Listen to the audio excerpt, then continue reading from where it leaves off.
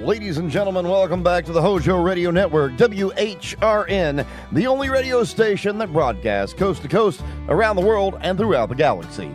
I'm your host, HOJO, and we're about to dive into some of the absolute best old-time Western radio of all time. That's right, this is the 7 to 11 primetime block, and tonight, folks, it's all about the Old West. Whether you're sitting around the hearth with family or listening from a quiet room, or even tuning in from across the miles, pack your saddlebags and pull up a chair by the campfire. We've got 4 hours of dust, grit, and frontier justice headed your way. To kick things off, we're headed back to April 25th of 1938 to ride with a masked man and his trusty stallion, Silver. Get ready for the Lone Ranger and 2-bit Cattle Toll, right here on the HOJO Radio Network. Next.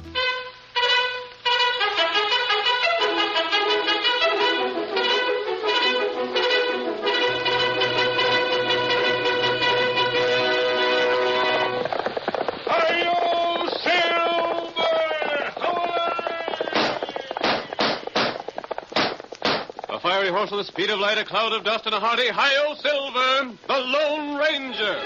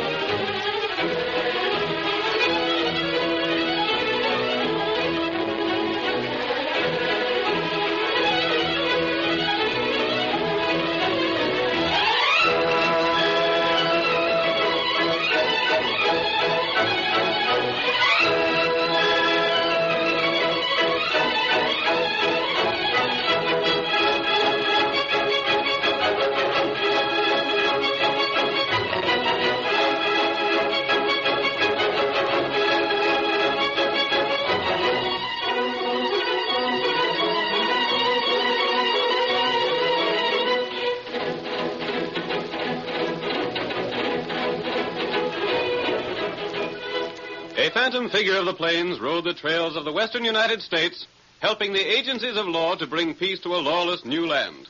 It was the famous Lone Ranger, his identity unknown to anyone except his loyal Indian friend Tonto.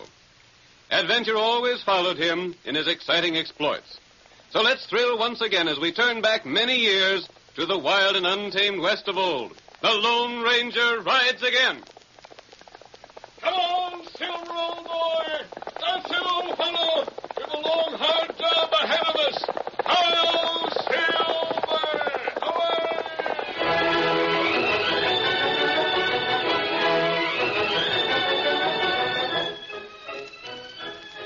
Away! Eagle Pass was a narrow cut between two sheer walls of solid rock. It separated the fertile valley where fine cattle grazed from the trail that led to the nearest shipping point. The general store and hotel, run by old Pop Carter, was located at the pass. Here the cattlemen were accustomed to pause for rest and supplies before continuing their cattle drives eastward. In the first scene of our Lone Ranger drama, we find Clem Peabody guiding his large herd toward the pass. Hey there, Pop. Doggone if you ain't a sight for sore eyes. Hi, Clem. Maybe you won't be so glad to see me when you hear what I got to tell you. Whoa there, whoa, steady, boy. I'll draw up and pass the word while I wait for the critters to catch up to me. I got the finest stock ever. Just look at them longhorns. Yeah. What's the matter? You look like you'd aged 10 years since last time I come through here. Reckon I have, Clem. Things ain't been good with me. What's the matter? Big Bill Lawson's outfit. Them cow thieves working around here? Not exactly. But you'll have trouble with them. I got men to wipe them out. Don't get that sort of idea, Clem. Take a look ahead. There's bars across the pass. You see? What's them for? Toll. Toll? Yep. You see, my land went across the pass, as you know. Sure, but what about it? I always had a pretty fair income from a store there. And I was glad to leave things stand like they was. But then Big Bill and his breeds and polecats come along. Where they at now? Right inside my place. They took it over. You mean they took I mean they bought it from me. I had my choice of selling or die. Well, of all So things. I sold it to them. And they let me stay here to sort of tell you and all other ranchers that'll be passing this way how things stand. Ah, Clem, it's a bad state of affairs. What's Lawson want? Cash. You said something about toll. Yep. 2 bits for every head that goes through the pass. 2 bits? Well, I got over 2,000 head of cattle. And then it'll cost you plenty to get them through the pass. I won't pay it. It's robbery. Well, I'm afraid you ain't no choice, Clem. I'll turn back. Well, go back and you won't get no cows to market. You know as well as I do that you can't go round no other way. Doggone it, it'll mount up to near $500. Well, if you prefer, you can sign 1/4 of your cattle over to Big Bill. 1/4 of my cattle.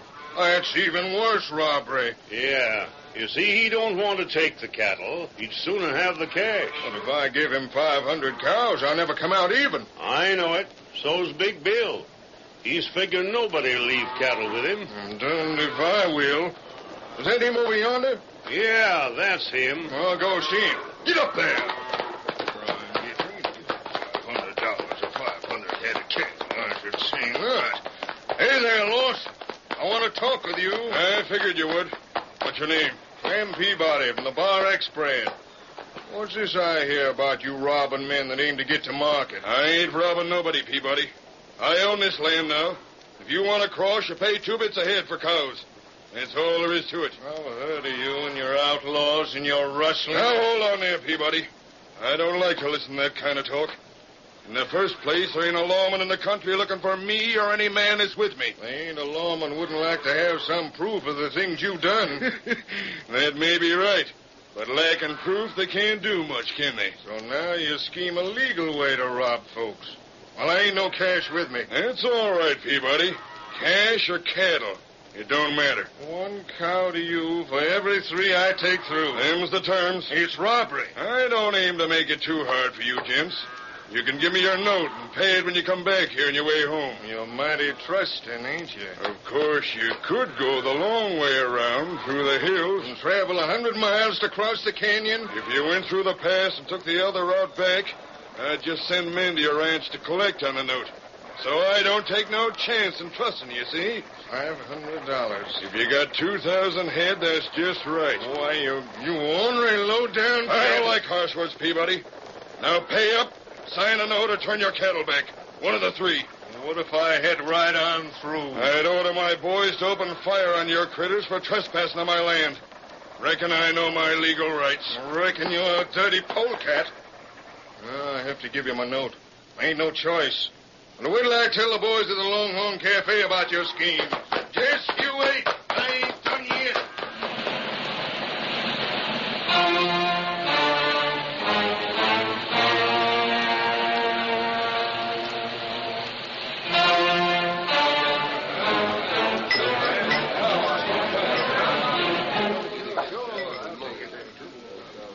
The Longhorn Cafe was filled with cattlemen and cowboys. Clem Peabody entered and joined his friends. They gathered around him while he told of the Lawson gang in control of Eagle Pass. He's the darndest thing you ever heard tell of. But, Clem, I don't see how Lawson could get away with that sort of thing. He's a-doing it. Did you talk to the sheriff? I talked to the sheriff, talked to the banker, and talked to the United States Marshal. They all said he was within his rights. Charging toll. Yep, he can charge whatever he doggone pleases. Fact is, if he don't want to let the cattle through, he can stop it altogether. That's doggone funny law, if you ask me. Well, what's a man to do about it? Here I got the cash of my cattle. I got to hand over $500 of it to that ornery coyote on my way back. Well, if you don't do it. He's holding my note. Yeah, but just the same. If I don't pay the cash, he'll stop me from going back to my ranch. Now, ain't that the darndest thing you ever heard of? It's getting so a man can't make a living no more. And the worst of it is, every cattleman in the valley will have to do the same doggone thing. How many men is there? Land's sakes, ain't you never heard? That's the biggest grazing in the whole state. Must be at least 50 or 60 ranches there. At least that. Runs on for miles in every direction. How many head do you figure will come through there this year? Shucks, if they ain't over 150,000 head, I miss my guess. What you need, Clem's drink. I need a couple of them. Barkeep, fetch up that bottle and set it down. Tonto, did you hear what Clem Peabody was telling? I don't hear. The law's tried for years to put Bill Lawson and his gang in jail. Them plenty bad.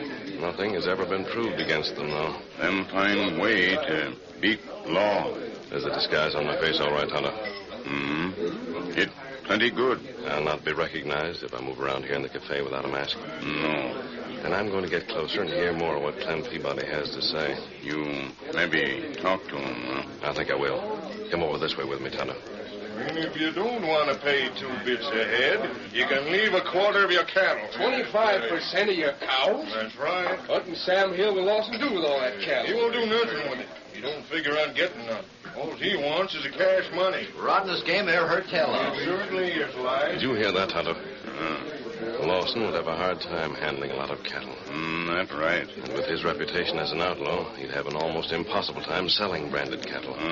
All he could do would be to hold it for a year and sell the unbranded calves. Tonto, I'm going to talk to Clem Peabody. That good. You maybe got a plan, huh? Perhaps I have.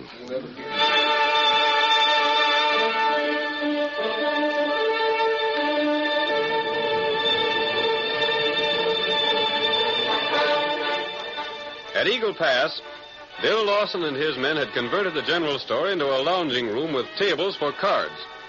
Old Pop Carter, its former owner, sat alone behind the counter, which had been made into a bar. A man entered, slapping dust from his clothes, and Lawson looked up, saying, Well, Butch, took you long enough to get back from town. Yeah, I was sort of held up there. Things didn't work out just the way we figured they would. What do you mean they didn't work out? Just what I say. I kept an eye on Clem Peabody, just like you told me to. Well, what'd he do? Sold the critters and got the cash for him. Yeah, then what? Hey, give me a drink there, Pop. I'm thirsty from the ride. Never mind that. Where's Clem Peabody? Heading back this way with 500 head of cattle. 500 head of cattle for what? For you, I reckon. What you said he'd sold his cattle. So he did. Then he talked to a stranger, and the 2 of them left the cafe and still kept on talking. Who's the stranger? I don't know. Never seen him before. Then what? He stayed over till the next morning, so I had to stay along, too, to keep an eye on him like you said to do. Yeah? Well, next morning he goes to the agent he'd sold the cows to and bought back 500 head. For cash money? Sure. And he rounded up his waddies, and they started driving 500 head of cattle back this way. They're heading this way now. How far back? They'll be here in an hour or so, I reckon. I didn't want to get too far ahead of them. I wanted to make sure they was heading back this way. Wonder what the Sam Hill he's bringing back 500 head of cattle for. What'd he do with the rest of his cash money? Left it in the bank there. Banked it? You mean to say he's coming back without no cash? That's just what he's doing. But I got his note. I got his note for $500. Yeah, I know you have. He owes me $500. Or 500 head of cattle. Maybe he figures on paying you in cattle. He's crazy if he does. That cattle's worth a sight more than $500. Crazy like a fox. Shut up! Maybe it ain't worth that much to him. What'd he pay for it to buy it back, do you know? Nope. Couldn't find out. There's Clem Peabody heading this way now. You can see him off in the distance. Yeah, let me take a look. You see, Bill? There he is. Ain't that him? Looks like him. That's him, all right. I don't want them cattle. I didn't figure anybody'd pay us off in cattle. I want the cash. Looks like you're going to get the cattle instead, Bill. What'll we do with the critters? There ain't no grazing here for 'em. I'll tell you what I figure. In fact, I was told that by an Injun named Tonto. Ever hear him, Pop? Well, I might have, and again, I might not. Never mind that. What'd he tell you? You see, Bill, this Injun, he come up to me and he says the only way they could drive us out in here was to get you to do something illegal. Yeah? Such as selling branded cattle. They can't get me if I buy it legal, can they? Well, as to that, they might be able to. Might be hard for a man with your background to prove you got it legal, savvy? Anyhow, we're wised up to what Clem Peabody is scheming. That's something. Let 'em bring the cattle. I'll accept it. They don't get me on no law angles. I'm too smart for 'em. Injun named Tonto with a white horse. What are you gaping and laughing about, you old fool? Oh, nothing. As you say, Bill. You're too smart to get trapped easy. The curtain falls on the first act of tonight's thrilling Lone Ranger drama. Before the next exciting scenes, please permit us to pause for just a few moments. Control of Eagle Pass and demanded that he receive either cash or cattle for each herd driven through the cut. Clem Peabody, following the advice of the Lone Ranger, paid his toll in cattle. Our next scene opens in Clem Peabody's house. His wife is scolding him for giving Lawson 500 cows. Of all the plain and fancy food. Oh, Dolly, I knowed what I was doing. Like fun you did.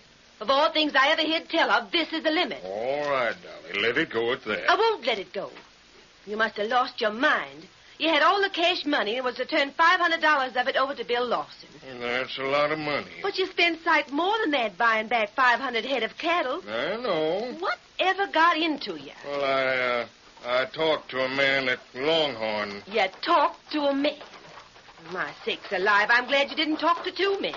You might have come back without banking a dime. Someone coming, Dolly. Now hush up while we got company. Come on in. Ma'am, I want to speak with you. Hey, Brent. Hey, Ginger, it's good to see you. Leave the door open. It's kind of stuffy in here. You're a long ways from your own spread. Clem, I heard things about Eagle Pass. And there's plenty to hear about. I just got back. I know that. You had to choose between $500 and 500 head of cattle. That's right. And the doggone idiot gave away the cattle. So I heard. That's why I come here. Clem, you ain't touching the head, are you? Nope. Ain't been eating loco weed? Nope. Every one of your waddies was plumb disgusted with you for what you done. I better not say so where I can hear him. Clem, I'm an old friend. I'm here to see just what's behind that move of yours. Now, you ain't a fool, and you never in your life went off half-cocked in a business deal. Not till now. But he sure made up for all the caution he showed heretofore. Now, hold on, Dolly. There's a smart look in his face. Clem, just what's your angle on it? Abe, there's a masked man heading this way. He's coming around through the hills to get to this grazing without going through the pass. Yeah? He's a-riding a white horse. The finest horse in the whole blame country. Go on. He's the one told me to give them critters cattle instead of cash. Masked and riding a white horse. Yep. Tell me some more. He's going to have a talk with all you ranchers before you drive your cows through the pass. Yeah? And try and persuade you to do what I done. By all that's righteous. If he thinks he can do that, he's more a fool than Clem is. Ain't so sure he won't persuade the boys to give away cows, Dolly. If there was any point to it... Hey, there's someone riding down here now. Look out that door. Come on, Silver! A white horse, Clem. Get your gun. He must be one of the outlaws. Come on there, Silver, old boy! Clem, he's called his horse Silver. You mean to say the man that told you what to do is the Lone Ranger? Just so. And there he comes to get the rest of you cowmen to help. Well, if the Lone Ranger says for me to give them crooks cattle, I'll give them cattle. You'll do what Clem done? Yes, and so will all the other men. Dolly, mean to say you never heard of the Lone Ranger? Oh, there, Silver, old boy. Here I am, mister. He got through the hills in record time. Come with me, Clem. We've got to call on the other ranchers before they drive their cattle to the pass. Here's one you can talk to right now, mister. This is Abe Brent. Tell him your scheme, and he'll help to spread the word around. Good. Come on and ride with me.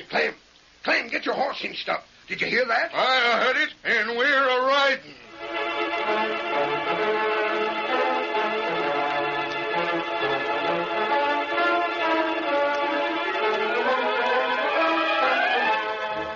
Clem Peabody and Abe Brent rode with the Lone Ranger. They went from ranch to ranch, pausing only long enough to explain their plan and get a promise of cooperation from the owners.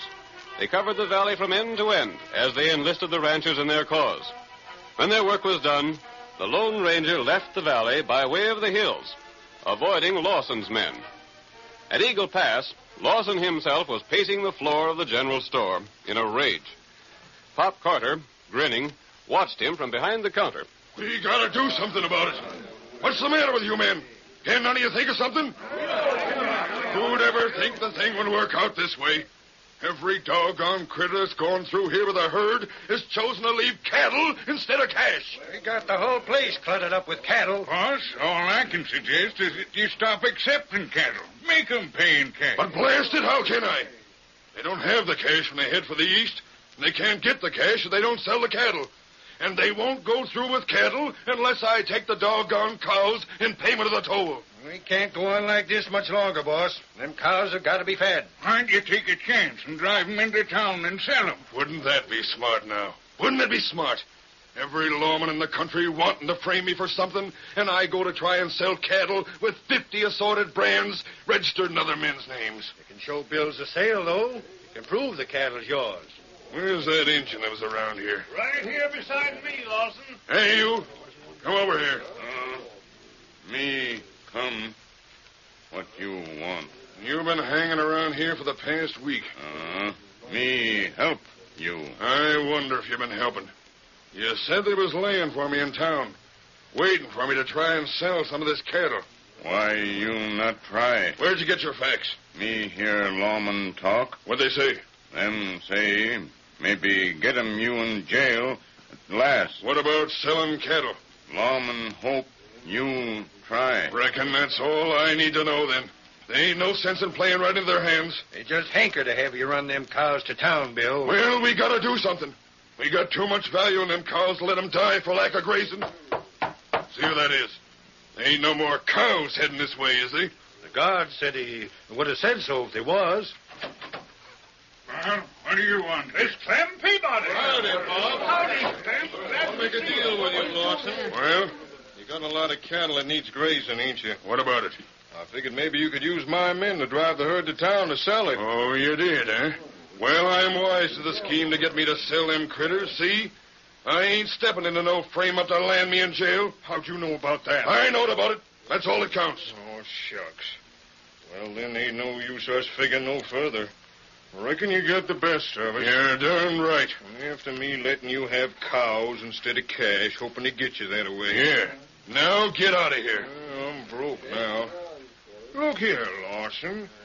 You need land, don't you? What if I do? Your cows has to eat. If you had a ranch and the brands that go with it, you'd be setting right well in the cattle business with all them critters to start with. Well? You'll have to hold 'em till next season if you don't own some brands of your own.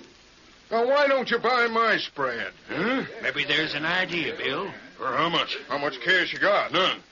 I'll sign notes for the place. I sort of hope to get some cash. I ain't more than $1,000 all told. You give me that much down, I take notes for the rest. How'd that be? What do you think of it, boys? And it's a go? Real deal. Get out some paper and we'll draw up an agreement. Boys, we're going to be honest cattlemen. How's that, eh?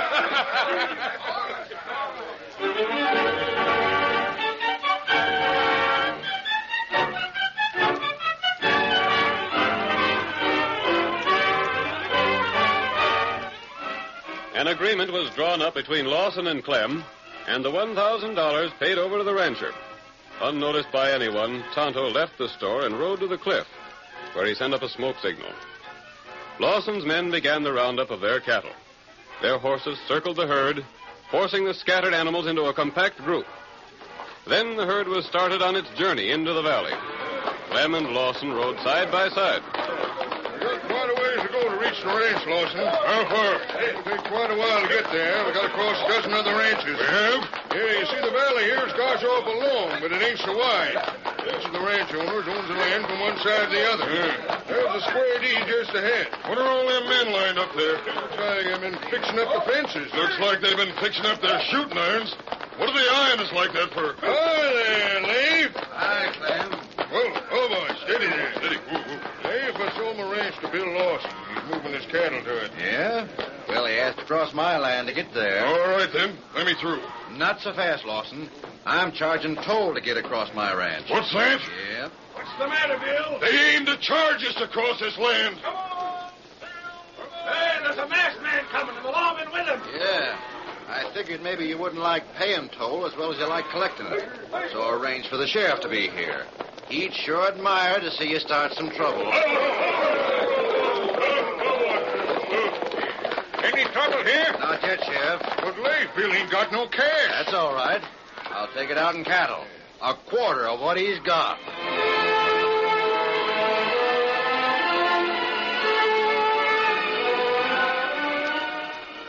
Lawson turned over a fourth of his herd to the owner of the Square D Ranch, then continued his journey, while the sheriff's posse and the Lone Ranger accompanied him. At length they reached the boundary of the next ranch, where they were confronted by Sam Tuttle and his men, all heavily armed. Clem, what's all this? Sold out my place, Sam. Lawson is taking his critters there. Yeah? Well, that's interesting. Reckon I'll have to get some toll if he aims to cross my land. What's that? It's robbery. Of all the dratted, Come on, Lawson. Make some trouble. Just started. You'll have your choice, Lawson. Cash or a quarter of your stock. Yep, cash or cows. No matter now. I won't do it. We'll go back. You'll pay to go back. Play for the square deal. We'll charge you again. Now the Sam Hill Flower Show ranch. Quite a spell yet. Blast it all. Count out a quarter of the cows and leave them here. We gotta go on.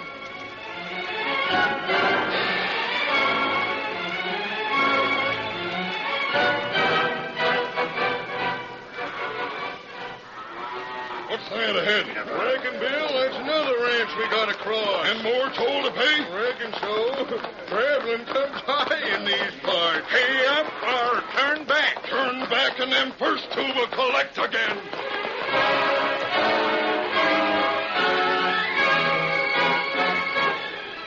Lawson, almost frantic, went on his way. With every ranch he crossed, more cows were taken. The cattlemen no longer asked for 1/4, but each demanded the return of the same number of animals originally taken from him.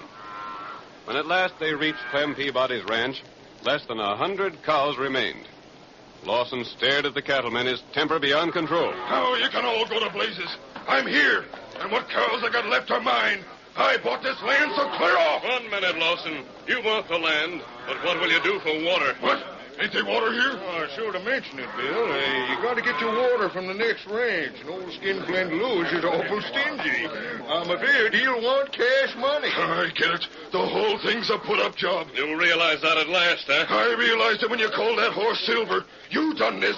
You schemed to get the cows back to these ranchers. Lawson, you can stay here on Clem's land and do without water. Or you can let Clem keep the cattle that's left and the cash you paid and clear out. We was better off before we tried to go honest. You didn't try in the right way. Boys, we're quitting. Let's get out of here. I had enough. Come on, you keep your darn ranch and cows. Thank you, Bill. Just sign this paper I already got drawed down. You give it to me. Hit it already, huh? There. Now we're leaving here. Let's start now. The sooner the better. Hold on, Butch. Don't go back the way we come. We're heading for the hills. But that's a... I says we're heading for the hills. If we go back across all them doggone ranches, we won't even have our horses left. Hi-yo, Silver!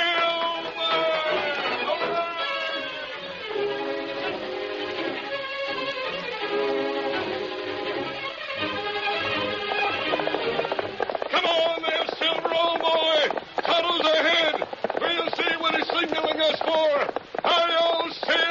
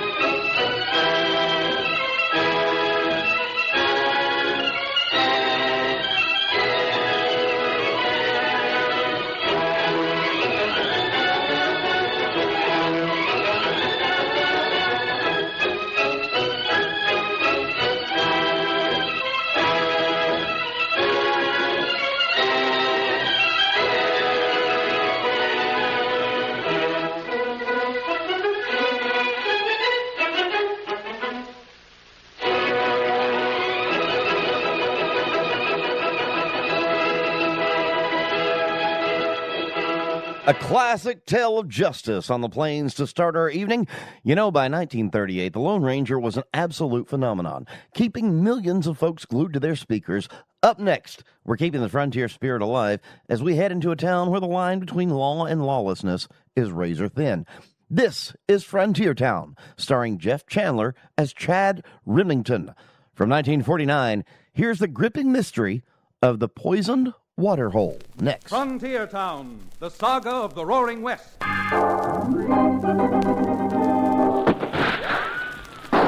Frontier Town. El Paso, Cheyenne, Calgary, Tombstone. Frontier Town.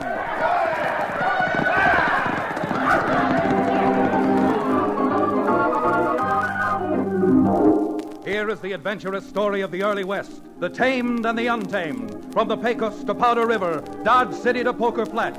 These are the towns they fought to live in and lived to fight for, teeming crucibles of pioneer freedom. Frontier Town!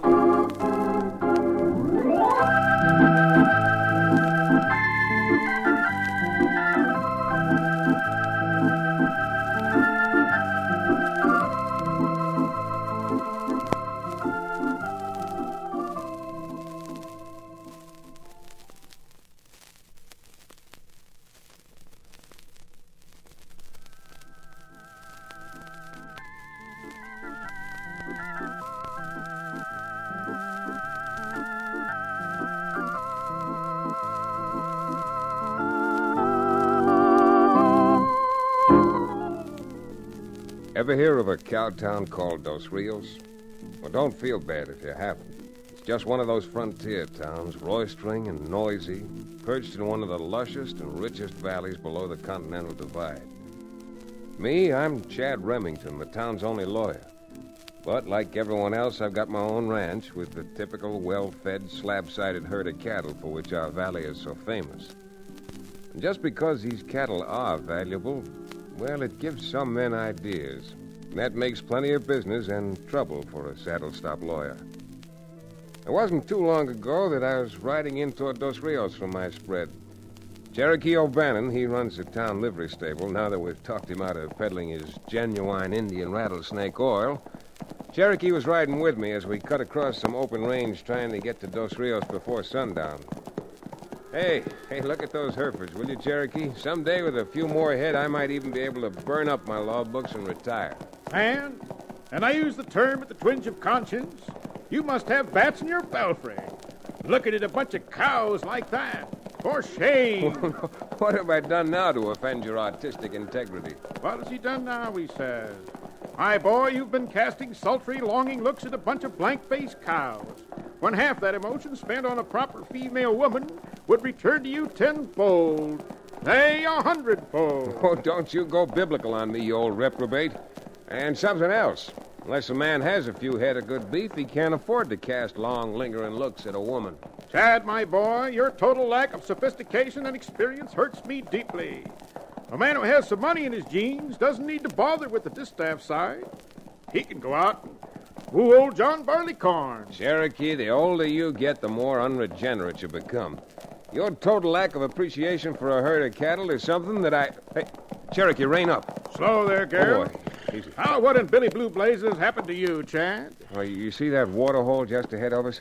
Yes, sir. Isn't that a tin can lying next to it, lying on its side? Yeah. Unless my optics deceive me, that's an empty 5-gallon can. But what about it? It's a lead pipe cinch. It didn't contain old spiritus fumenti.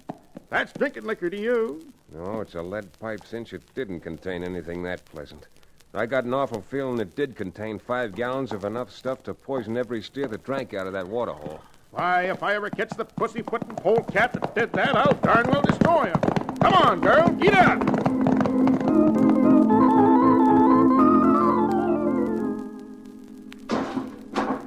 I'd like to get my hands on the buster who did this.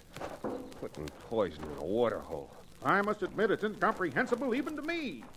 Why would someone want to poison a lot of dumb, defenseless cows? I don't know, but with their stock poisoned off, how many ranchers around here could pay their debts? You mean to say someone deliberately? By the great God Pan, Chad, this is the most nefarious bit of chicanery I've ever heard of. It certainly is. Now, just a minute. I heard you say just the other day that not over half a dozen ranchers in this whole valley owe a mortgage to the bank. That old sourball Ripley who owns the bank forced most of them to pay up a year ago last spring. So what debts could they have? Plenty. Ever since Ripley shut off most of the credit, which absorbed most of the cash folks had on hand, Everyone's been buying at Parker's store because Lisha Parker's been willing to let his bills run. Lisha Parker? If you mean to insinuate Lisha Parker's mixed up in this cattle poisoning, you and I are coming to fisticuffs. Why, that old gentleman is so honest, it makes me blush. Yes, it does. Oh, calm down, Cherokee. Calm down. This has nothing to do with Lisha. But legally, if the ranchers can't pay their debts, he could go to court, get judgment, and take them all over lock, stock, and barrel in liquidation of his claims. But if you say Lisha is mixed up in it, shucks, Chad, I think you're putting your money on the nose of the wrong horse. Yeah, I'm not making any bets on this race. 'Cause I got a notion it's been fixed. I'm blame well gonna find out if I can before the sun sets today.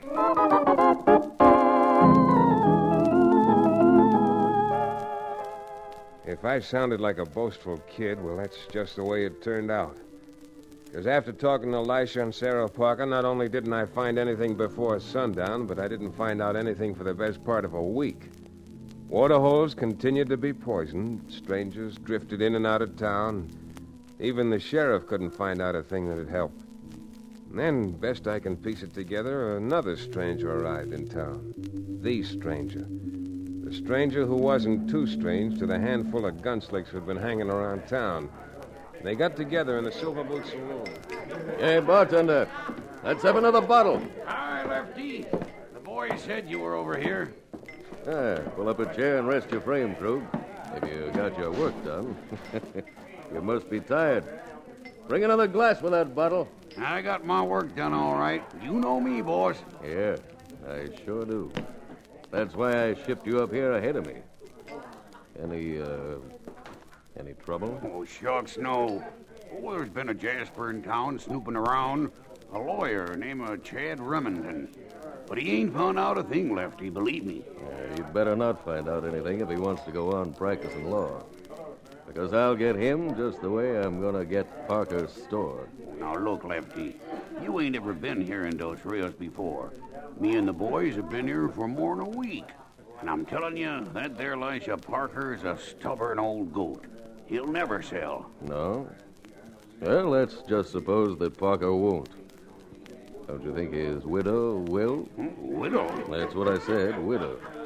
And if Parker is as crusty an old goat as you say he is, it shouldn't be too hard. Shouldn't be a... Lefty, I'm sorry, I just don't get you. Well, just like you said, Parker's got a nasty temper, hasn't he? Well, yeah. You're going over to that store and talk Parker into an argument. You understand? Poor Parker, with that temper of his, gets sore and grabs for his gun. That's all, mister. He grabs for his gun, only you outdraw him. Hey, you really got something there. Don't let nobody tell me Lefty Slaughter ain't got brains. Yeah? Well, instead of wasting your time trying to butter me up, you better be getting over to Parker's store, because once he's out of the way, it's still going to take time before I'm the owner of all the choicest ranches in the Dos Rios Valley. Now, go on. I'm getting so anxious, my tongue's hanging out.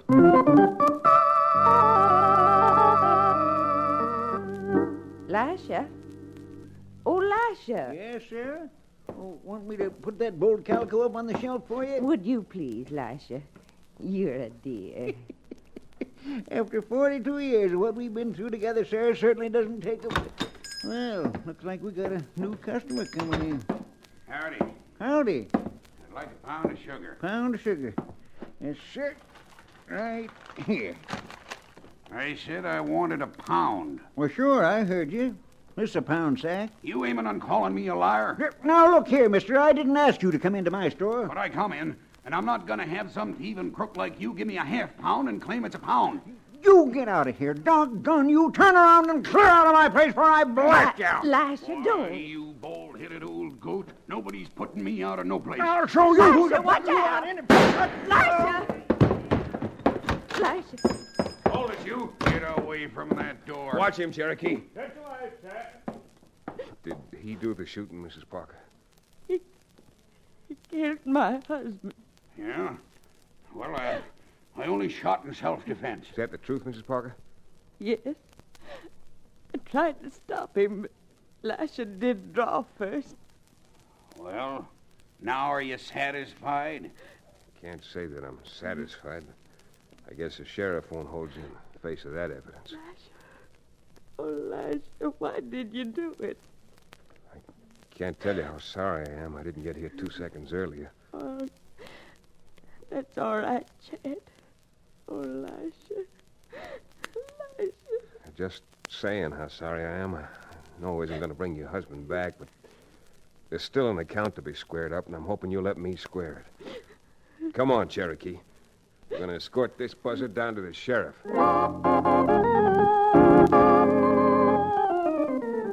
It was a foregone conclusion that the sheriff had released Krug, but not before we found out that he had something to do with the stranger who'd arrived in town, Lefty Slaughter. Not knowing Slaughter, I decided to go down to the saloon where he was hanging out and size him up just in case. Go on, honey, one more drink. Then I'll give you some more folding money to lose at Faro. Oh, excuse me, but the bartender pointed you out to me as Lefty Slaughter. Yeah. Something I can do for you, my friend? If I didn't have something else on my mind, Slaughter, I'd ask you to apologize for calling me a friend. Asking for an apology and getting one are two different things. Well, maybe I've been lucky, but I generally get what I ask for. And maybe that's because you make it your business to ask the wrong people. Yeah, maybe. But I didn't come here to ask you anything. I came here to tell you something. You don't say. Elisha Parker was just shot down in cold blood. And I thought you'd want to know. I'm making it my business to find out why. Oh? Well, I never had the pleasure of meeting this Mr. Parker. But if he was a friend of yours, I can't say that I'm exactly sorry. Well, you may be sorry. Next time you or any of your gun hands try to finish off what you've started. And now, if you're through, I'm sure you'll excuse me so I can start enjoying myself. Well, sure, Mr. Slaughter. Enjoy everything while you can. Because if you keep up like I think you've started, legally or otherwise, I'm going to help see that you enjoy the next 50 years of your life rotting away in jail.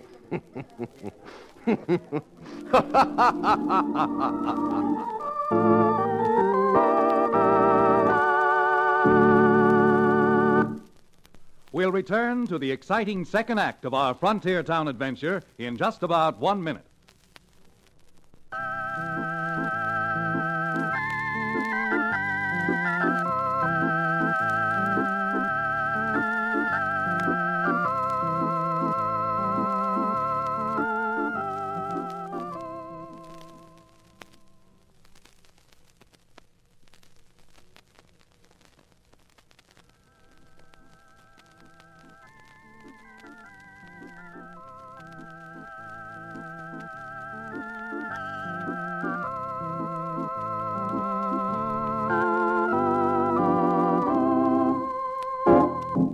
And now, Frontier Town. Guess I sounded like a boastful kid all over again. I mean, going in and deliberately rubbing Lefty Slaughter the wrong way. But I found until you've rubbed the fur, you can't tell if the animal you've got is a house cat or a polecat. Sometimes they're both dangerous, but you trap them different ways. Well, I found out in short order that Slaughter was as cold and cocky as they come. Knowing that, there was nothing more I could find out until such time as he chose to make his next move. So Cherokee and I sat for 4 more days in my office up above Cherokee's livery stable, looking out the window and watching the entire street. Then late the afternoon of the 5th day, Cherokee turned away from the window suddenly. Chad, look there. That double-dyed, dirty gunslinger who terminated Elisha Parker's mortal existence is walking down the street with Lefty Slaughter. He was walking with him. Now Krug's turned off into the saloon and... Hey, you see what Slaughter's doing? He's heading straight for Mrs. Parker's store.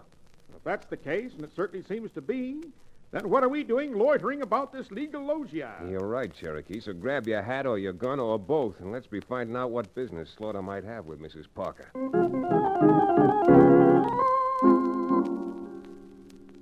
Some of the boys over at the hotel told me about the misfortune you had, Mrs. Parker. I mean about your husband. Well, certainly mighty kind of a stranger to come over and pay his sympathies. And believe me, sympathy is just what made me drop in today. You see, I got to thinking about how difficult it might be for a woman like you to try and run a store alone. Yes. I'm afraid it really takes a man's mind to run a business right. Oh, isn't that the truth? And since I came to Dos Rios looking for a business to go into myself, and with you now probably wanting to sell... Oh, I wasn't thinking of selling out, Mr. Slaughter. Now, I know this may sound kind of sudden, but I'm willing to pay you a fair price. All cash. Say $2,000. $2,000? Why, we've got more than $20,000 just owing us on the books. Oh, sure, books. With their cattle dying off like flies, that $20,000 isn't worth the ink it took to write it. Well, I don't aim to argue with a woman, but I'm a fair man.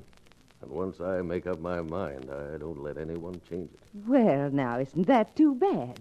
Now, you just listen to me. Mrs. Parker, you'd better do the listening. I've got $3,000 here in cash, so suppose you sit down and start writing out that bill of sale. What? If I were a man, I'd take that shotgun off the wall. Afternoon, Mrs. Parker. Hello, Slaughter. What are you doing here? Butting in again? Nope. But since you're determined to stay in Dos Rios, I'm just being neighborly. And seeing as you want to spend your money, I thought I'd suggest to Mrs. Parker that she accommodate you. Accommodate him? Why, what do you mean, Chad? Well, since you haven't done much cash business this year, I thought maybe I could help Mr. Slaughter spend some of that cash he's got on him right here, since he's so all-fired anxious to buy something. Chad, I don't want any of his money, not any of it. Now, who said it was his money? I'd hate to think where it came from. If you could think at all, you'd keep your nose out of this. What do you mean, think? If he could just smell, he'd keep his nose out of your business.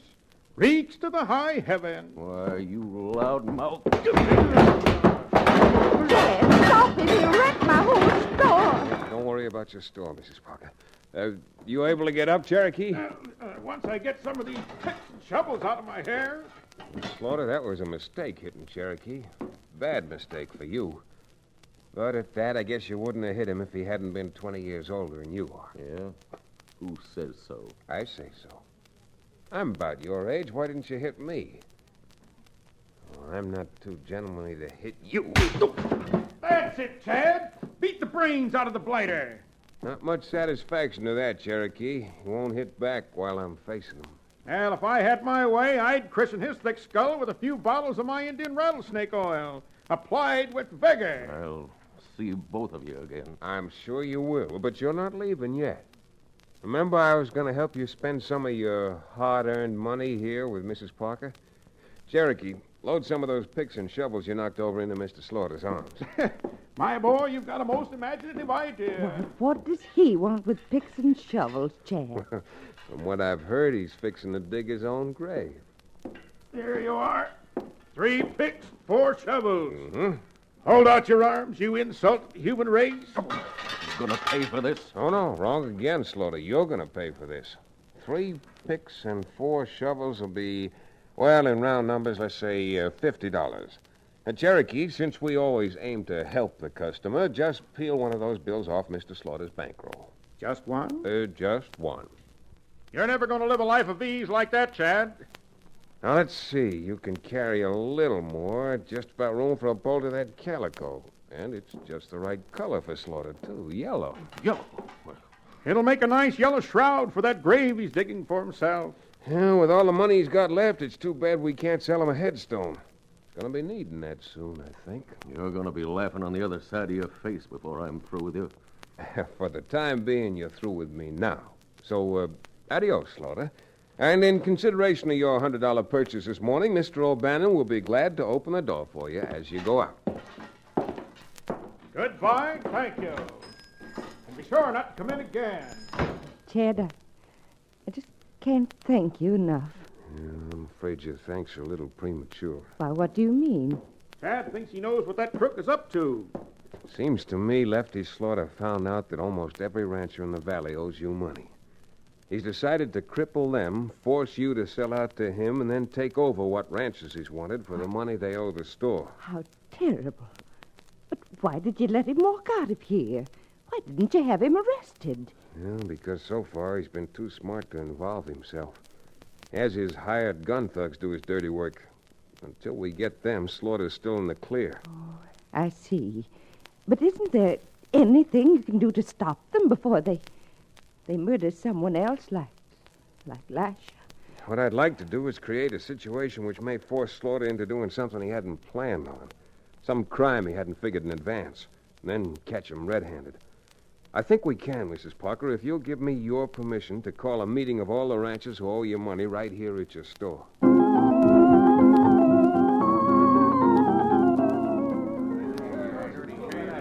Quiet, please. Suppose you stop acting as if you're running this whole show, Remington, and let Sarah Parker do her own talking. Now, there's no talking for me to do.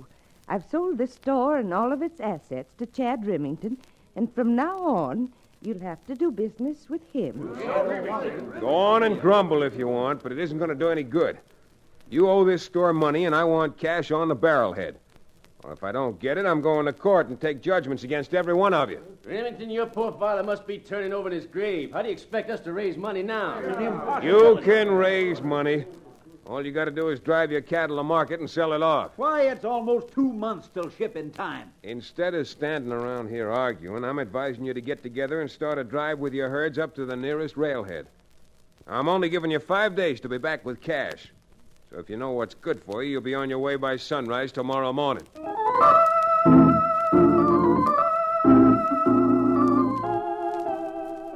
Are you loco, Krug? Remington buying out Mrs. Parker's store? Boss, I was there myself with the whole crowd, and he told them to get out and drive their cattle to market and be back with the money in 5 days, or else he was taking over every ranch in the valley. Well. There's nothing crookeder than a crooked lawyer. The funny part is, what he's doing is playing right into our hands. Playing into our... Sure, what happens? Those ranchers start driving their cattle to market. You and me and the rest of the boys are laying for them. We get the cattle. Remington don't get the money, and the ranches he takes over are worth nothing. Well, I'll be... That smart monkey is playing into our hands. What good are them ranches without cattle on them? No good. Krug, you go round up the boys. A thing like this calls for a real celebration. Lefty thought I was dumb, all right. The Dos Rios ranchers knew I was a crook. All I was sure of was I was taking a long, wild chance and hoping it would pay off. Next morning, just as I told them to, the ranchers joined up in one big trail drive and started for San Jacinto. From where we were perched, Cherokee, the sheriff, the posse, and I, we could see the cattle spread out along the trail almost as far as the eye could reach. I guess we waited more than an hour. Every man Jack's eyes shaded from the morning sun, scanning the pass below us, waiting, praying for some sign of trouble. And finally it came. A single shot. And then in the next instant it sounded like it must have that day at Gettysburg. We waited for a moment to make sure we were right. And then the sheriff unholstered his gun and turned to me. You sure were right, Chad. Look at them rustlers pour out of that canyon. There must be 1 million of them. 2 million, maybe. Yeah. All right, you posse men. Unholster those 45s and let's get to riding. Cut down through that arroyo. That way we can get between them and the cattle. And right in front of those rustlers' bullets. Say, Chad, haven't I got time for a little drink of my rattlesnake oil or something? All you got time to do is squeeze the trigger. Come on, let's go.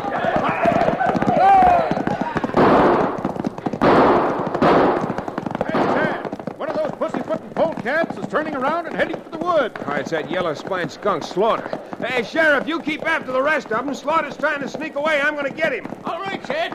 All right, come on, men. And don't waste lead shooting over their heads. All right, get around there, fella. Slaughter's got a quarter of a mile head start. Slaughter?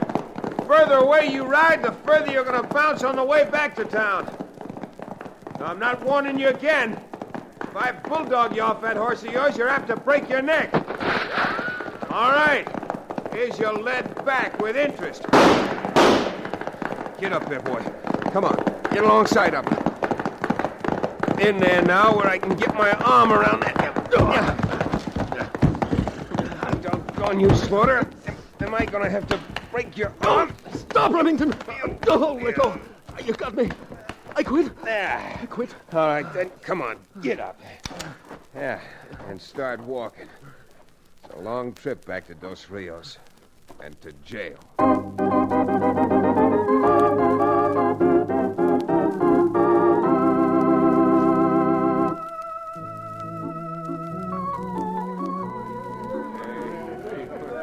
God blame you, Chad.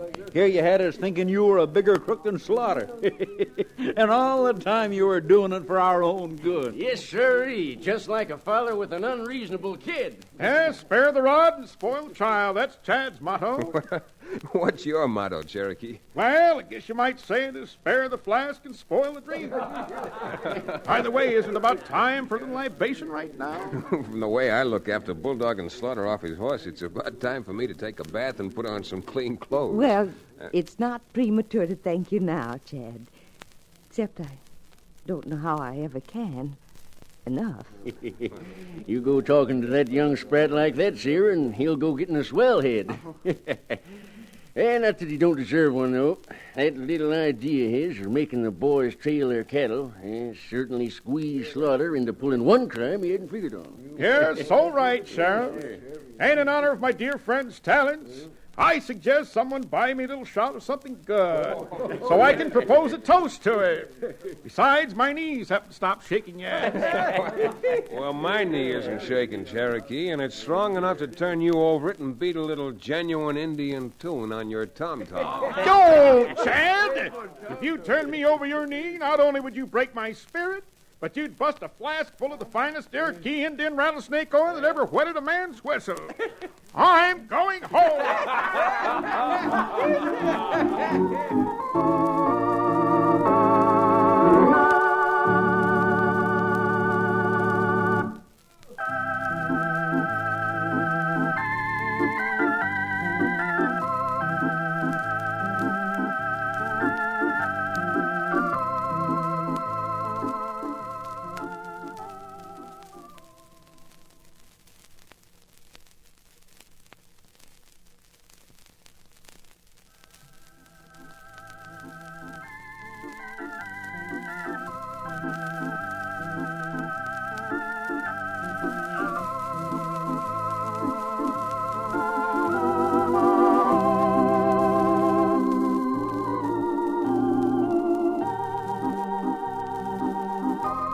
Frontier Town, starring Tex Chandler, is a Bruce Ells production. Supervision by Joel Murcott.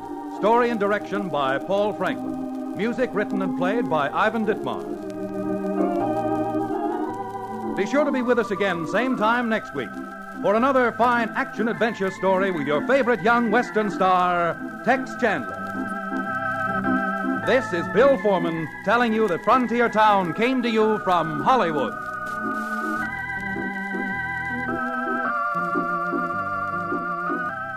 And that was Frontier Town, proving that out on the trail, sometimes nature isn't your biggest threat. It's the greed of men. Let's pivot now to a show that captures the pure Saturday morning serial energy of the Old West. Lightning Jim followed the thrilling exploits of Marshal Lightning Jim Whipple. Tonight, we've got a real treat as our hero crosses paths with an absolute legend of frontier history.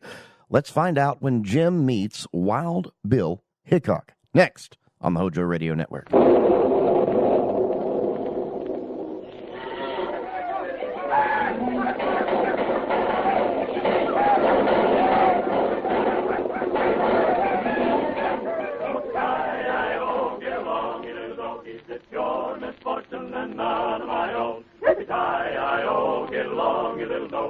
Know that the prairie will be your new home.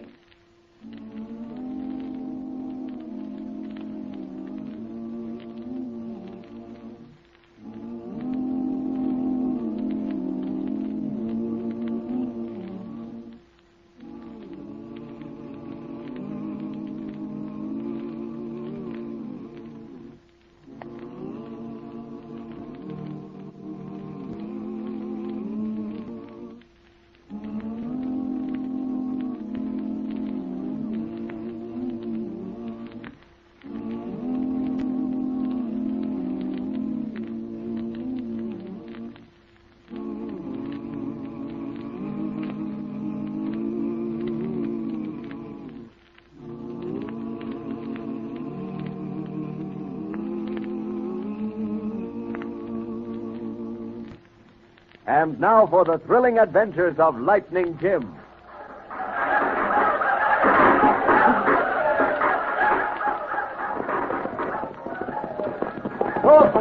Go, boy. Ooh.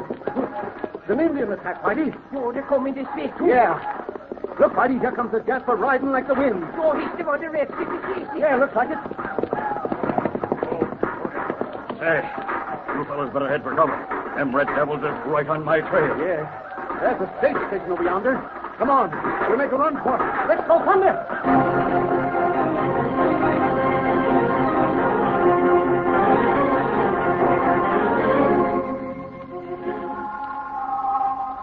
Yes, Indian attacks were frequent experiences for the sturdy pioneers of the Old West. Some of the tribes were friendly to the white men. Others resented the taking of their hunting grounds and fought to protect the land they believed was theirs. But the most troublesome of all were the bad Indians who joined up with the criminals and outlaws of the plains to rob and kill the brave white settlers. Assisting the government troopers and local peace officers to establish and maintain law and order were the fearless and courageous United States Marshals. Those colorful days of the old western frontier come back to us now in the thrilling adventures of United States Marshal Lightning Jim Whipple and his deputy, Whitey Larson. Lightning Jim and Whitey were on the trail north of Fort Anderson when they heard the shrill war cries of Indians. Then a rider galloped up on a swift black horse and joined the marshal and his deputy. The three men rushed for a nearby stage station as the hostile Indians came on. Galley, them Redskins is coming closer all the time. Yeah, they got us circled. We can hold them off for a while. Sure, but we gotta save our ammunition. Now, don't shoot till they come in range. Right. We gotta make every bullet count. Joe, I tell you, there was plenty lucky we was near this old stagecoach station. You said a mouthful, partner. Look out! You, there was a close one. Wait. I see the red devil that's doing that shooting, and I'm a-getting him. Good work, mister. Joe, and there's another one. I get him. Got him. Joe, and there's one for you, Lightning. Well, I can't let you boys outdo me. Here he comes. Perfect. Yo, 3 shots and 3 Redskins by Galley. Hey, something must be loose. Yo, keep back from my window, Whitey. Yo, Lightning. See, look down the trail there. Good. It's the troopers.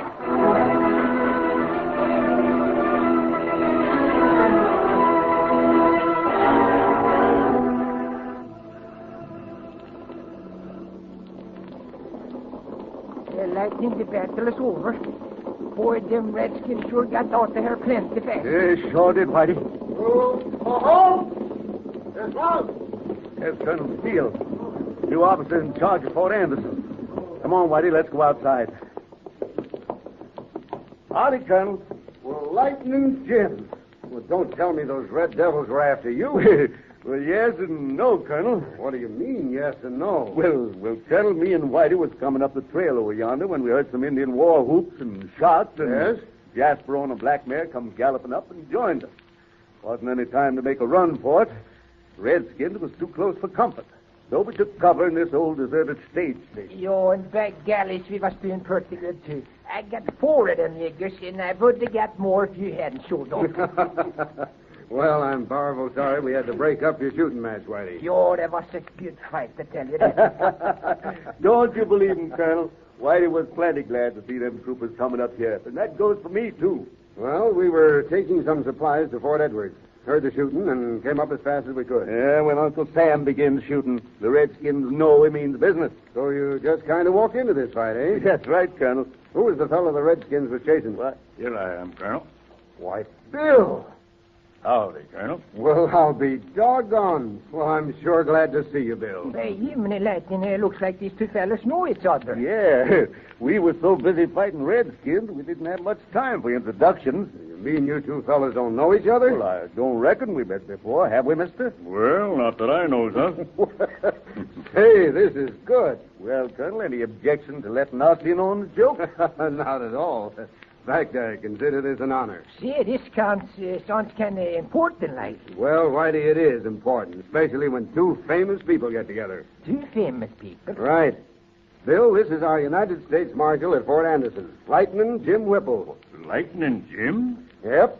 And Lightning, you're meeting up with the United States Marshal at Hays City, Wild Bill Hickok. Wild Bill Hickok? You've been him, man. Well, I'm so glad to know you, Lightning. And that same goes for me double, Bill.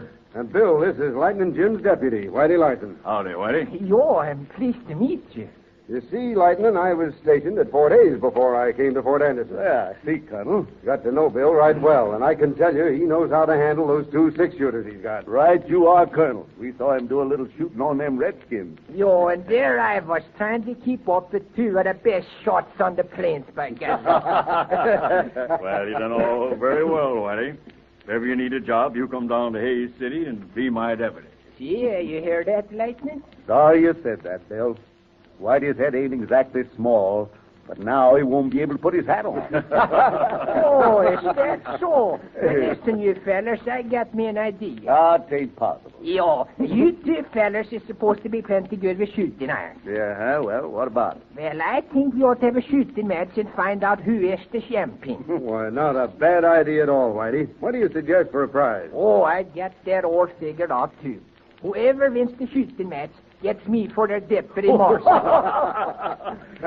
We'll try that out someday, Whitey. Say, tell me, Bill, how come you're operating around these parts? Yeah. Well, 2 outlaws, Flash Felton and Speed Smart, was in jail at Hays City waiting to be tried for robbing the mail. Yeah, I got a reward notice on them back at the office. Yeah. Well, they broke jail and killed one of the guards. I picked up their trail and followed them up here. Then I run into them redskins, and the rest you know.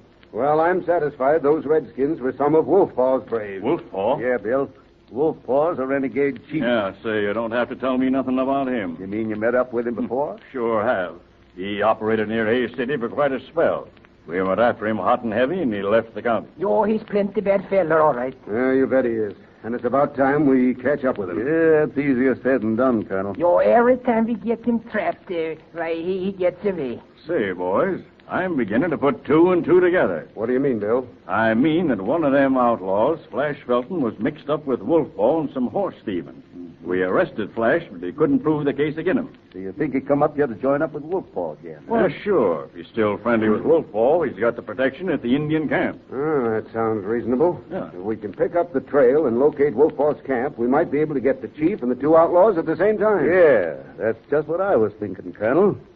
Mind if I make a suggestion? Oh, not at all, Lightning. Right ahead. How many troopers are you got with you here? About 50. How many more back at the fort right now? 100. Well, here's what I think we ought to do. Send back for about 50 more men and bring them to this camp. Yes? Then what? Well, while you're doing this, me and Bill and Whitey will see if we can follow the trail of them redskins that just chased out of here. Well, I can get the troopers up here, all right. And if we do locate Wolfpaw's camp, one of us will come back here and get you. But supposing you 3 meet up with Wolfpaw's braves again. I mean, before you have a chance to come back here. Don't worry about us, Colonel. We'll be on lookout for him next time. If they should happen to outfox us, well, I'm willing to take that chance. How does that sound to you, Bill? Good. You can count on me. What about you, Whitey? Well, if Lightning goes, I got to go, too. By golly, maybe I get the chance to see who is the best shot between you. Well, Lightning, you can count on the Army, too. I'm sure of that, Colonel. If Lightning Jim Whipple and Wild Bill Hickok and the Fort Anderson troops can't get Wolfpaw and those bandits, well, I'll be willing to admit it can't be done.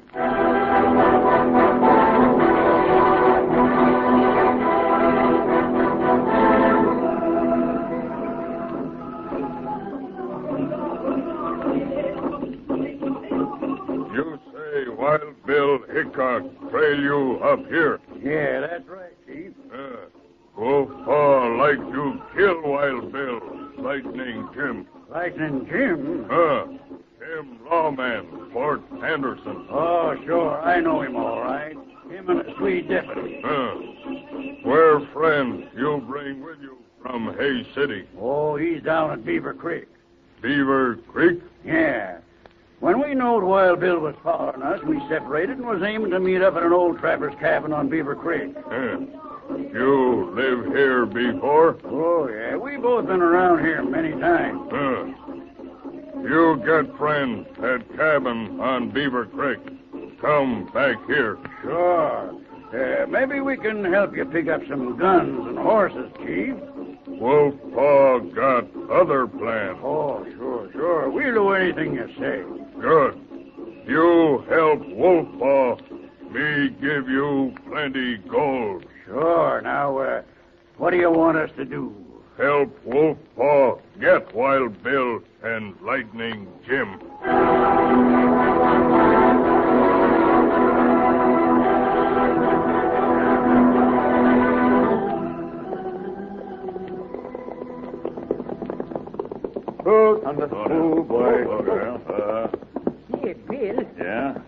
I've been just thinking. You know that black horse you got there looks like she might be Thunder's sister. Well, she ain't as big as Thunder, but she can hold her own when it comes to speed. She sure can, Bill. Quite a few horses can keep up with Thunder, and she's one of them. See, where'd you get her, Bill? While doing the war, Whitey, had a little argument with a couple of Confederates. One of them was riding Nell. And when the smoke cleared away, she was yours, huh? Yeah. Black Nell and me been together quite a spell. Oh, she's a fine horse, I tell you that. If you Jaspers can get your minds off of horse flesh a minute, look over yonder. Yo, see, that's the pass going into Box Canyon. Right. North of here's Beaver Valley. We followed the trail of them redskins this far, and it's my hunch Wolf Paw might be up in that valley. Now, see, if that's true, we ought to go back and get Colonel Steele and the troopers. No, Whitey, I got a better idea. You go back for the troopers and bring them back here to Box Canyon Pass. Yeah, that's a good idea, lad. No, but what you fellas going to do? We're going to scout around Beaver Valley. We'll meet you and the troopers right here at this spot tonight. Is that clear? Yeah, sure. And Whitey, you can make better time by taking the shortcut. You know, up and across Beaver Creek. Yo, get her up, boys. Get her up, boys. Let's go, Thunder.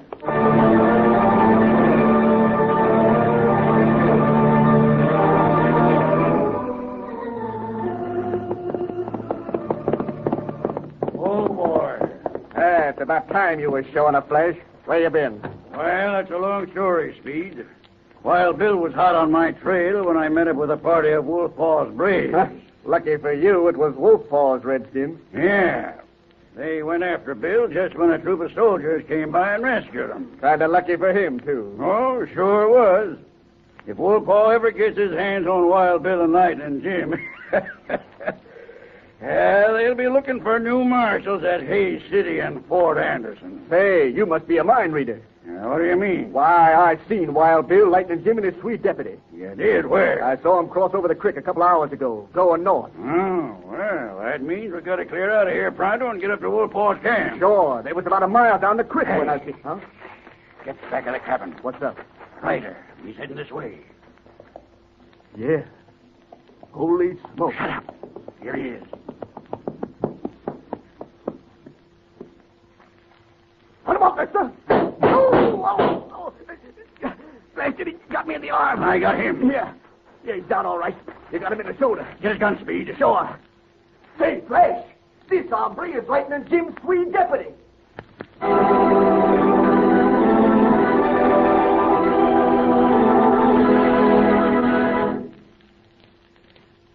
Well, it looks like Whitey's in a bad way.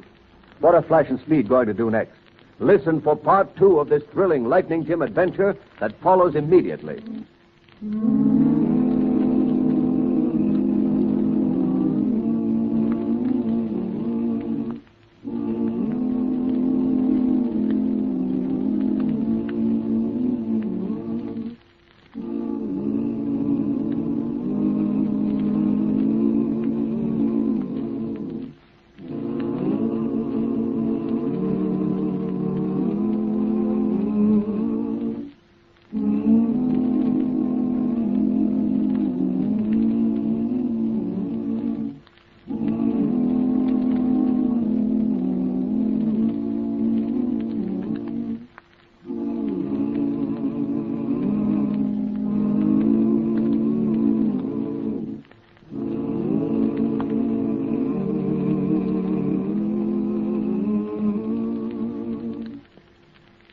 And now for part 2 of the Lightning Jim adventure, Lightning Jim Meets Wild Bill Hickok.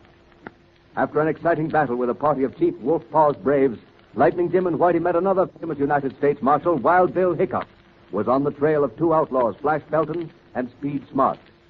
While Lightning Jim and Bill attempted to find Wolf Paw's camp, Whitey went back to get Colonel Steele and the Fort Anderson troopers. On the way, Whitey was shot down by the 2 bandits. And now we join Wild Bill Hickok and Lightning Jim as they ride up to a cabin on Beaver Creek. Oh, Thunder. Oh, boy. Oh, now. Well, looks like we've been following the wrong trails, Lightning. Yeah, you circled back to Beaver Creek. Yeah, this looks like a trapper's cabin. Reckon 'tis. Think we better go back to the Box Canyon Pass and follow them tracks we saw going northeast. Yeah.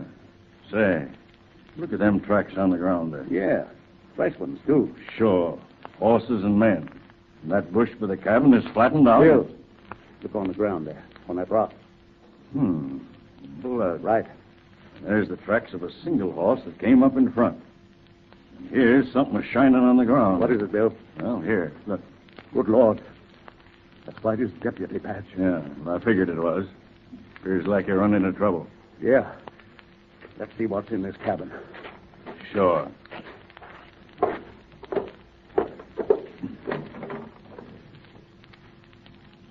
Ain't nothing here. No, there ain't no sign of redskins. The footprints was made with boots. Yeah. Appears like there's only a couple of them critters. Yeah. And this track's heading out of here. Yeah. Might be the two Jaspers I've been trailing. Yeah, that's just what I was thinking, Bill. In which case, if Whitey did walk into them, they'd take him from ambush. Yeah. Somehow I can't figure him to be dead. No. They just wanted to kill him. They'd left his body here at the cabin. Right. But them bloodstains prove that somebody was shot and wounded. Yeah, sure. And there was flash and speed. And if they're in with wolf paws... Well, they might be taking him to the redskin camp. Come on, Bill. We're following them tracks pronto. Let's go, Thunder.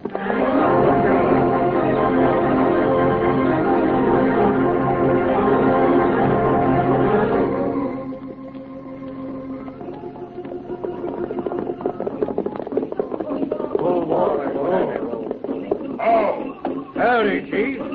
This is my partner, Speed. Howdy, Chief. Who's this other one? Oh, an old friend of yours, Chief. A lawman.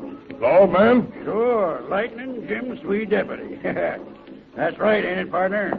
I ain't seeing nothing. You don't have to. We know who you are.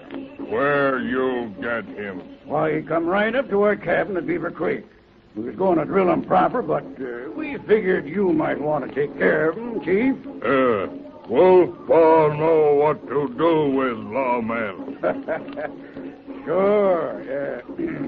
He ought to be worth some gold, Chief.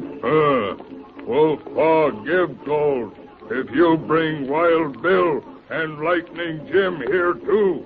Burn all lawmen in Indian fire.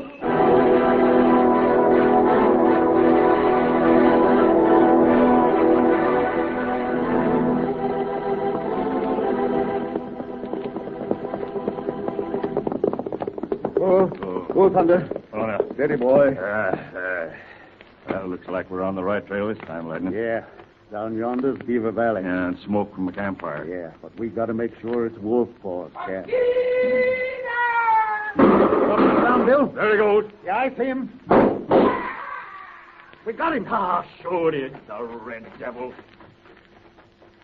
I reckon he won't be shooting from ambush no more. Yeah, we can use this army rifle he's carrying. Bill, I know we're on the right track now. This is one of Wolfpaw's braves. Are you sure? Sure, saw him at Wolfpaw's camp when me and Whitey was caught with the chief a while back. Remember that scar on his face? Well, then we better hightail back with the troopers. Listen, Bill, I'll go back for the troopers. You keep under cover, to where you can see if Wolfpaw makes a move to leave. Sure. Don't reckon they heard the shots we just fired. No, the camp's pretty far down the valley. Besides, the wind's blowing this way. This buck here is an Indian runner. Can't tell. Might be some more of them scouting around. Sure. Good luck. I'll have the troopers at Box Canyon Pass tonight. See you there. Then we'll rescue Whitey. He ain't killed him. Let's go, Thunder!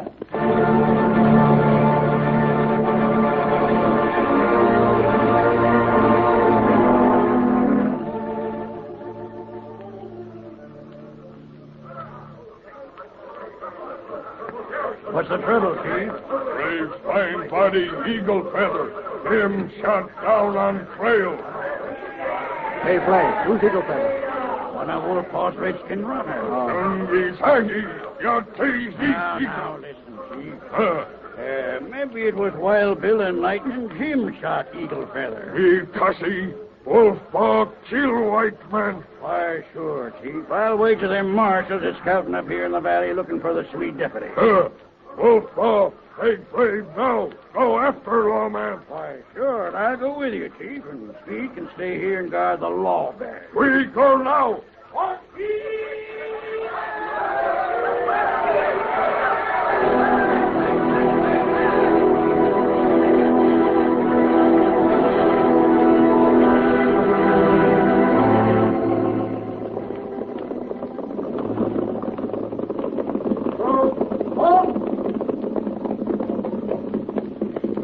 There's Box Canyon Canyon Pass, Colonel. I see. And you say Bill is due to meet us here? That's right. These trees will give the troopers plenty of cover. As soon as Bill gets here, we'll start north along that ridge over yonder. There comes a rider. Looks like Bill. Yeah, I reckon that's Bill coming now. Yeah, and he's riding in a powerful hurry, too. What's up, Bill? Oh, plenty. Wolf Paul's men is moving down the valley. Are they chasing you? No, but they found the redskins we drilled in the trail. Any sign of Whitey? Yeah, I got close enough to climb a tree and look down on the camp. Is he all right, Bill? Well, he was when I left. They must have drilled him in the arm. He's carrying it in a sling. Thank God for that. Colonel, we ain't got a minute to lose. Right. We'll go after Wolf Paw now. Wait. If them redskins are moving down the ridge now, we got a chance to trap them. Yes? How? Move the troops back of these trees. Bill, you and me'll ride across that clearing in front of the pass. Out of range, but where the redskins can see us. Sure. You want them to chase after us, eh? Right. You head them this way. They'll think we're going in Box Canyon. When they pass here, the troopers can close in and cut them off from behind. Suit you, Colonel? Right. All right, Bill. Let's go. Come on, Thunder. Come on.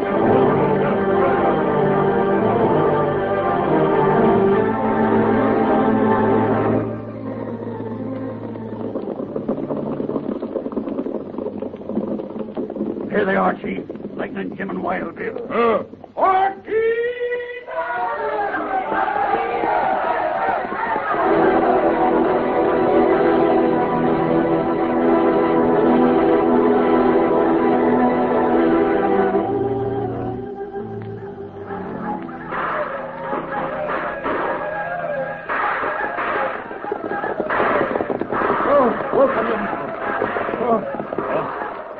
It worked, Lightning. The troopers got him. Yeah, but we've got to get to Whitey. Now, wait. Look up on that ridge, Lightning. That's Flash, one of the outposts I'm after. Yeah, reckon he was with Wolf Paw and he's making his escape from the troopers. Maybe he'll lead us to Whitey, Bill. Let's go, Thunder!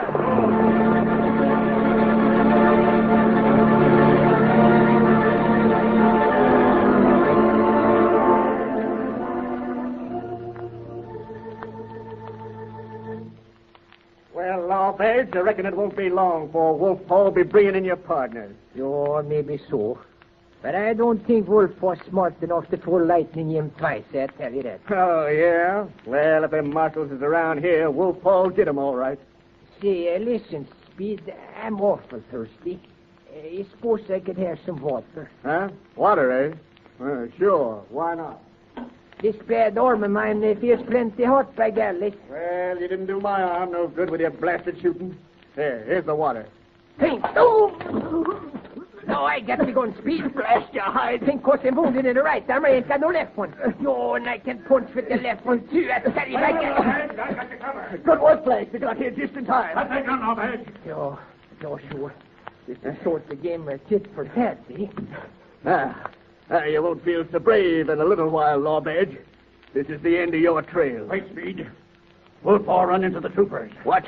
Yeah, we seen Wild Bill and Lightning Jim. Wolf Paw and his redskins chased after him and ran into a trap at Box Canyon. Holy smoke. How did you get away? Oh, I wasn't taking no chances riding up with those redskins to stop a bullet. I stayed behind. And when I seen the troopers close in, why, I tailed it up here to get you. Yeah, we got to clear out. Well, what are you grinning about, Lawbeds? Well, I was just thinking about what I told you, Speed, about fooling Lightning Jim and Wild Bill. Yeah? Well, it ain't going to do you no good. Well, maybe not, but shooting me ain't going to do you no good neither. Is that so? You can't beat the law all the time, you know. A right nice speech, partner. You know, Speed, I kind of like to have a part in the shooting myself. Yeah? Sure. No reason why you ought to have all the fun. Come over here and we'll both shoot together. Then we'll clear out before them marshals get here. All right, but we're wasting time. Adios, Lawbeds. All right, Speed. You aim for his heart, and I'll aim for... You kidding me? See, how did you fellas get there so quickly? You all right? But it was plenty close, I tell you. It sure was. Are they both dead, Bill? Yep. Both of them drilled right through the heart. Yeah, did you both shoot at the same time? Yeah, buddy. I got the big Jasper and Bill got the thin one. Oh, that's too bad. What do you mean it's too bad? Well, you both shot at the same time, and you both got your men in the heart. So I still don't know which one of you fellas is the best shot.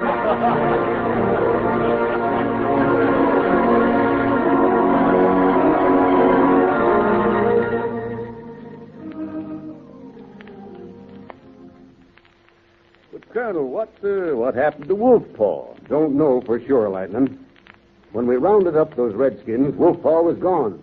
He must have backtracked and slipped through the lines. You're that Wolfpaw slippery feller, I tell you. We got most of his braves, and that ought to slow him up for a while. Yeah, but it's my hunch we'll be hearing from Wolfpaw again. Yeah, well, I'm agreeing with you on that, Lightning. See, I just thought of something. What's that, Whitey? Which one of the horses is the fastest? Black Nell or Thunder? Well, Whitey, when me and Bill raced up to the camp to get you, both horses got there at the same time. So I guess we better call it a draw. Yeah, well, that suits me. Well, Mr. Wild Bill Hickok, I thought I would like to be your deputy. But since there ain't no difference in the horses and the shooting, I think I better keep on working for Lightning Jim.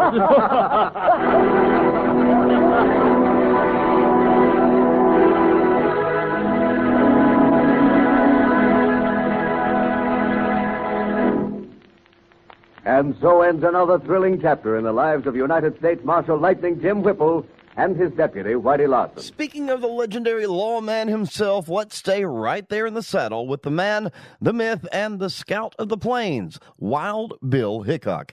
He was a massive hit across both radio and television in the early 1950s, starring Guy Madison and Andy Devine as his trusty sidekick, Jingles. From April 29th, 1951, let's join the duo for a fantastic, fast-paced tale called The Red Wagon Jinx, right now on the HOJO Radio Network. Wild Bill Hickok!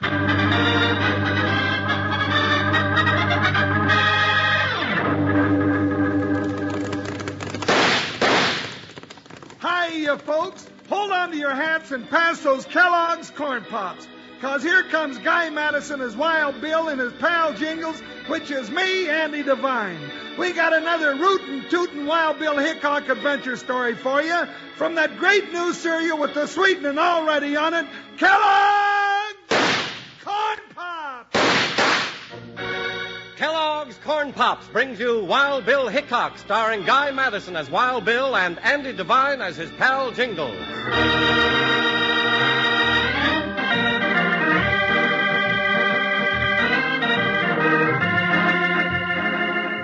Courage, strength, and luck.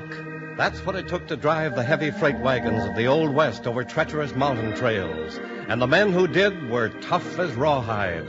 But they couldn't fight a mysterious jinx that brought death to every twist of the trail. And so it was that United States Marshal Wild Bill Hickok and his deputy Jingles came to String Canyon to investigate the Red Wagon Jinx.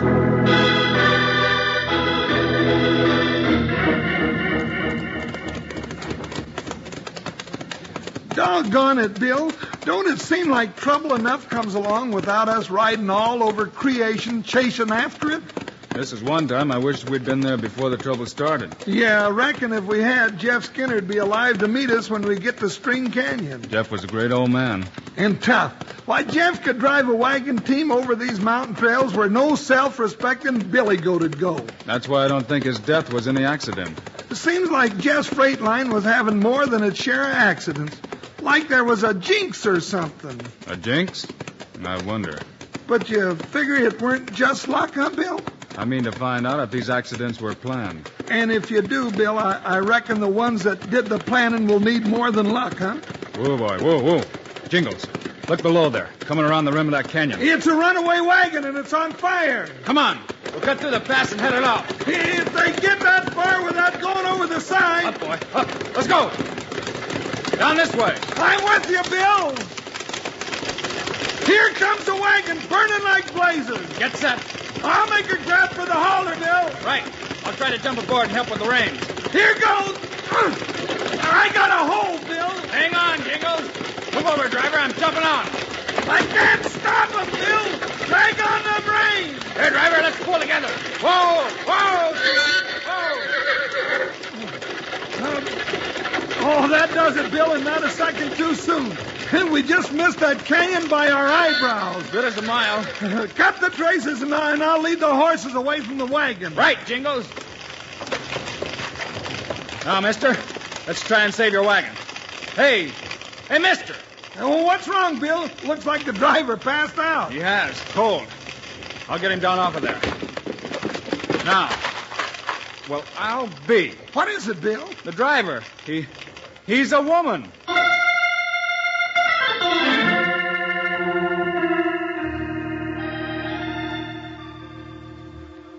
Is she coming out of it, Jingles? Oh, sure. She's all right.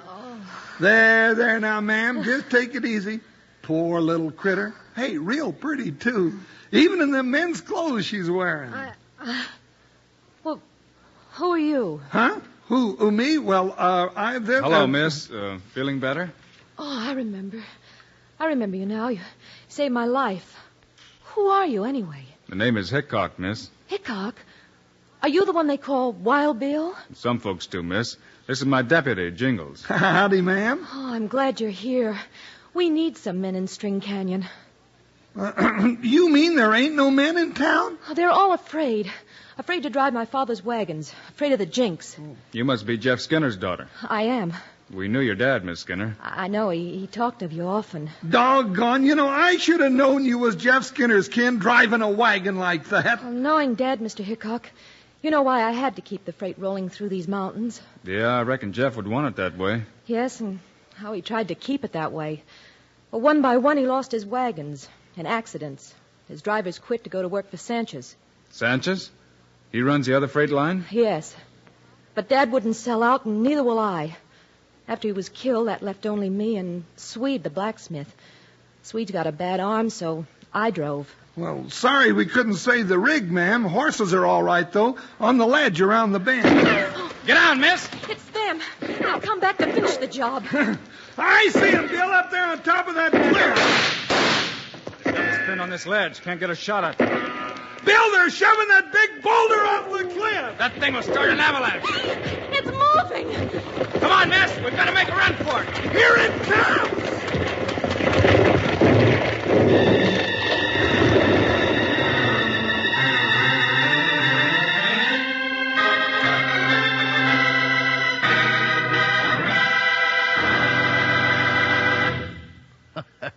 Consarn it. You know, your old pal, Panhandle Jim, gets so doggone worked up, wondering how these stories are going to come out. I could bite a horseshoe nail in two.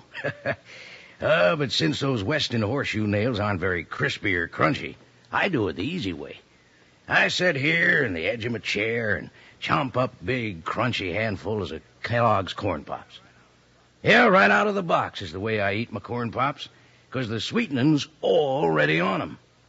Come sunup, though, I go for Corn Pops at breakfast in a bowl with milk.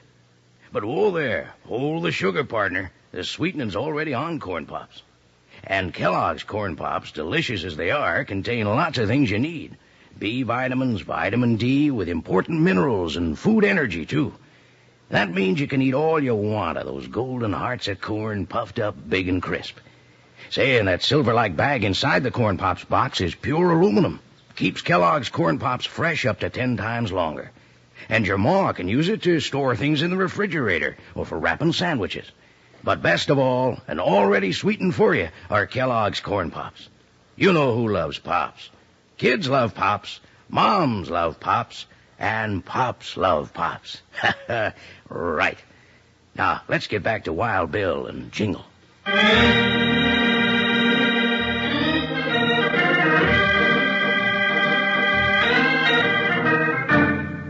After Wild Bill and Jingles rescued Jeff Skinner's daughter in the narrow mountain pass, the band of masked men who had stampeded her wagon returned to finish the job. By loosening a huge boulder, an avalanche came crashing down on the three who were trapped on a ledge below. There. The worst of it's over now. Oh, this big rock saved our lives. You know, one of them rocks put a brand new part in my hair. Well, Jingles, what do you think about those accidents now? I don't think I like them. What do you think, Mr. Hickok? I think you've got yourself a new driver, miss. Bill, you ain't fixing to start driving these mountain trails. No, Jingles, but I think you are. Oh, well, then that's all right. Huh? Who, me? Oh, no, Bill.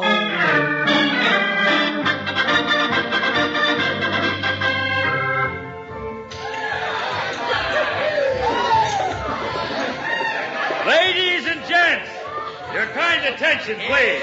Here, it's Big Pete Sanchez. Thank you, folks, thank you. Well, I ain't no speech-making man, but this here blowout's kind of a celebration, you know.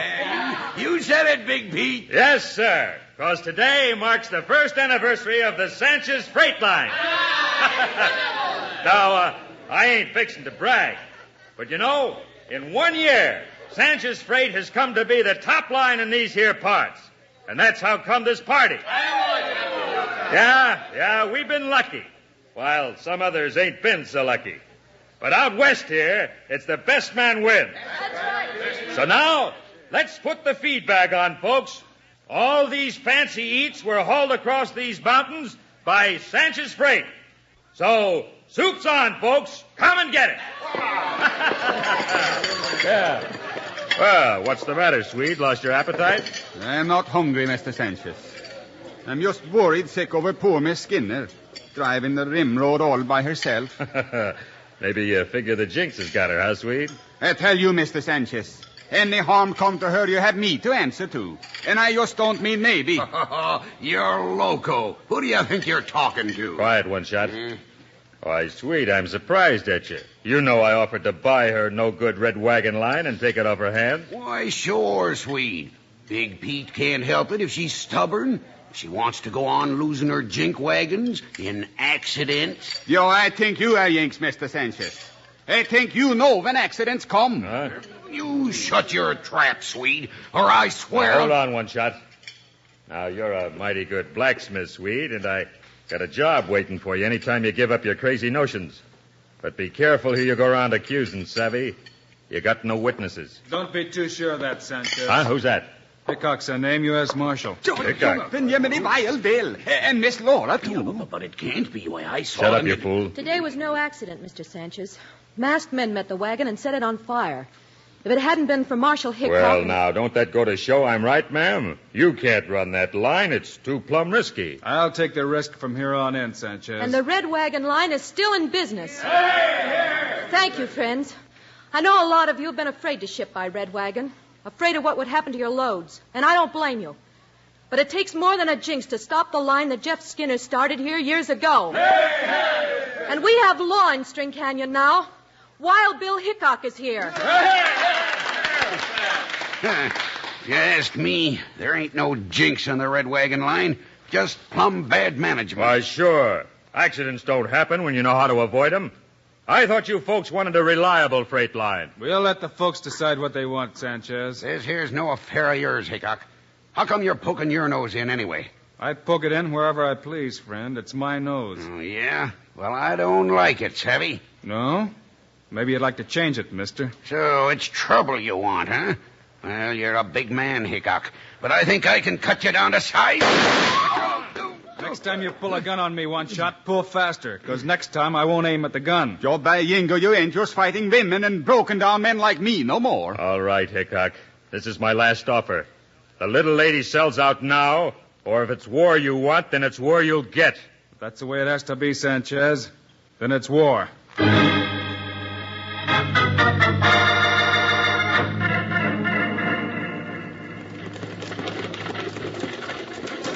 Whoa, Team Ho, steady down now. It's Jingles. He did it again. Joe, and just on time, too. Oh, that makes 3 round trips this week, Sweet. Joe, and no sign of that old Yinks. Hello, Yingles. Howdy, Sweet. Howdy, Miss Laura. Good work, Jingles. Where's Bill? Oh, he's coming, ma'am.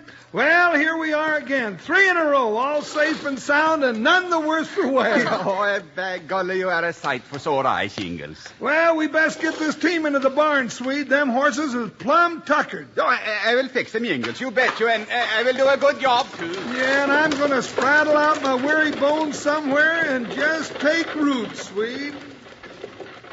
How many trips we gonna let go through, Sanchez, before we stop them? You ain't never been much of a hand at poker, one shot. You know, you gotta let the other fella win a few hands so he begins to feel easy. And that's when you crack down on him. I savvy. But we don't stand a chance of pulling those stunts like when I drove old man Skinner's team off the trail. Not with Hickok scouting every inch of the road when the red wagons roll. Now, don't get excited, one shot. We'll fix their little red wagon. And Hickok, too. There's lots of ways to skin a cat. You're a great one for sayings, Big Pete, but I'm itching for action. Look, here comes Hickok now, riding into town. Whoa, boy. Whoa. He sure keeps his eye on them freight runs. Yeah, and Laura, she sure keeps her eye on him.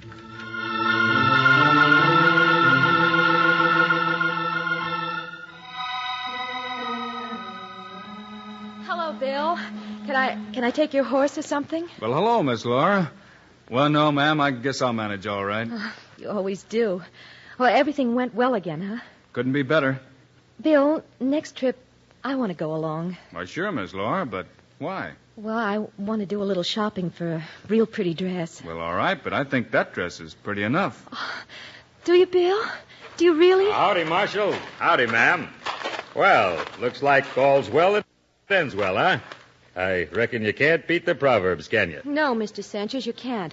And I have another one for you. An ounce of prevention is worth a pound of cure. Well, that's true enough. And I'm plumb sorry I got so ornery the other day. Little competition's good for business. Why, sure. All it took was a strong man's hand to pull the red wagon line back in shape. Maybe so, but talking of Proverbs, I don't count my chickens until they're hatched. Come on, Bill. Let's go. The great Hickok. What a pretty target. Turns his back on me just as big as you please. Don't let it tempt you, One Shot. Way I heard it, Wild Bill's got eyes in the back of his head. No, I got a better way. Well, let's hear it. I'll get even with him for shooting that gun out of my hand if it's the last thing I do. And listen, and you won't get hurt. You heard what she said just now? She's going along tomorrow. Well, tonight, you and the boys are heading out to Long Bridge. You're going to work on them timbers till they're ready to go out. I got you. The bridge goes out when the wagon hits it. And if the fall doesn't finish him, the rapids will. Yeah. And when Hickok rides down to help him, there'll be a nice little ambush waiting for him. He'll have his hands full. I got you. He'll never know what hit him.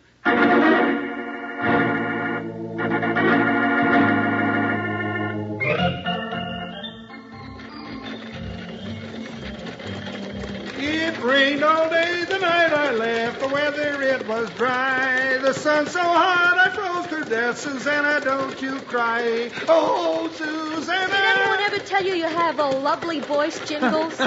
Well, I come to think of it, I don't recall anyone ever saying just that. But thank you, man. Thank you. You know, horses seem to like it, though. Seems to make them want to run. Horses are just like people. Oh, sure. Oh, now, Miss Laura.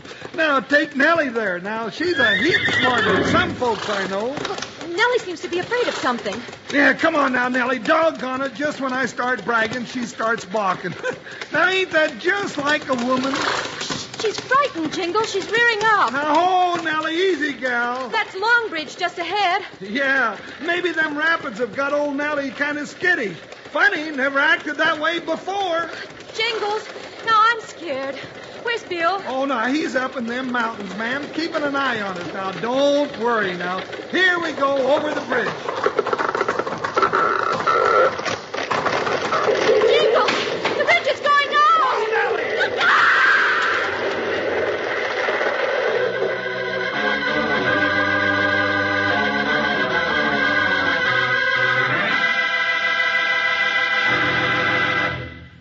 Man, am I in a fix. Well, the show's not even close to over, and I'm all out of corn pops. Here I've been telling you right along to load up on plenty of Kellogg's corn pops. Then your old pal, Panhandle Jim, runs clean out of corn pops himself. Well, that'll be a lesson to me, and to you, too. Remember to get plenty of Kellogg's corn pops tomorrow, sure. The new two-way cereal that's already sweetened for you. I said two-way cereal because that's the way you eat pops. Out of the box or out of the bowl. Dig in for a fistful any time of the day, but come breakfast, pour on a little milk, and you're all set. And before you start for the sugar bowl, take a taste. You don't need sugar, because corn pops are already sweetened for you. Say, and your ma lets you eat all the corn pops you want, too, because they contain B vitamins, vitamin D, with important minerals and food energy. Say, and take a look at that silvery bag that holds the corn pops in the box. That bag keeps Kellogg's corn pops fresh up to 10 times longer. It's great for packing sandwiches in after all the corn pops are gone.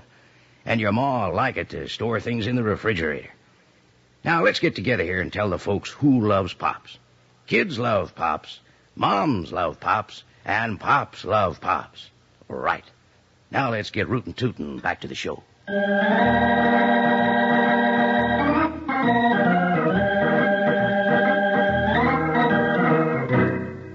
When the heavy freight wagon, driven by Jingles with Laura as passenger, crossed Long Bridge, the timbers, cut by one shot, gave out, plunging horses, wagon, and riders into the rapids below. Miss Laura, where are you? Can you hear me? Oh! Hold on, I'm coming. Help! Quick! I can't stay up. I'm coming now. God's pulling me downstream. Well, try and keep your head above water. There, I got you. Keep kicking your legs. No. Well, we're still being swept down to the falls. Yeah, no, I got you all right. But I just remembered. What? I can't swim very good. Jingle! Laura! Hang on to each other, tight! It's Bill! Yeah, we're hanging, Bill! I can't reach with my rope. I'm going to ride on downstream. Hold tight! He's going! Don't give up, man. We got a chance. I know! 1 in a million!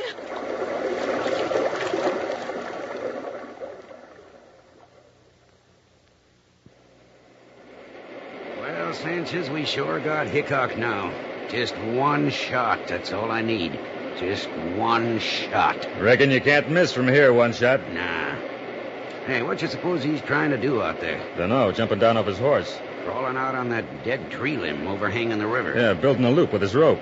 Oh, I got it. He figures he'll drop the loop right over their heads when the current brings them down. That varmint never gives up. Well, one shot, you got yourself a target. Yeah, Sanchez. This is one time we can really say we got Wild Bill Hickok out on a limb. Well, go on, plug him. Yeah. Got him in my sights. Dead center. Wait. Here comes a deputy and the gal like a couple of drowned rats. Current's dragging him to the falls fast. Oh, what do you mean, wait? What for? Just curious. Let's see if he really can drop that loop before you plug him. Oh, yeah, I got you. Now, look, there they go. He's lying flat in that tree limb. Got the rope swinging under him. He's dropping it. He's going to miss. He got him. Yeah. Roped him right in the edge of the falls. Oh, Bill, you did it. You did it. I told you he would, man. Just a few minutes more now. We'll have you out. All right, one shot now. Now, while he's wrapping that rope around the limb, kill him. Yeah. All right, Hickok. Good job, but not good enough. One shot. You're hit. Oh, you fool. Why'd you yell out? You tipped him off. Yeah, I'm done for. I didn't figure he could do it from out on a limb. I'm getting out of here. Come on, horse. Come on. I see you, Sanchez. Come back here. Come and get it, Hickok. I saved this for you.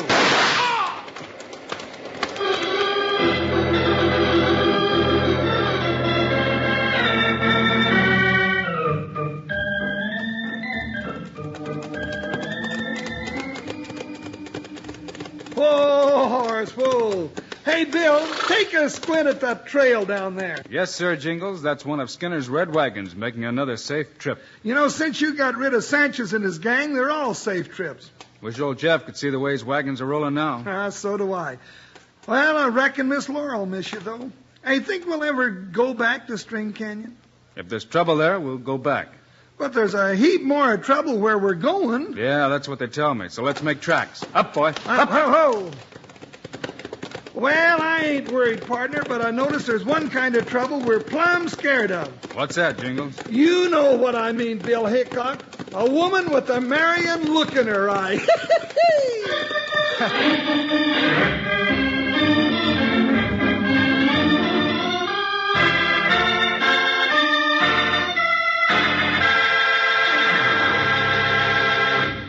And now, here are the stars of Wild Bill Hickok, Guy Madison, and Andy Devine. Mighty glad you could be with us, folks. Hope you'll be with us when we tie up again next week. I'll say we end up in a mess of trouble as usual. Meanwhile, Andy and I also hope you'll remember to get Kellogg's Corn Pops. Right. It's the great new cereal with the sweetening already on it. You bet it is. Andy and I think Corn Pops are great. So long. See you next week.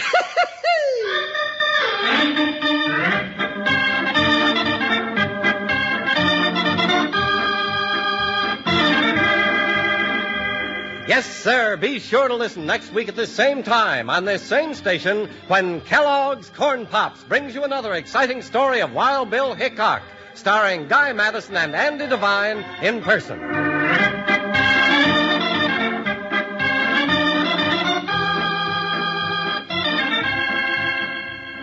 Today's cast included Ken Peters, Frank Gerstle, Joe Duvall, and Gene Bates.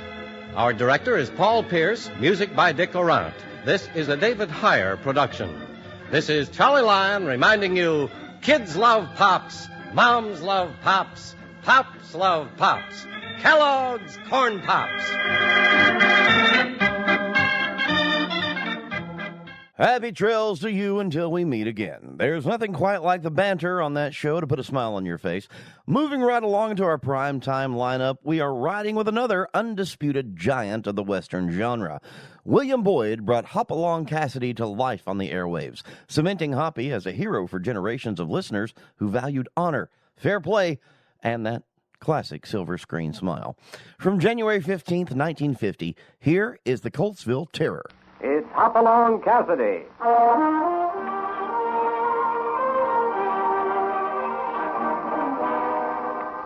With action and suspense out of the Old West comes the most famous hero of them all, Hopalong Cassidy, starring William Boyd.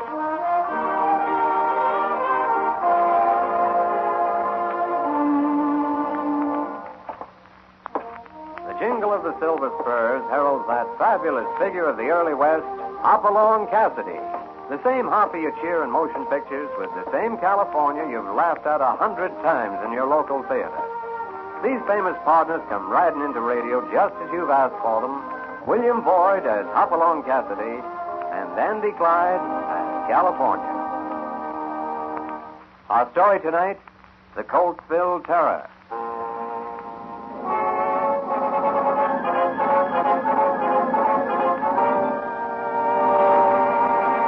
It's amazing what a threatening set of weather conditions can do. At the moment, they're joining forces with Hopalong Cassidy to get California into a church. A deserted church in the deserted town of Coltsville. Black clouds are piling up overhead, and the church stands silent and foreboding like the rest of the town.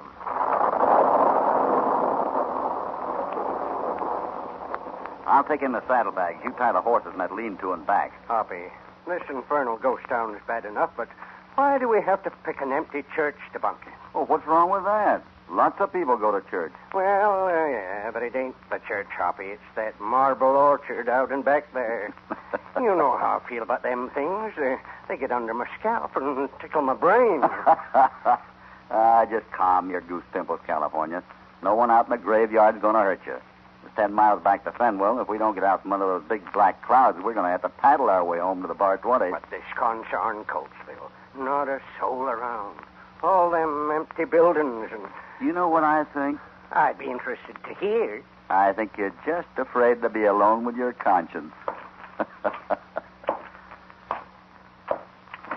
Now, why don't you forget the ghost and take care of the horses while I... Wait a minute. Listen. You're sure this here church ain't occupied, Hoppy? I don't know. Let's take a look. Sounds like it's coming from that room over there. Yeah.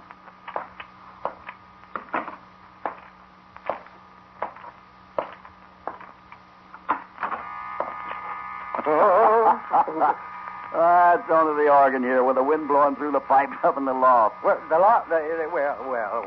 what do you know? The wind through the... Now I feel better. But not much better. Come on now. There's a wood stove in the next room, and I could use some of those beans of yours. You know, it'd be nice having music with our dinner. Hey, California?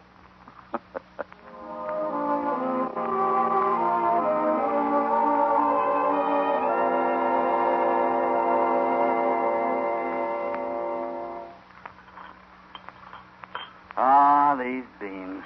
What a waste of talent, California. You know, you'd make some woman a wonderful wife. Gosh, you really think so, Hoppy? Wife? That's a good one. What's the matter? I'm either losing my mind or I'm hearing that organ play a tune. Well, most organs do play tunes. Doggone, stop being so calm, Hoppy. I didn't want to come into this here spooky church in the first place. Or would you rather be out in that downpour? And tootin' I would. I didn't like it when we first come into this church with the organ howling away and you were telling me it was the wind and now it started playing a tune. Well, what do you got to say? Who, me? Oh, I'd say Coatesville has very remarkable wind. And as much as I regret leaving these beans, I guess we'd better investigate. Come along, California.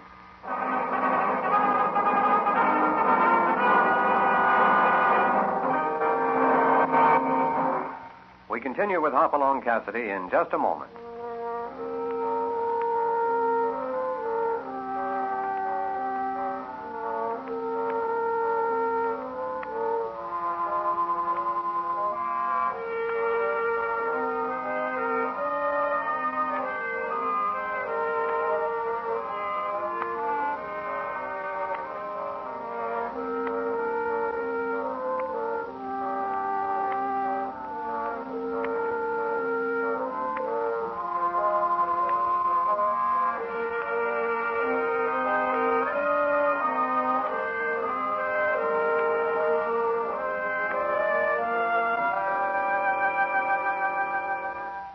Now back to Hopalong Cassidy and the Coatesville Terror.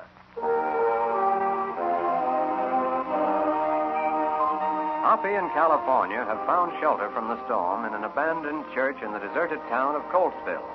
Or at least they thought the church was abandoned until a moment ago. Coming, California? Depends where you're going. Let's take a look at that organ again. Why don't I just stay here and mind these beans? Well, if you'd rather be alone. On second thought, I'm right behind you, Hoppy. I've never seen you so scared before. I ain't scared of nothing I can draw a bead on, but when it comes to Quiet. ghosts... Here we go. Oh, I'm sorry if we frightened you, miss. You see, we... Yes, you did frighten me. Would you mind telling us what you're doing here? Well, ma'am, we thought we'd spend the night here out of the storm. I'm Hopalong Cassidy, and this is California Carlson. We figured the church was deserted like the rest of the town, And, as you see, it isn't. So if you don't Just mind... a minute, Mother. This was your father's church, Susan. I see no reason why it should be used as a hotel. I said just a minute, Mother. It happens to be my church now. Father used to think of it as a place of shelter. As far as I'm concerned, it still is. If you care to spend the night here, Mr. Cassidy, you're perfectly welcome. Thank you very much. I'm Susan Crowell, and this is my mother. How do you do, Miss Howdy. Crowell? Mother and I come down here evenings to play the organ. There's very little else to do around here. I see. You say this was your father's church? Yes. He's out in the graveyard now, Mr. Cassidy. Oh, I'm sorry. My mother and I and Deacon Black are the only ones left in Coatesville now. Deacon Black? Well, Mr. Black isn't a real deacon. We just call him that because he's a fine man who helped Father build the church. He's been very faithful to us since Father was killed last spring. Well, it seems to me that's about the time people began leaving Coatesville. We'd prefer not to discuss that now, Mr. Cassidy. Oh, I'm sorry. Still, I can't help but be a little curious as to what would make 100 people suddenly pick up and leave town. It sounds like we're due for another downpour, ma'am. We'd be happy to take you home I if... think that's a good idea. We live just down the street, Mr. Cassidy. You can see the house from this window here. Look out! Out of the way! That beam! The beam, it came down from the loft up there. You all right, Mother? Oh, it just missed me. That thunderclap jarred it loose. Oh, look. It crashed down on the organ bench. Right where you were sitting, Susan. Thunderation. That was a mite too close for comfort. Let me see that. This church is only 2 years old. I don't see how an accident like that could... Wait. Oh, it wasn't an accident, ma'am. What do you mean? Well, this timber's been sawed almost through. I think someone figured the vibration of those organ pipes had jarred loose, so it would drop right on the bench. Why, who would do that? I don't know who, Miss Crowell. It looks like somebody was trying to kill you. Kill me? I think so. Now, why don't you be sensible and tell me about this Coatesville business? But nothing can be done about it now. Well, maybe not. But I'd like to hear about it anyway. All right, Mr. Cassidy. Good. Right now, though, I think the best place to talk is home.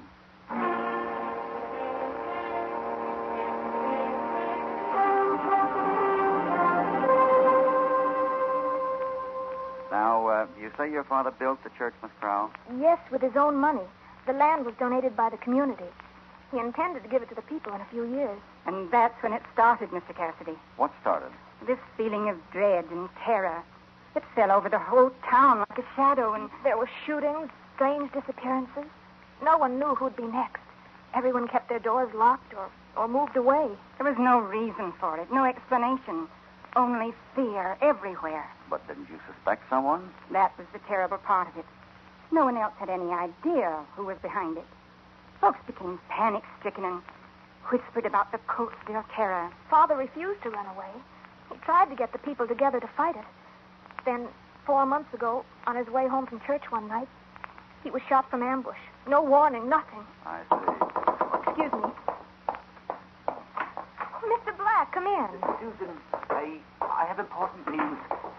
I've just talked to Mr. Riker and, Oh, Mr. Black, this is Mr. Cassidy. Mr. Black? how do you do? Mr. Cassidy and his friend are spending the night over at the church on account of the storm. Oh, what were you saying about Mr. Riker? He was completely unreasonable. Insists the church belongs to no one since it stands on public land. You mean he's going to tear it down, Mr. Black? I'm afraid so. He has no right to tear that church down. My father bought the lumber and built it himself. I told him that. I told him, abandoned or not, it was still a place of worship. I said he was committing a sacrilege. He wouldn't listen to me. Excuse me. You say this man wants to tear down the church? That's right. He's been threatening to for a week. Why? He claims he needs finished lumber for a mine building. Well, that's a funny reason. There's plenty of finished lumber in Fenwell. You don't know what this means to us, Mr. Cassidy. The three of us, Susan, Mrs. Crowell, and I, have stayed here in Coatesville. We've defied this terror, risked our lives, in the hope that someday the people would return, that there'd be a real congregation in that church again. Yet this Riker fellow wants to tear it down. It doesn't belong to him, Mr. Cassidy. How can he? Well, it seems to me that's a question for the court to settle. Does he have permission or an order of any kind? Oh, he isn't that kind of a man, Mr. Cassidy. He told me he'd be at the church tomorrow morning with 10 of his men, ready to start. I couldn't reason with him at all. Maybe you didn't talk the right language, Mr. Black. California and I'll be on hand when Mr. Riker pulls up in the morning. Now, don't you ladies worry. We'll do our best to make him understand.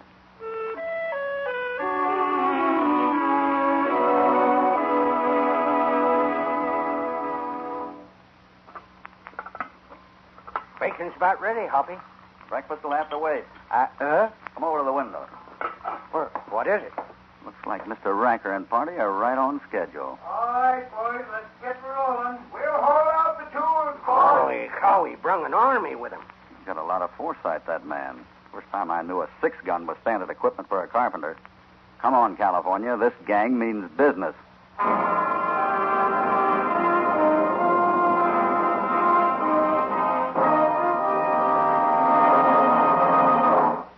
We'll rejoin Hopalong Cassidy in just a moment. But first, a word from your announcer.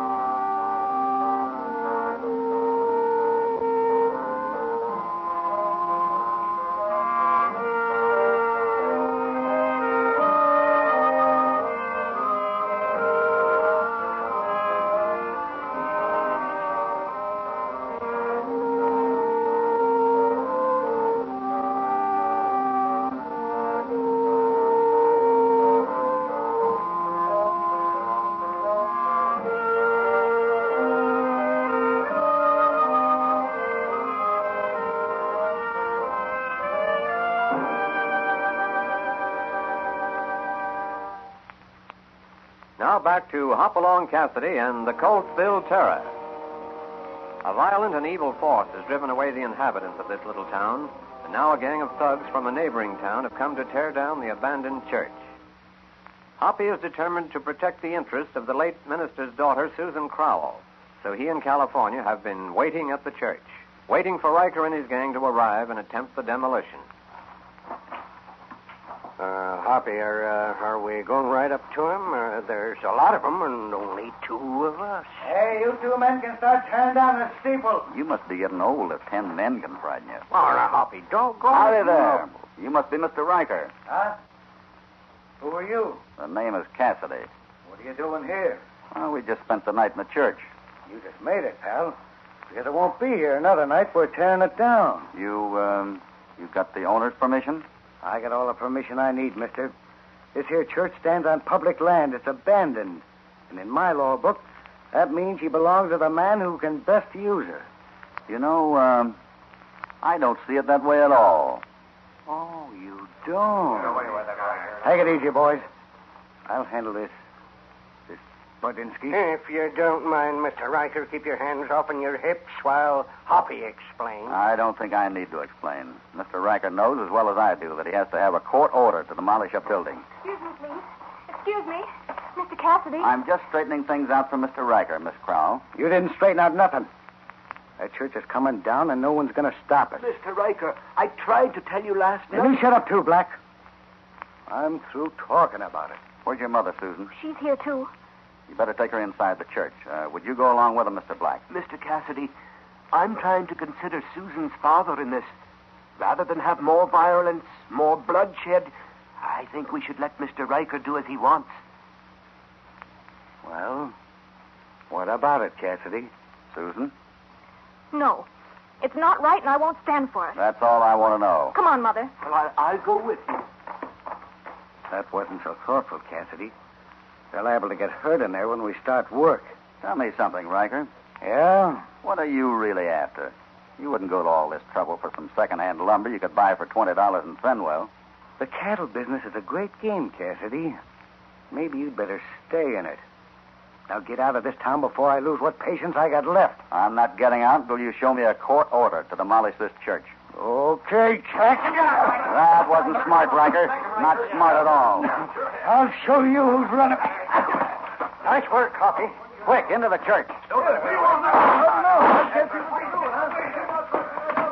Get down low. Those walls are thin. Mr. Cassidy, are you hurt? No, keep down. Oh, Mr. Cassidy, I knew this had happened. I knew it. Easy, Mrs. Crowell. Sometimes it's better to fight, Mother. That's what your father said. Look what happened to him. I told you, Mr. Cassidy. We should have... It's too late to do anything about that now. At least Riker knows he'll have a fight on his hands. California, take a look out that window. What are they doing? Looks like he's talking to his men out there in that grove of trees. I could pick off Riker like a fly in a white ceiling. Put your gun down. No, I don't mean to argue, Hoppy, but it looks to me like we've gone about as far as we can with diplomacy. I gotta think this out. That fella sure wants $20 worth of lumber. I wonder why. Keep down, everybody. Mr. Black, you stay here with the women. Where are you going? There might be some old furniture or something in the basement. We'll need it to barricade these windows. Mr. Cassidy, how long do you intend to keep this up? Until Mr. Riker decides it's cheaper to buy his lumber in Fenwell. Come on, California, let's see what we can find.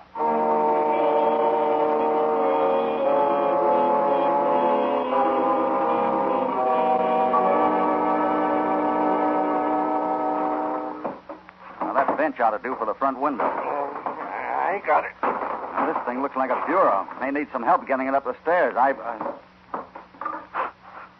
What's the matter? You smell something funny? I got this bench under my nose. Well, put it down. Yeah. Now. Nope. Don't smell nothing. Well, I sure do.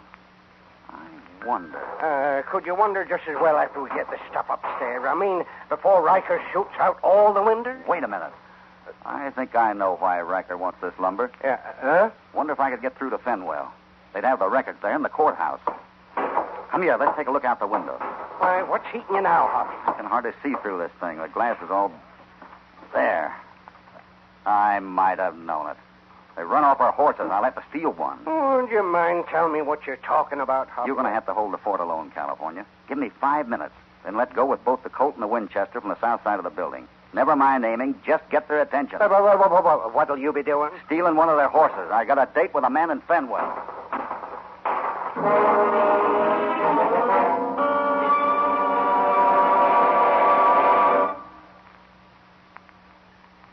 Listen, Riker. I didn't bargain for nothing like this. Shut up. I won't shut up. We'll never get away with this strong-arm stuff, and you know it. They got the law in Fenwell. You heard what the boss said, didn't you?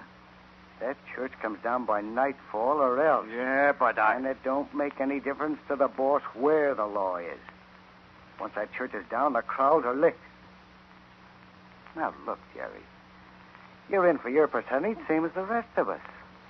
If you got a beef, why don't you take it right to the boss? Well, I ain't gonna walk up to him and... And neither am I. I'll get around to the south side with the rest of the boys. If Cassidy wants to shoot it out, it's okay with me. That won't be good enough, Riker. Huh? Oh, boss. Shut up.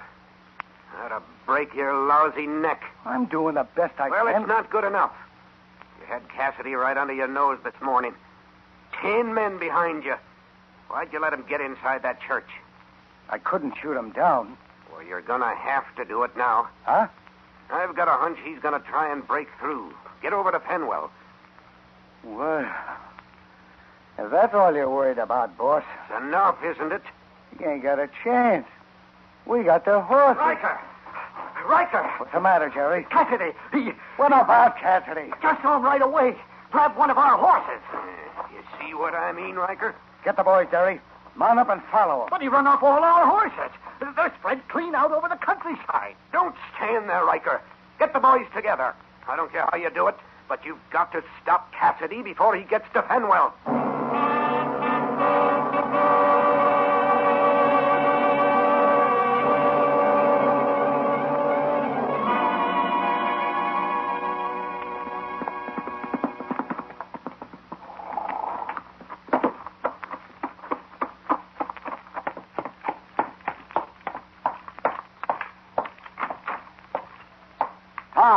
Tom Adamson. Well, Hoppy.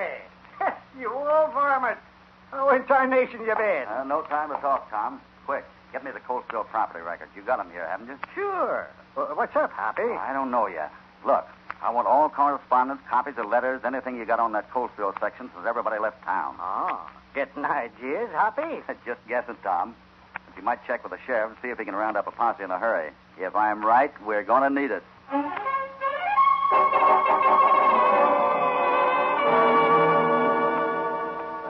What's up, Sheriff? I'm aiming to round up a posse, Jeff, and do it quick. You mean there's trouble? Not yet, but there will be soon. We're riding into Coalsville. Coalsville? What's the matter, Dad? What are you and the sheriff talking about? I'm asking Jeff to join a posse to ride into Coalsville, ma'am. Oh, no. Dad, you can't. You know what always happens. But somebody's got to do it, Mary. You're all I got left, Dad. They even got my husband, Sheriff. You can't take Dad. But if we could clean this awful mess up, we could move back to Coalsville. Wouldn't you like that, honey? There ain't nobody ever going to clean that up. It's evil and terrible. There's one man that can do it, ma'am. Hopalong Cassidy. Cassidy? He's here? He's on his way into Coalsville now, alone. That's why I want to round up this here posse quick. Why in tarnation didn't you say so before?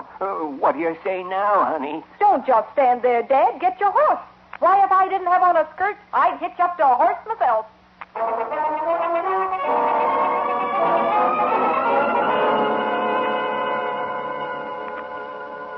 Oh, I can't tell you I can't stand any more of this, Susan. We've got to hold out, Mother. I've done all I can do, Susan. I risked my life by going outside to see Mr. Riker. I pleaded with him, and he's finally agreed to let us all go in peace if we leave now. Mr. Carlson, I refuse to stay here a minute longer. I'm sorry, ma'am. Hoppy told me to hold the fort till he got back, and we're staying right here. Good heavens, Mr. Carlson, can't you be reasonable? It's dark outside. We've been here all day. And maybe you can tell us why Mr. Cassidy walked out without so much as a word to us. Mrs. Crow, I don't know how long many years 'tis since I took to riding with Hopalong Cassidy. I trusted him the minute we met, and I've been trusting him ever since. So far, I ain't ever been wrong. Mr. Carlson's right, Mother. This is no time to give up. But how do we know he got through? He might have been shot. They might be holding him. Anything. Oh, it's not quite that serious, Mrs. Crowell. What? Hoppy? Where have you been? Over in Fenwell, trying to find out what made Mr. Riker so anxious about getting this lumber. It's an interesting question, Mrs. Crowell, and I found a very interesting answer.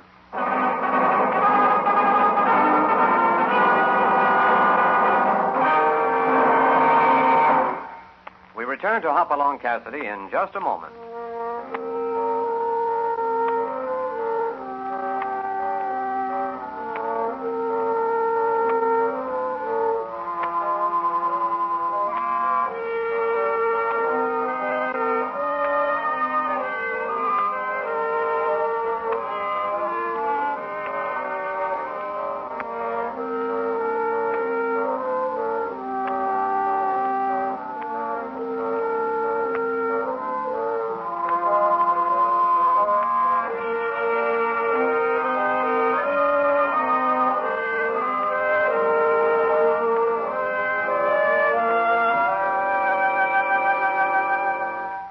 Now to conclude the story, the Coltsville Terror. Hoppy has just returned from Fenwell. Sure now he has found the answer to the riddle of Mr. Riker's lumber, and the answer, too, to the terror that has struck the little town of Coltsville. What do you mean, Hoppy? What about the lumber? It wasn't the lumber. It never was. What is it, Mr. Cassidy? Why? A few minutes after I got to Fenwell to look at the property records on this land, the stage pulled in. There was a man from the east on it, a fellow named Edward Hines. Anyone ever heard of him? No. Well, I had a talk with Mr. Hines. I found out that all the land in Coltsville, except for the 20 acres of church property here, had been bought up by one man. What? I thought the land was worthless. Well, this one fellow didn't. He planned to sell it to Mr. Hines for over $100,000, provided he could deliver the property on the dome itself. Dome? What's a dome, Hoppy? It's what the church sits right on top of, California. An oil dome. So rich that the oil is seeping into the basement. That's what I smelled this morning. Well, doggone it. And who's been buying up the property? Well, it's been bought in the names of a dozen men. Most of them in that bunch with Riker, working for a percentage. But there were private arrangements between them and the fellow they called the boss. And this man was responsible for what happened here? Of course he was. He's the kind of a man who will stop at nothing. Murder, robbery, terror. That's enough, Cassidy. Mr. Black. So it was. Never mind that now. Put out. Hoppy. Hoppy, you hurt? No, I'm all right. That second one did it, California. Oh, me. Well, I think Mr. Black's career is about over. Is he dead? Yes, Susan. The deacon. I can't believe it. Neither could I until I saw it in black and white. What about Riker? They got to Fenwell just in time to meet the posse. Well, looks like you got a job on your hands, Miss Susan, convincing the folks who left town that Coltsville wants them back, only this time to live in peace. I don't know how to thank you, Mr. Cassidy. Then just forget it. I like doing favors for people. Hoppy. What is it, California? As a special favor, us being partners and all. Yeah? Next time we get caught in a thunderstorm and we run across an empty church, what do you say we just get wet?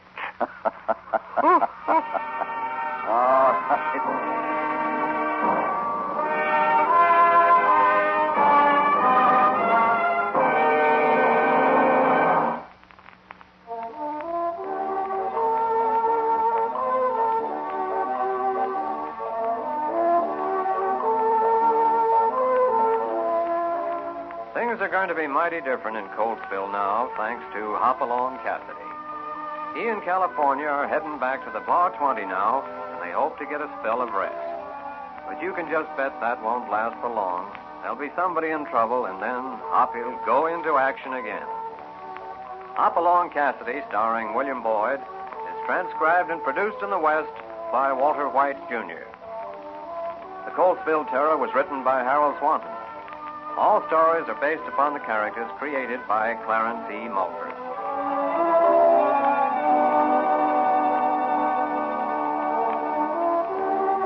This is a Commodore production.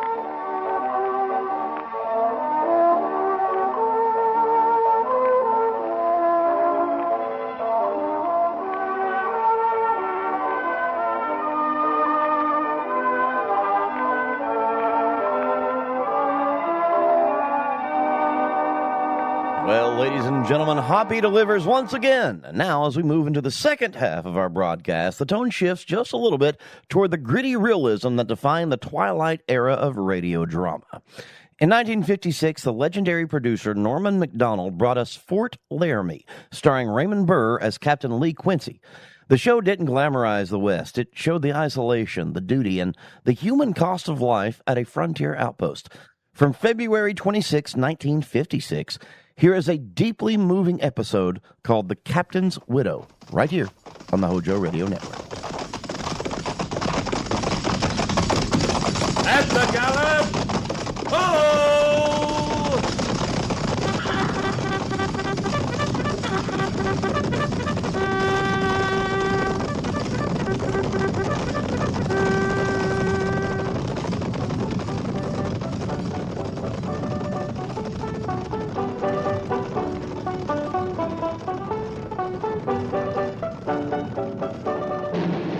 Fort Laramie.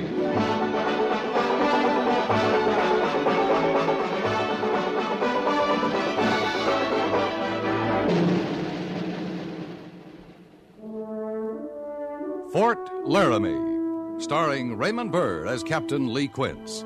Specially transcribed tales of the dark and tragic ground of the wild frontier. The saga of fighting men who rode the rim of empire. And the dramatic story of Lee Quince, Captain of Cavalry.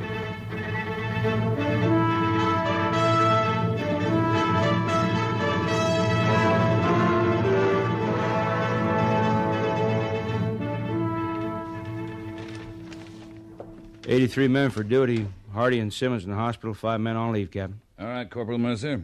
Just leave the morning report on the desk. Yes, sir.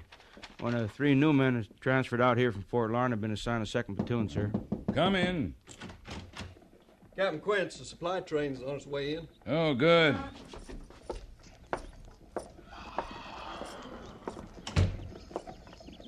Lieutenant Seiberts is sending the train on to the quartermaster's depot, but he said he'd be right here. All right, thanks, Jenkins.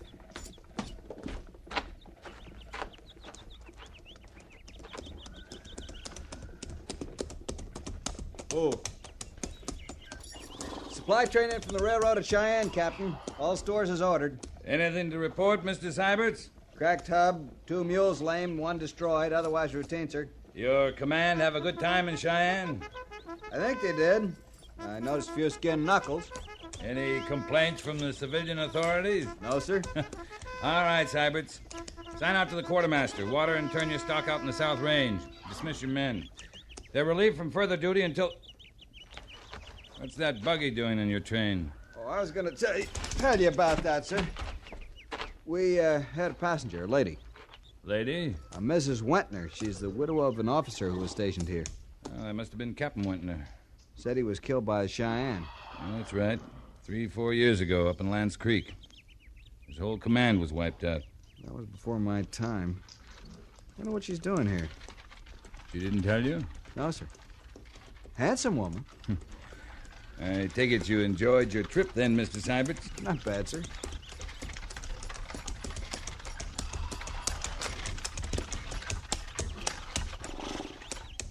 May I give you a hand, ma'am? Thank you. Miss Wentner, I'm Captain Quince. Welcome to Fort Laramie. How do you do, Captain? Are you the post commandant? No, ma'am. That would be Major Daggett. We didn't expect you, Mrs. Wentner. Perhaps your letter was delayed. There was no letter. I told no one I was coming. If we had, we might have arranged a more fitting reception and better transportation. This was quite satisfactory. I rented the horse and buggy in Cheyenne, and the lieutenant furnished me a driver. You were very considerate, Lieutenant Seiberts. Thank you, Mrs. Wentner. Now, if you'll excuse me, I'll get back to the train. Of course. Thank you, Lieutenant. Pleasure, ma'am.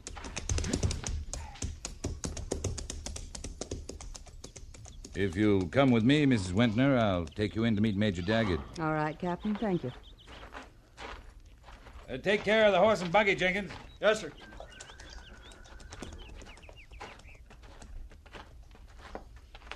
Did you know my husband, Captain Quince? Why, yes. Out here? That's right. I don't remember him mentioning you in his letters, but it seems to me there was a Quince in his class at West Point. Oh, I wasn't at the point, Mrs. Wentner. I was commissioned in the field at Shenandoah. Up from the ranks. Oh, I see. Here we are. Come in. Oh. Major Daggett, this is Mrs. Wentner. Just came in with a supply train. Oh, this is a pleasure, Mrs. Wentner? That's right, Major.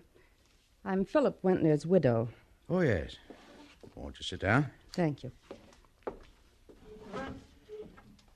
I didn't know your husband myself, Mrs. Wentner, but I've been assured that his death was a great loss to the Army. Even more tragic for yourself, of course. It was a horrible thing. And even worse, a terrible, unnecessary thing. He could have been safe in Washington. I arranged it all with the president himself.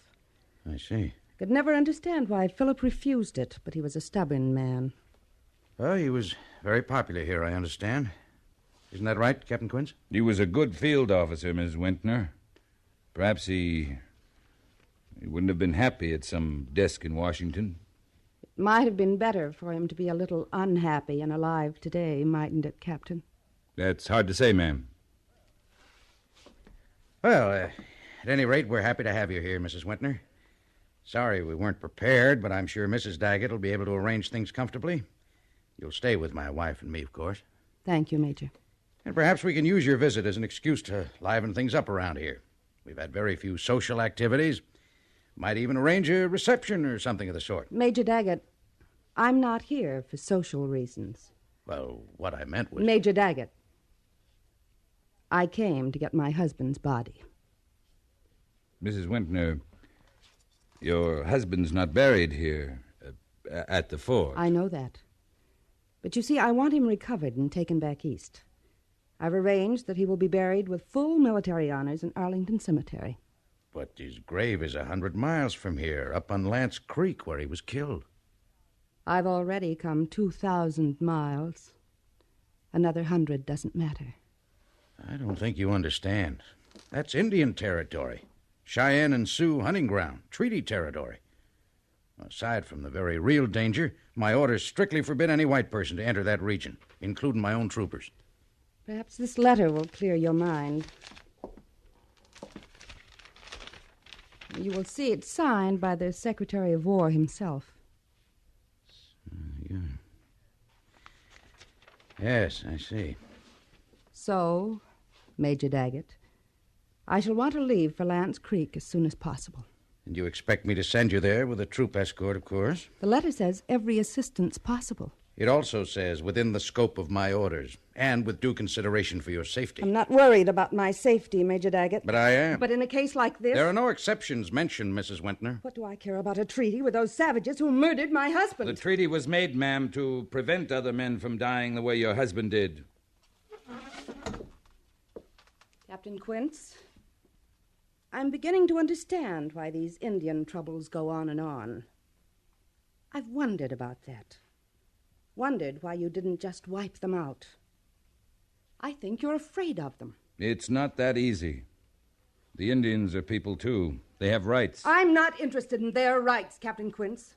And I'm not interested in your orders, Major Daggett. Am I to understand that you refuse to allow me to go to Lance Creek? That's correct. I can't risk your life nor the lives of my men. And I won't risk a general Indian war. Very well. Captain Quince, would you be good enough to show me to my quarters? Of course, ma'am.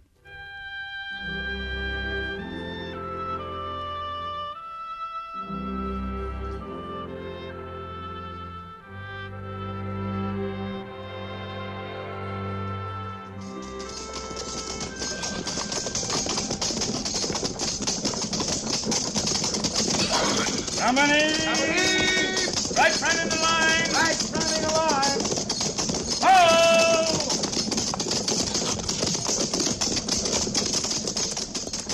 Company! Company! Ho!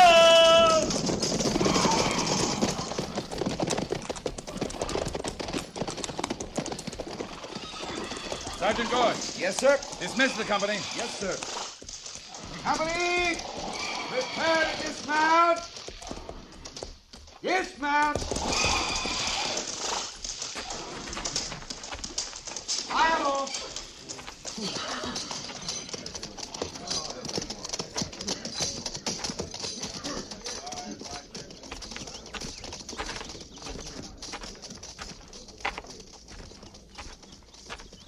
Captain Quince. It's all very impressive. The parade ground, the drilling. Yes, it is, Miss Wintner. Until you remember that in spite of all the military show, you're still afraid to face the Indians. Have you completed your tour of inspection? Yes. Lieutenant Seibert's has shown me everything, I think. It's all very interesting. Seeing the place that Philip called home. There's one thing I'd like explained, however. What's that, ma'am? What could possibly have held him here? What holds you, Captain Quince? I'm afraid I can't explain it to you, Mrs. Wintner. I'm sure you couldn't. May I escort you to your quarters? Thank you. I've noticed several men dressed in buckskins lounging about the store. The sutlers, you call it. Who are they? Civilian scouts. It's Charlie Reynolds, Will Granby, Pete Hazen. It was one of them, wasn't it, who found my husband up on Lance Creek? Yes, ma'am. Pete Hazen. He led the burial detail back. I must talk to him sometime. He's under the major's orders, too, ma'am.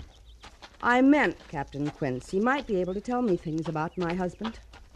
Things a wife would like to know. Of course, ma'am. You don't like me, do you, Captain? I don't know you well enough to like or dislike you, Mrs. Wintner.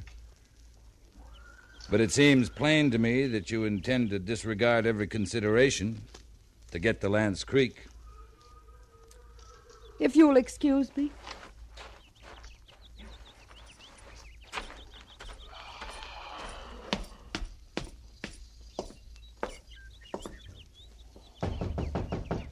Come in. Captain Quince reporting, sir. Oh, Lee. I've just been thinking, Caldwell's due for a leave.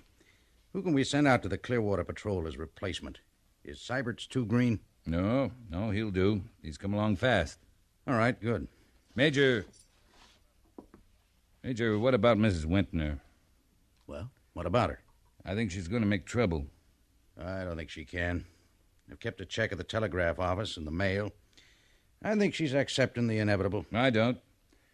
I think she's determined to go to Lance Creek, one way or another. How can she, if I won't let her? I don't know, but I think you better warn the civilian scouts, especially Pete Hazen. He wouldn't be that much of a fool. I wouldn't think so either. But with her, anything can happen. I believe that. She's quite a woman. Oh, by the way, the evening social's all set up for Saturday night. Nettie's sending out the invitations today. Having a small dinner first. You're supposed to come. Oh? As Mrs. Wintner's escort. Why me? Well, you're an inmate of Old Bedlam. You're eligible. There are other bachelor officers living there, Seibert's. Youngsters. She's more your age. Now, don't fight it, Lee. Nettie's mind's made up. Only one thing I don't like about your wife, Major. She's a matchmaker. Yeah, I know. She can't help herself. Hates to see an unmarried officer, especially one as old as you. And after all, Mrs. Wintner is a widow and mighty attractive. You could do worse. Major, some women are Army, some aren't. When Phil Wintner came out to Laramie, he came alone. She seems to fit in fine now. Maybe she's changed. Women like that don't change. Just the same, you'll escort her Saturday night. You better present your compliments to her tomorrow afternoon. That an order, sir? Tomorrow afternoon, Lee. White gloves.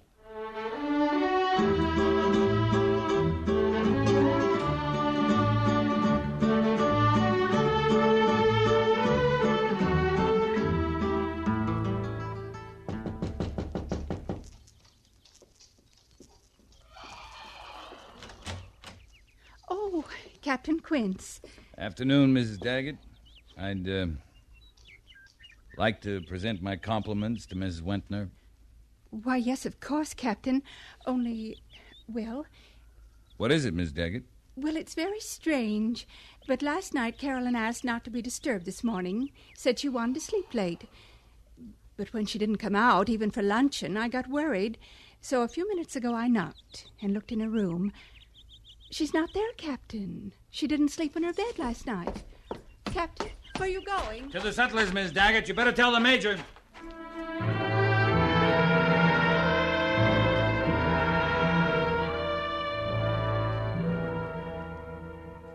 Lee, what do you make of it?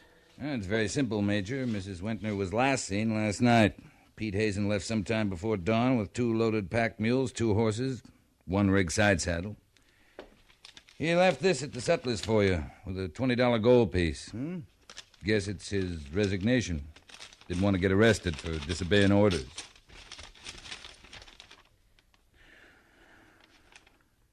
Yeah, you're right. They're on their way to Lance Creek. They got at least 11 hours start. They've got to be stopped. Yeah, if they're still alive. How long will it take you to get B Company ready? Too long. Besides, a full company up there will mean war. You think you can get a small detachment through, 5 or 6 men? I can try. And if we're caught, we might be able to talk our way out of it. They can't be moving very fast. I'd say I could catch them about halfway. All right, Lee. Take the men you want and an extra amount for each. Rations for 4 days and 200 rounds of ammunition. 50 rounds will be enough, Major. We have to fight at all. It won't matter how much ammunition we have.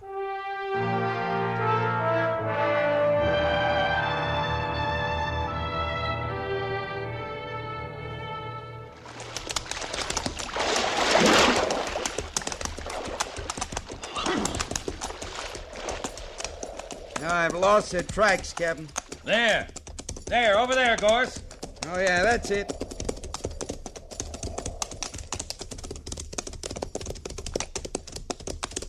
I'd never believed it, Captain. 2 days from the fort almost to Lance Creek, and they're still ahead of us. I underestimated that woman. She's tougher than I thought. She sure must be.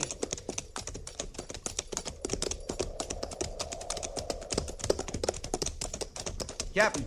Yep, and they've seen us. They've stopped.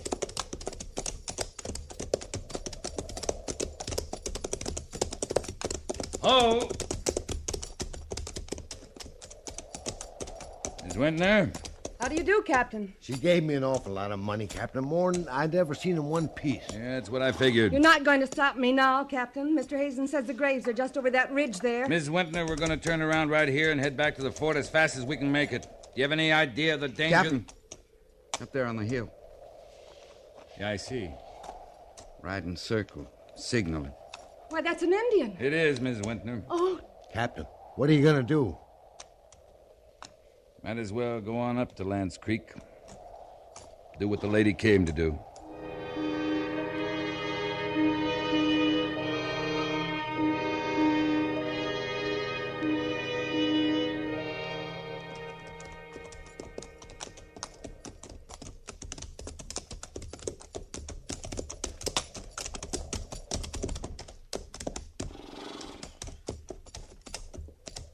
This is it. Right over there.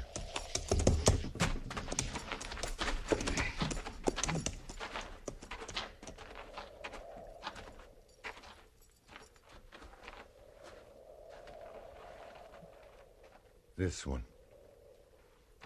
Just this? That's it. You're sure? His insignia will be inside the rocks. It's so quiet here. So peaceful. Right now it is. Get a spade, Jenkins. Yes, sir. Miss Wentner, you sure you want to go through with this? What do you mean, Captain? Why, it wasn't time for a proper burial. I see. Did they do anything to him? Cheyenne always do. You may proceed. All right, Jenkins. Miss Wentner, why don't you wait over there? Captain Quince, I'm not a schoolgirl. I came this far. I can stand to watch. All right. Pete, who was this? That there was Sergeant Tackleberry, Captain. One with a red mustache, Captain? And a laugh you could hear clean across the river. Yeah, I remember. And that one there was Lieutenant Williams. Yep. Captain, is that the Lieutenant Williams my husband used to speak about in his letters? I expect so. They were friends. All these men were his friends. Men who lived with him. fought with him, died with him. He wasn't alone, Miss Wintner. They're all buried here where they fell. I see. Mr. Jenkins. Ma'am? Stop digging for a moment. Captain, you don't want me to do this. Why? I don't think your husband would care about being buried in Arlington Cemetery. Why? Tell me, Captain Quince. You knew him? What was he like out here? Like any other man, not very different. He liked it. Liked the country, the men, liked the job. He was willing to die here if necessary. Are you trying to say that he came here to get away? That he didn't want to go back home? That he didn't care about me? He never talked about you, Miss Wintner. Captain, all I want to do is take him back to a hero's grave. He's in a hero's grave. Nothing you or I can do will add to that. You think I'm a selfish woman. I was thinking only of myself, of my pride. Only you can answer that, Miss Wintner. On the ridge, Captain. Yeah, they didn't waste any time. Must have been a hunting party close. They're coming down. Must be 30 at least. Doesn't give us much chance, Captain. Oh. It's important to keep calm, Miss Wintner. Very important right now. What have I done? Bringing you men here to this. We may be able to get out of it yet. Talbot, keep those horses under control. When they get a whiff of those Indian ponies. Miss Wintner, what are you doing? If anything's going to happen, I want his grave just the way it was. Jenkins, help her. Yes, sir. Sergeant Gorse. Yes, sir. Watch her. Stay right behind her. If the Indians attack you, you know what to do. Yes, sir. Don't miss. I won't. What do you think, Hazen? Can't tell yet. They're still bunched, ain't hurrying. But they ain't gonna be friendly. No, we're uninvited guests. Can't expect much. They're down and stringing out. And stopping. Right across the only way out. Well, they won't come any closer to the graves. Cheyenne custom, respect for the dead. Even the dead they killed. We're safe as long as we stay right here. How long can we stay, Pete? Captain, we might try cutting up over the ridge. No, the minute we break and run, we're finished. I'll go out to him. Might as well all go, Captain. There'll be no defending ourselves anyways. All right. Miss Wintner? Looks all right now, doesn't it, Captain? Yes, it does. Well, ma'am? Don't worry, I'll be fine. Good. Now, everybody will move slowly forward, leading your horses. Move easily. Don't show any fear or excitement.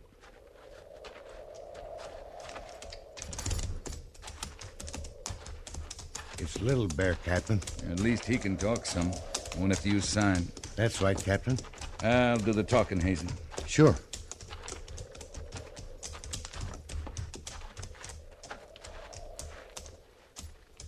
Greetings to Little Bear. White soldier, give promise. Stay off Cheyenne hunting ground. Why you come? We come in peace, not war. We don't want trouble with the Cheyenne. They don't want trouble with us. Treaties say you stay out. I know I that made them come. the white lady came to find the grave of her husband. A warrior killed in battle here. She wants to take his body back to his home, to Washington. What warrior? The little captain. The captain with the yellow hair. That one great warrior. Captain, these are the Indians. That's right, ma'am. Little Bear, the Cheyenne had great warriors killed here, too. But the Cheyenne could take their dead away to their proper burial place. Will Little Bear allow us to take this warrior with us and leave the hunting ground in peace? Better leave spirit of dead in peace. In Washington, there is a place to bury great warriors with much honor. She will take him there. Better leave dead buried. All right, Captain. We'll leave him. He's right. I know that now. Philip is better off here, in his hero's grave. All right, ma'am. Will Little Bear allow us to leave the hunting grounds in peace? Go. Thank you, Little Bear. All right. Everybody mount up. Easy. We'll move out now, before he changes his mind.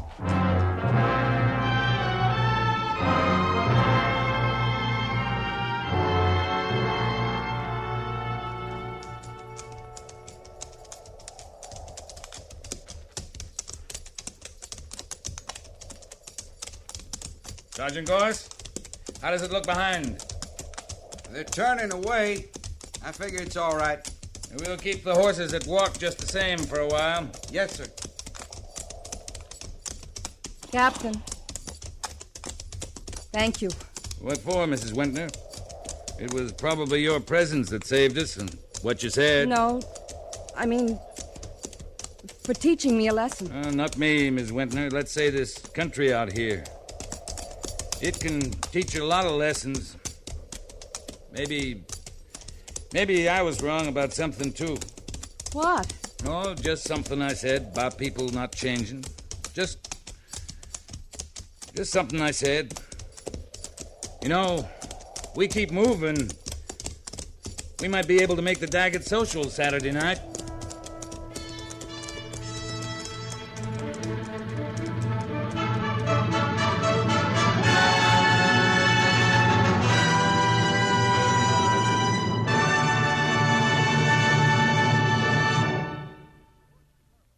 Fort Laramie is produced and directed by Norman MacDonald and stars Raymond Burr as Lee Quince, Captain of Cavalry, with Vic Perrin as Sergeant Gorse. The script was specially written for Fort Laramie by John Dunkel, with sound patterns by Bill James and Ray Kemper. Musical supervision by Amerigo Marino. Featured in the cast were Virginia Gregg, Jack Moyles, Harry Bartell, Jack Crucian, Helen Klebe, Joseph Cranston, and James Nusser. That is masterful storytelling from Raymond Burr and the crew at CBS. Let's keep that high-caliber, mature drama rolling. In 1958, Frontier Gentlemen hit the airwaves, offering a completely unique perspective on the American West. It follows J.B. Kendall, an English journalist, wandering the territories to report back to London Times. Armed with a rolled-up newspaper and a hidden derringer, he views the frontier with a sophisticated but sympathetic eye. From February 16th, 1958, let's join him for the Honky Tonkers, right here on the HOJO Radio Network. There are places west of the Missouri where gambling stakes are rather high.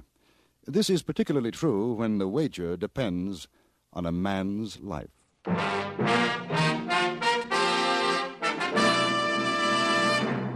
Frontier Gentlemen.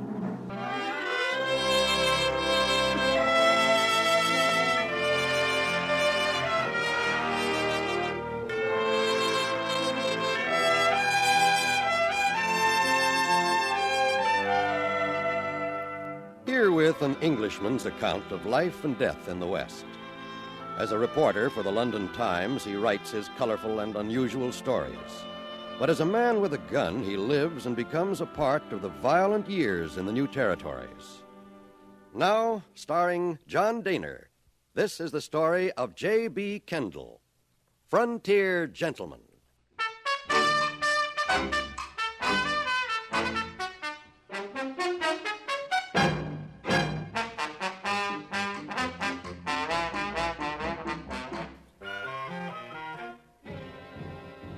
I had stayed in Montana Territory hoping for an interview with Sitting Bull or even Crazy Horse. But General Crook's attack across the Tongue River put an end to that hope, at least for the time being. And so, with a full-fledged Indian war exploding around me, I had no choice but to remain where I was. The settlement with a normal population of perhaps 100 had swollen to 4 times that number. The saloon keeper, gambler, and others were doing a thriving business, and the most popular spot in town was undoubtedly a place bearing the rather, sanguinary legend, Jug of Blood. It was what is known as a honky-tonk. I was passing outside when the trouble began. The doors flew open and half a dozen brawling men erupted in the street. In sheer self-defense, I became a combatant.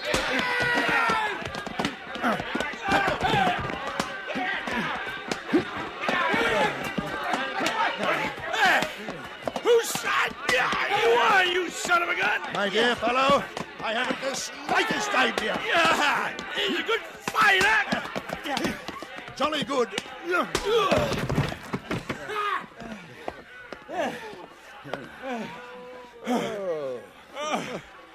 It's just some no-good son of a gun was cheating at poker. And no good son of a gun. Really? Yeah. One of those? How should I know? I wasn't playing. I just heard it all. You know, if there's anything I hate, it's no good cheating son of a gun. Yes. Bad form. I don't blame you. Hey, well, what's your hurry? Now, if you'll pardon me. Hey, come on in and have a drink. No, I don't think so. Thank you. Oh, come on. There's mighty pretty little gals in there. You know, Jake Hyler hired them all the way out from back east. It was on their way up to Virginia City. Sue Ruckus was held them old. I'm sorry to hear it, but now, really, I must be going. Oh, mister, you ain't seen such dancing, such carrying on. I'll be a son of a gun if I let you move on without seeing the nicest bit of female woman flesh this side of St. Louis. Son of a gun, come on, let's go. You won't be sorry.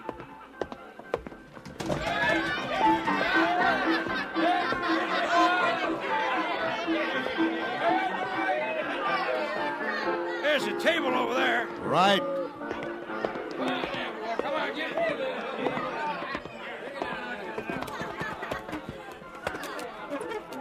Well, it's kind of early. Still a little quiet. She'll warm up by and by. Hey, her name is Smith, Walleye Smith. J.B. Kendall, Mrs. Howdy. Smith. Hey, what are you drinking? Oh, I'll take a beer if you don't mind. Oh, don't make no never mind to me. Jake? Yeah? A beer from a pound of whiskey for me. Tell Andy to bring him over. Okay. J.B. Kendall, huh? J.B. Hey, you ain't a kin to Arizona Kendalls down at Tombstone? No. What's your business, mister? I mean, aside from fighting. I'm a newspaper correspondent. Oh. Well, I'm a cowpuncher myself. Got paid off last week. This here's a good place to spend your money. Hey, how you like that there picture over the bar? Ain't she something? Well, there's quite a bit of her, isn't there? What'd you say? I say there's quite a bit of her, isn't there? Yeah. A little out of proportion here and there. Ample. Well, son of a gun, I like you, Kendall. I like you. Son of a gun. Hey, what paper you write for? London Times. Well, son of a gun. Hey, Annie. Hi, Mr. Smith. Hey, sweetheart. This here's J.B. Kendall. Hi. He writes for a newspaper, London Times. He's an important man. Now, you go call Crystal. Drinks are on me. Sure, Mr. Smith. Hey, Crystal. Yeah, me, I go for the nice fat ones. Something you can grab a hold on. Never did like dancing with them skin and bone gals. I gather Annie is your choice, huh? Yeah. She's some looker, huh? Oh, no doubt of it, Mr. Smith. Of course, now, there ain't nothing wrong with Crystal. She's the one close herding with that son of a gun Bill Baskin over there, see? I paid $5. I don't think he's taking kindly to your friend Annie's suggestion. He's a raunchy buzzard, ain't he? He's drunker than an owl. I say, look here, old boy, we don't want to cause any more trouble. You and your young lady have a nice evening. I'll be running along. Oh, sit down. I owe you for that fight. I always pay my debts. Well, here they come. Ladies, meet J.B. Kendall. This here's Crystal, J.B. Crystal, how do you do? Go on, sit in his life, sweetheart. The poor fella ain't feeling his oats yet. Well, no, I'm sure Miss Crystal will be much more comfortable in a chair. Come here, Annie. Here we are.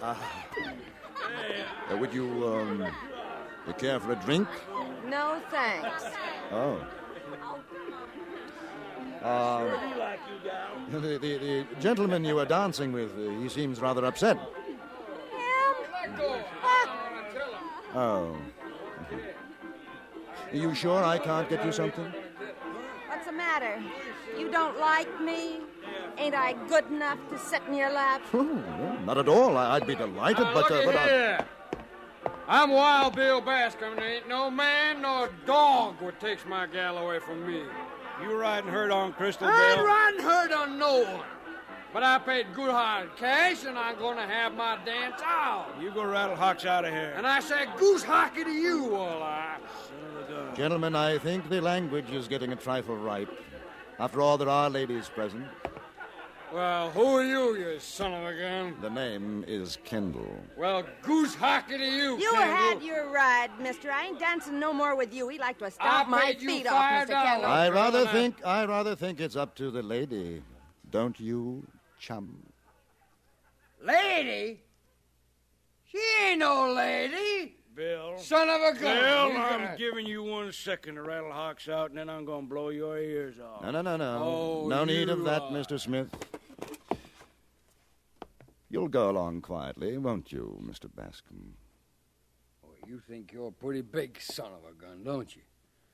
Well, you don't stampede me, mister. Now, come on, girl. Not at all polite. You're breaking my arm. Then be a good chap, and as Mr. Smith puts it, go That rattle your Hawks. Ain't no son of a gun telling me what to do. I'm Wild Bill Bascom, and He's pulling his gun!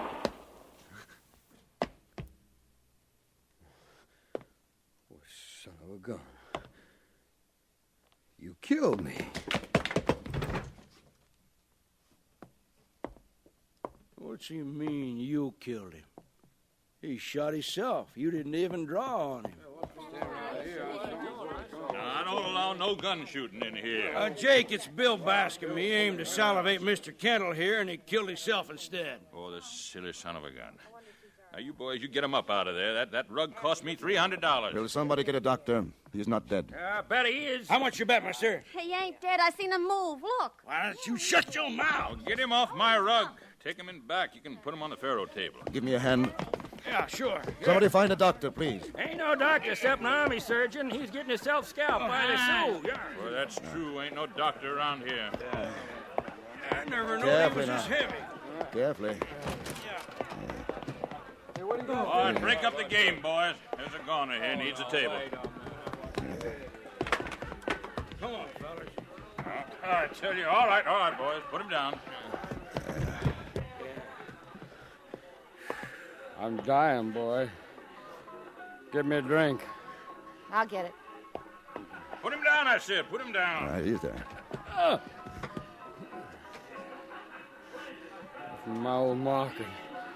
See me now. Annie, see if you can find some bandages. Clean rag, hot water. Sure. Now, don't you fret, Bill. Aye. You're going to be just fine. Well, I got to get back to the bar. Anything you boys need, you let me know. Whiskey's on the house, Bascom. You're a good man, Jay. I'll put in a word for you when I get where I'm going. Yeah, well, you do that. So long. All right, now, let's get that jacket off, Bascom. Mister, you treating me like I don't deserve. Don't talk now. Smith, get the other arm. Sure. Hey, no, now wait a minute. Now look, I ain't kidding you. These are my dying words. I tried to kill you.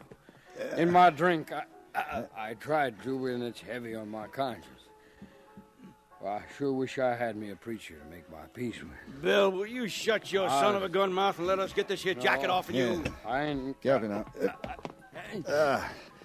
There we are. Now I have to tear the shirt. No, boy. This here's my bare shirt. I want to be buried in it. Here's your whiskey, Bill. Let Hey. me prop his head up. Crystal, you angel of mercy. That's what you are, Crystal. You.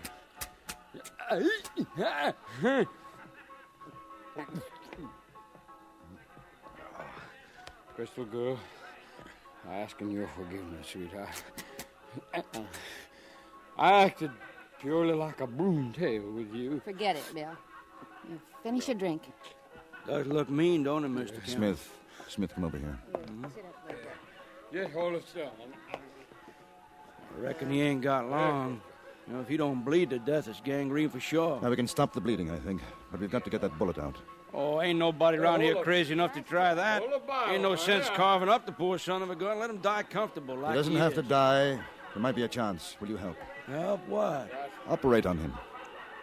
You're loco. There's nothing to lose. How about another drink, boy? I'm going fast. You all right, Mr. Kendall? Give him all he wants, Crystal. Keep pouring it into him. You think it fitting for a man to die drunk? I think it fitting for a man not to feel any more pain than he has to. What you doing with that knife? I told you I'm going to take that bullet out of him. If you want to help me, good. If not, you'll oblige me by rattling your hocks out of here.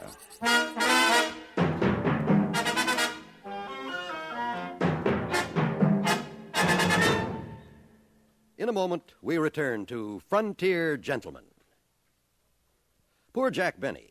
The gang arranges a surprise party for him on his birthday. But the surprise backfires in a hilarious way today on CBS Radio's Jack Benny program. Never mind the greeting cards. Forget about buying him a present. Just be sure to join us on most of these same stations later on today when everybody has a good time at Jack Benny's birthday party, except Jack himself. And now we return you to Anthony Ellis' production of Frontier Gentlemen.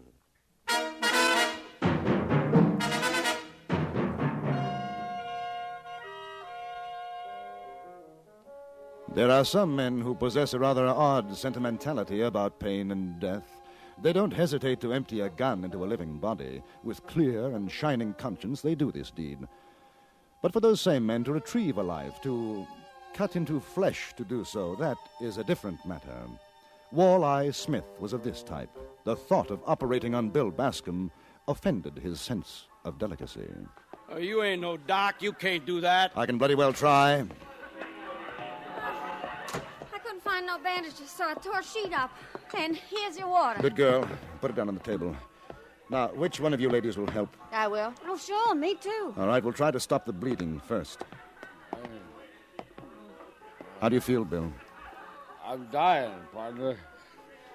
How about another drink? Annie? Sure. Crystal, take some sheeting. Press it over the wound. Keep holding it there. Now, come on. Oh, son of a gun, Kendall. I say you can't do it. My dear fellow, will you step over here for a moment? Now, Smith, look here. The fact that Bascom might die is partially my fault. How come? He shot himself. Circumstances, kismet. Well, you ain't no doc. So you said. You'll kill him. If we're lucky, I won't. If a man's luck runs out, that's the end. It don't pay to go again nature. At a less pressing moment, I should be delighted to enter into a philosophical discussion with you, Smith, but not just now. Now, be a good chap and don't argue. But I ain't arguing, you son of a gun. I'm telling you, you ain't going to cut Bill up. Smith, I took you for something more than a thick-headed clodhopper. I see I was mistaken. Oh, mister, you go on talking like that, there's going to be another dying man in here. Oh, dear. Awfully sorry. Son of a gun. What's the matter with you boys? You stop, you hear?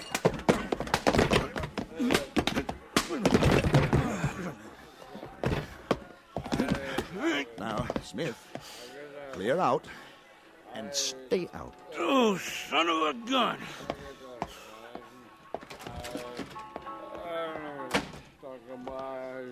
Now, how's our patient? Finished half the bottle. There's enough rot got in him to melt that bullet. Wishful thinking, my dear. Bill, I'm going to take the bullet out. He'll do. All right, Crystal. Take a handful of rags. And when I tell you, wipe the blood away. What do you want me to do? Hold his hand. Try to keep him still. Oh. Ready? Yes. Here we go. I didn't know how deeply the bullet had penetrated. I could only guess at its approximate direction. I made an incision.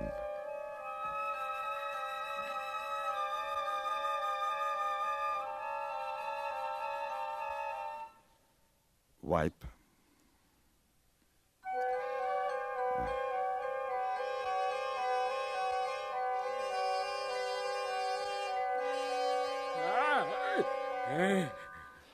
Wipe.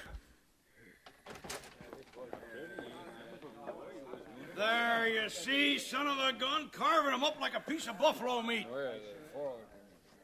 Hey, you can't do that, mister. I'm doing it. Get out. 100 said Bascom makes it. Who said that? Me. You're on. Wipe. He ain't breathing so good. I know. Will you get out? No, not me. I got money on Bill. Anybody else want to make a little bet? Yeah, 50 is still alive in 2 hours. Odds on that, 2 get you 1. A bet. Wipe. Oh, why don't you go on out? We're trying to save him. You go right on trying, Annie. Anybody else? Well, like maybe... Kendall, what do you think? Has he got a chance? How the devil should I know? Sure is a mess, ain't he? Yeah, poor old Bill, he was a good man. Yeah, sure could top a horse. Jake, 200, he's still alive come 4 o'clock. It's midnight now. I'll take it. All right, now, Kendall, you son of a gun, you pull him through. You want a chance to win. Well, sure I do. Get these people out.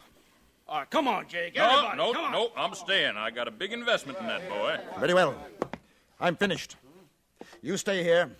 I won't go on. Let him die. You see, Let him die. All right. We'll wait outside. Now, Walleye, you stay. You give us a word every 5 minutes. Well, sure.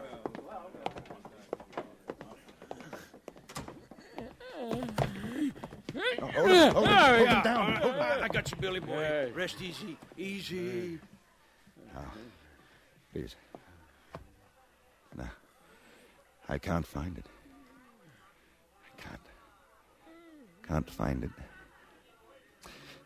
Give me a rag, Crystal. Here. Thank you. Look at the color of him.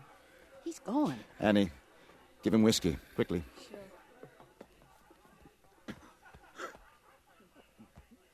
Yes, that's better.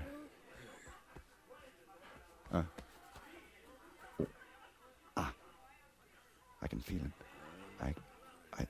I can feel it. Yes, it's there. Yes, I've got it. Wipe, Crystal. There. There. Now, ain't that something? I never did see a piece of lead dug out before. Son of a gun. Hey, everybody, he got it out! And the son of a gun is still alive!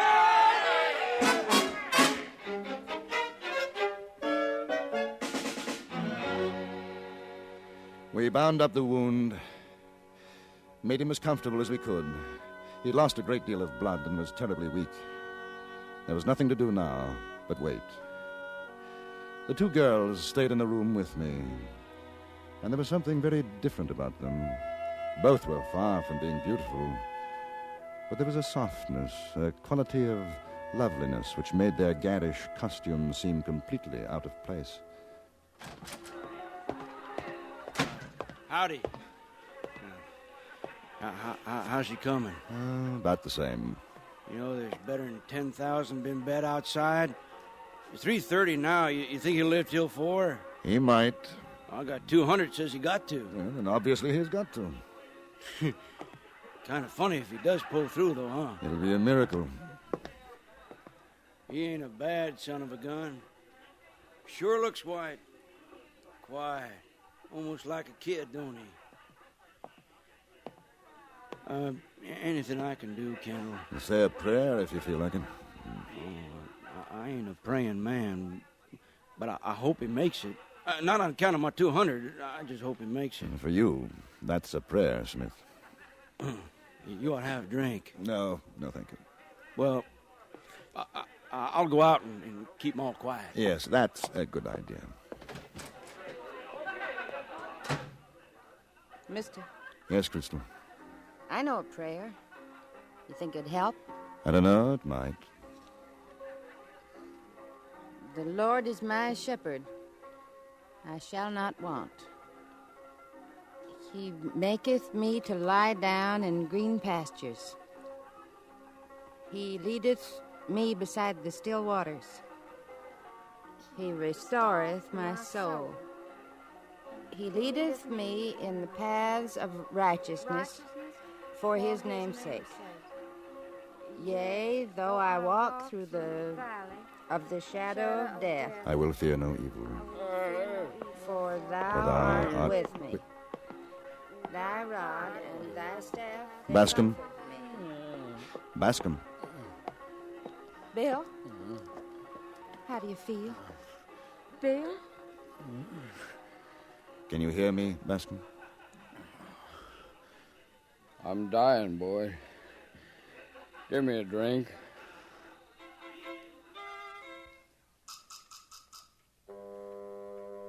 Wild Bill Bascom didn't die. A number of people won money because of it, and a number of others lost. Mr. Smith insisted on dividing his winnings with me. During his presentation speech, he was so overcome that not once did he refer to me as a son of a gun, an omission I was happy to overlook.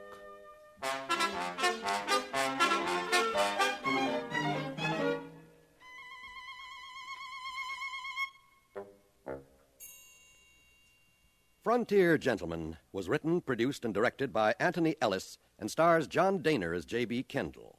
Featured in the cast were Jack Crucian, Stacey Harris, Virginia Gregg, Eve McVeigh, Barney Phillips, and Charles Seal. Music was composed and conducted by Jerry Goldsmith.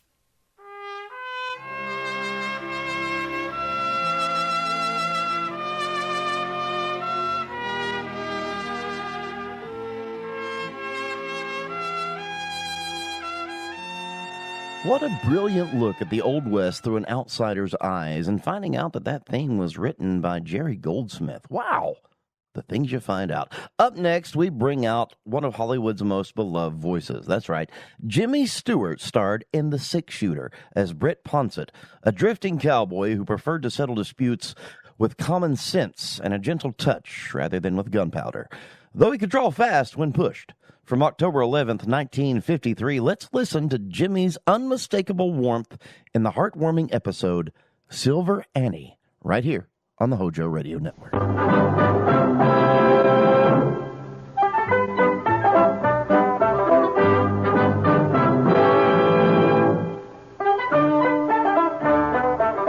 In a moment, you will hear James Stewart as the Six-Shooter, just one of the many great stars brought to you on Sundays on NBC. Every Sunday, hear Hume Cronin and Jessica Tandy in The Marriage, Sir Laurence Olivier on Theatre Royal, Lawrence Tibbett with the Golden Voices, Helen Hayes, Frederick March, Rex Harrison, and Lily Palmer on the NBC Star Playhouse. All of them heard only on NBC. James Stewart as the Six-Shooter.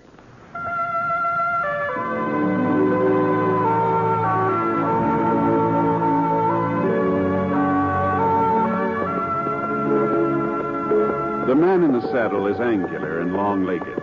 His skin is sun-dyed brown. The gun in his holster is gray steel and rainbow mother of pearl, its handle unmarked. People call them both the Six-Shooter. Coleman, America's leader in modern automatic home heating equipment, and the National Broadcasting Company present James Stewart as the Six-Shooter, a transcribed series of dramas based on the life of Britt Ponsett, the Texas plainsman who wandered through the Western territories, leaving behind a trail of still-remembered legends. Now, in just a moment, immediately following this important announcement, you'll hear Act One of The Six-Shooter.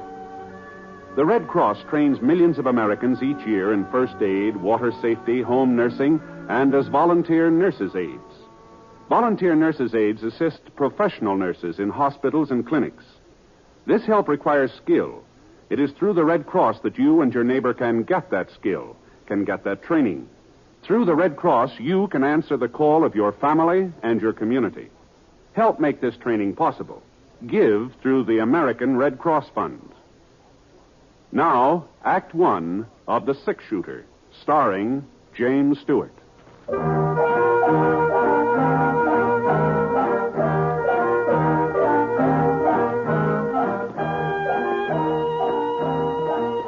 trail to Virtue City was over the crest of Bear Neck Mountain and then down the northern slope.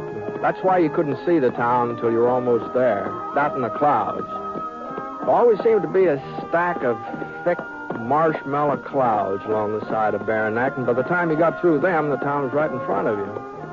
Anyway, it was about 2 o'clock in the afternoon when I hit the city limits, and at least what had been the city limits 10, 15 years ago.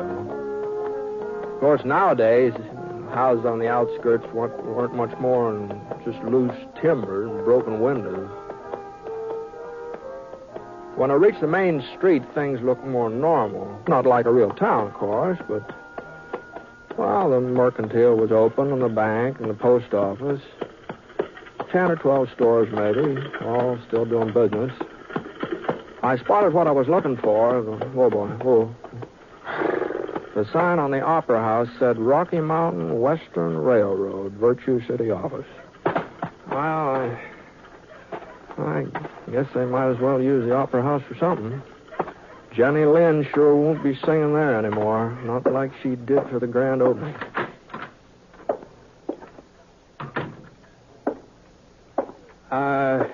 Howdy. Afternoon. Excuse me. Oh, sure. Mind handing me that box? Hmm? That one there on the desk. Oh, this one, yeah. Yeah, I want to put these papers in it. Yeah, thanks. You're cleaning out the office, That's huh? right. I see. Yes. Moving to another place. Yeah. Well, I guess there's plenty of vacancies in Virtue City, isn't there? There'll soon be one more. Oh, wait a minute. What?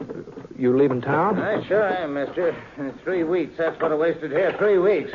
Well, I'm not wasting any more time. Tomorrow night, that's the deadline. Then I take the stage. Virtue City doesn't deserve a railroad, and they're not getting one. Well, what's on your mind? Well, under the circumstances, I'm not exactly sure. That's no surprise. Nobody's sure of anything around here. No, what I mean is I was figuring on signing up with the railroad. I've laid track before, and I thought that I heard the new line was going through Virtue City. You heard wrong, mister. Uh-huh. Well, I'm sorry to have troubled you. There's other folks who should be sorry. Gave me their word. Said they'd have the right of way free and clear. Ought to sue 'em. That's what we ought to do.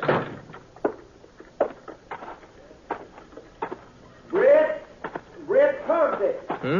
Over here in the courthouse. What? It's me, Doc Cross. What? Oh, hello, Doc. Come on in. I say come on in. Oh, well, sure. Doc? Second office, Britt, on your right. Oh, Gee, I didn't know you were still living on what? Well, what in the thunder are you doing on a wheelchair, Doc? Oh, I fell off my horse a couple of months ago. It was his fault, not mine. Oh, his fault. Oh, sure, yes. Did you break anything? Well, I ain't positive. I had to send for Doc Sampson over to Watsonville. He says I broke my leg. Old butcher. Don't think he'd know a broken leg from a floating kidney. If you ask me, he's keeping me off my feet so he'll get a crack at all my patients. Oh, well, Doc could do you good. Get a little rest. Maybe. Hey, sit down, Britt. Sit down. Thanks. Well, I was kind of surprised to see the courthouse still open. I thought they'd moved county seat over to Fort Gray. Politicians. Yeah, those people in Fort Gray bribed the legislature. That's what they did. But we'll get the county seat back again. Just you wait and see. Meantime, we're using the courthouse for a city hall. I guess we got just about the fanciest city hall west of Denver. Yeah, I wouldn't be surprised. I'm the mayor now, Britt. Oh, yes, wow. Sir. Good for you. What about you? What brought you to Virtue City after all this time? I hope you ain't just passing through. No, I'm afraid so, Doc. I was aiming to sign up at the railroad, but since they ain't coming this way... Not coming this way, but who told you that? Well, that fellow over at the Opera House. Oh, that's Nelson. Thad Nelson. Don't pay no attention to him. Well, he works for the railroad, doesn't he? Well, yes, he does. But he ain't never wanted the line to go through Virtue City anyhow. He'd rather it went by way of Watsonville. If you ask me, Watsonville is paying him off. Oh? That's the reason he's been looking for an excuse to get out of our contract. He figures this trouble with Annie will let him off the hook. Annie? The Silver Annie. You remember her, Britt. Annie Huxley. Annie Huxley. Oh, sure. Well, I thought she'd moved away. No such luck. She's still sitting on the old Huxley mine like a hen hatching eggs. Only thing is, there ain't no eggs in that mine, not anymore. Well, what's she got to do with the railroad, then? Well, Britt, the route's been surveyed to go through her property. Town agreed to secure all the right-of-ways the railroad would need. We're willing to pay for 'em and a good price. But Annie's not satisfied with what you're offering. We don't know. She won't talk to us. Won't even let anybody near her shack. Oh. She just sits there day and night, right by the window with her shotgun poking out. Anybody comes on her land, she lets go. Got some fool notion there's still silver in that mine, and folks are trying to get it away from her. Well, I'm crazy. That's what she is, if you ask me. Oh, I wouldn't say that, Doc. Maybe Annie's living the past a little bit. She's got quite a past to live in, too, you know. Gee whiz, I remember about her wedding to Sin Huxley.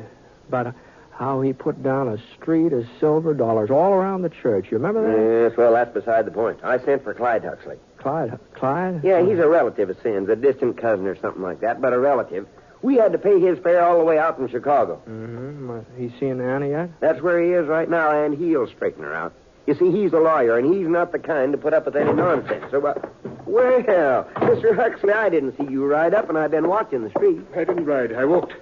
Oh, now, don't tell me that horse of mine threw you, too. I'm just didn't gonna throw me. Where will I find the chief of police?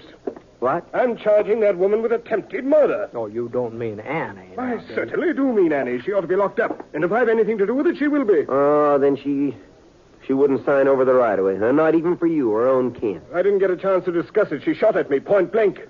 Don't look like she hit you. It was a miracle she didn't. Well, I guess she just didn't know who you were, Mr. Huxley. She didn't recognize you. I told her who I was. Right after that, she fired.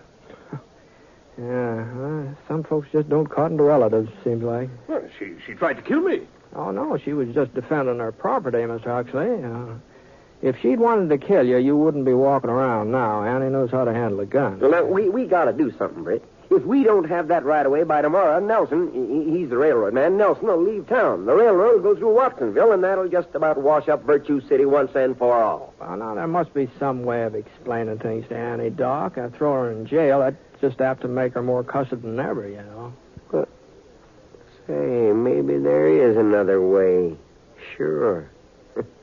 Somebody she trusted, somebody who didn't have no axe to grind. She'd listen to him. Now, Doc. You got those papers all ready for her to sign, Mr. Huxley? Doc. Well, then give them to Britt. Doc, now, this ain't my affair, Doc. Now, I don't want to get mixed up with this. Oh, I know you, Britt. No, you but wouldn't let us down, not at a time like this. Go on, Huxley, give him the papers. Now, wait a minute. We'll never forget what you're doing, Britt. The whole town will be in your debt. Just get her to sign them. The places are marked with an X.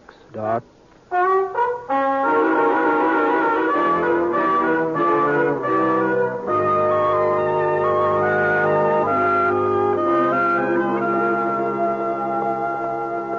Next thing I knew, I was riding up to the Huxley mine. Annie's shack was next to the main shaft, about 100 yards off the road. I slid down out of the saddle and tried the gate. Holy smokes. Padlock big enough to protect the Denver Mint was chained around the post. Well, I had nothing else to do but climb over the fence. Getting on toward dusk. Now, I didn't know whether to sneak up on Annie unawares or just walk up to the front door in plain sight and take my chances.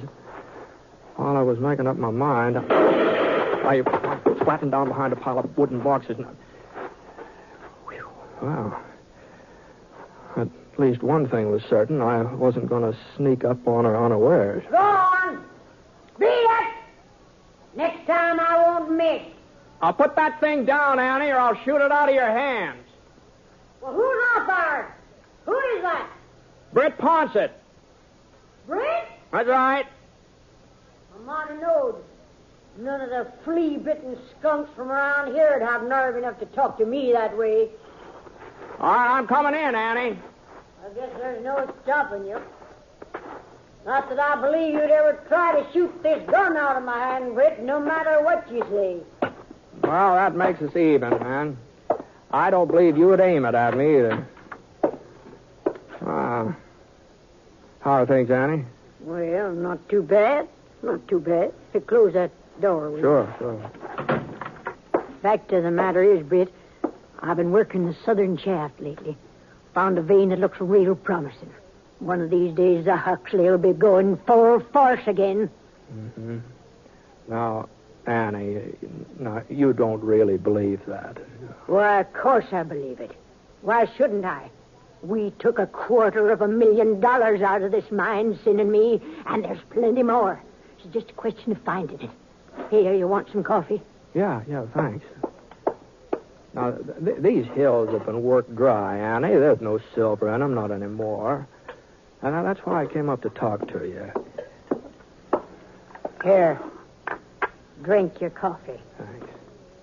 It's about the right of way for the railroad. You're just wasting your breath. No, but Doc Cross said you didn't know anything about the railroad, that nobody had been able to explain it to you. Oh, nobody had to explain it. There's nothing goes on in Virtue City that I don't get wind of. I ain't lived here 35 years for nothing. Oh, Doc says the town needs the railroad, needs it bad. Why, I got no objection to a railroad into Virtue City. Probably need it myself to haul the ore out when I strike a rich vein.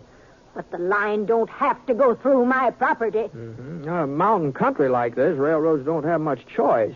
I asked Doc Cross. The only other route would cost a whole lot more money, more than the Rocky Mountain Western's willing to pay. Well, that ain't my problem. All I care about is the Huxley. And they not laying any tracks across it. All right, Annie. All right. That's the way you feel. Thanks for the coffee. Oh, I guess maybe I ought to warn you. Your cousin's talking about putting you in jail. He ain't my cousin. He's Sin's, and Sin never had no use for him neither. Well, whoever he is, he's And as for putting me in jail, he'll have to find somebody to come out here and arrest me first. From what I've seen of him this afternoon, there ain't much... That's you, Hey! Sheriff. Give me that gun, Annie. Don't make no trouble. Oh, what's going on here, Huxley? I told you I was going to swear out a warrant for arrest. Thanks to you, the sheriff was able to serve it. Responsible Oh, wait a minute. of all the low-down means. Annie. Keeping me occupied so No, they no, could sneak in here. No, Come on, Annie. Let's go. Listen, Annie, I can swear to you I've that... done enough listening to you already. Take your hands off me, Sheriff. I ain't one of the girls from Crawford's saloon.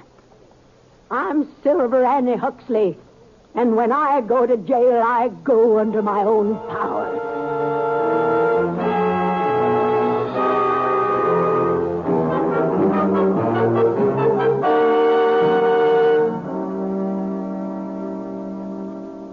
We'll return to James Stewart as the six-shooter in a moment. First, a word from Coleman, America's leader in modern automatic home heating equipment. When winter comes, does your house shrink like this? Well, I guess it's time to close off the 2 back rooms. There's just no way to heat them. Don't deprive yourself of valuable living space. Get a Coleman floor furnace or wall heater and enjoy new warmth and comfort in the hardest to heat rooms. A Coleman floor furnace or wall heater takes up a minimum of space, yet it gives you constant circulation of fresh, warm air, just as a big basement furnace does. You'll be snug and comfortable all winter long. And if you're interested in economy as well as comfort, listen to this. Coleman floor furnaces and wall heaters are low in price, low in operating cost, because Coleman gives you maximum heat from the fuel you use, either gas or LP gas.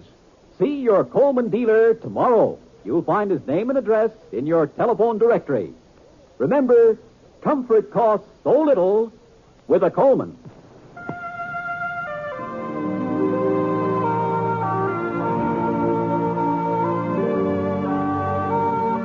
Now, Act 2 of The Six Shooter, starring James Stewart as Britt Fawcett.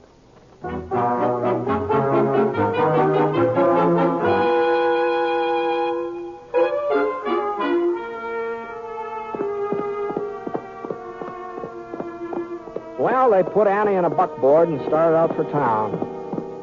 I rode alongside for half a mile or so and tried to tell her I wasn't part of getting her arrested, but she wasn't listening. So I gave Scarry's head. It was about 9 o'clock when I got back to Virtue City. The place looked even stranger by night than by day.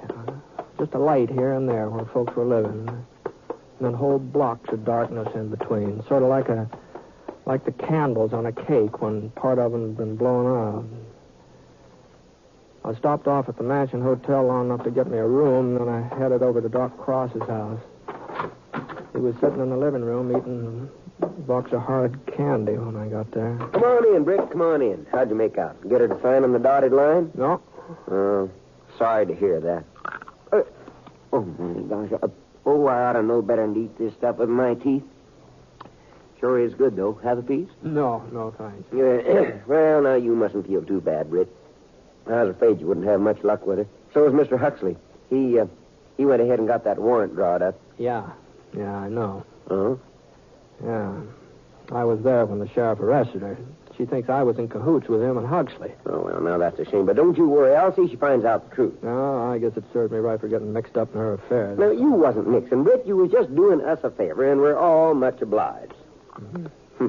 You know, sending for Clyde Huxley was just about the smartest stunt I ever pulled. Maybe so, but you haven't got the right of way yet. We'll get it, Britt. We'll get it. Mm-hmm.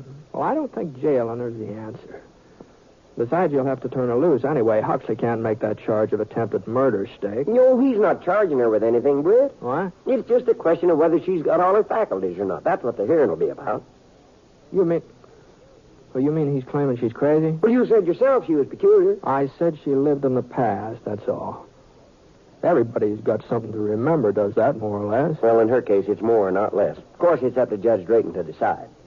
Well, hasn't there got to be medical testimony and a sanity hearing? Yeah. Huxley subpoenaed me this evening. Oh, doggone it, Doc. Now, this just isn't right. Huxley's her only relative. He looked up our state law. It says the nearest relative can demand a sanity hearing if there's sufficient cause. You take that mine away from her, you'll break her heart. Now, wait a minute, Britt. You said yourself this wasn't none of your business, that you were sorry you mixed into it. Sure, but it just looks like I got mixed up in it. All right, good night, Doc. I'll see you later. Now,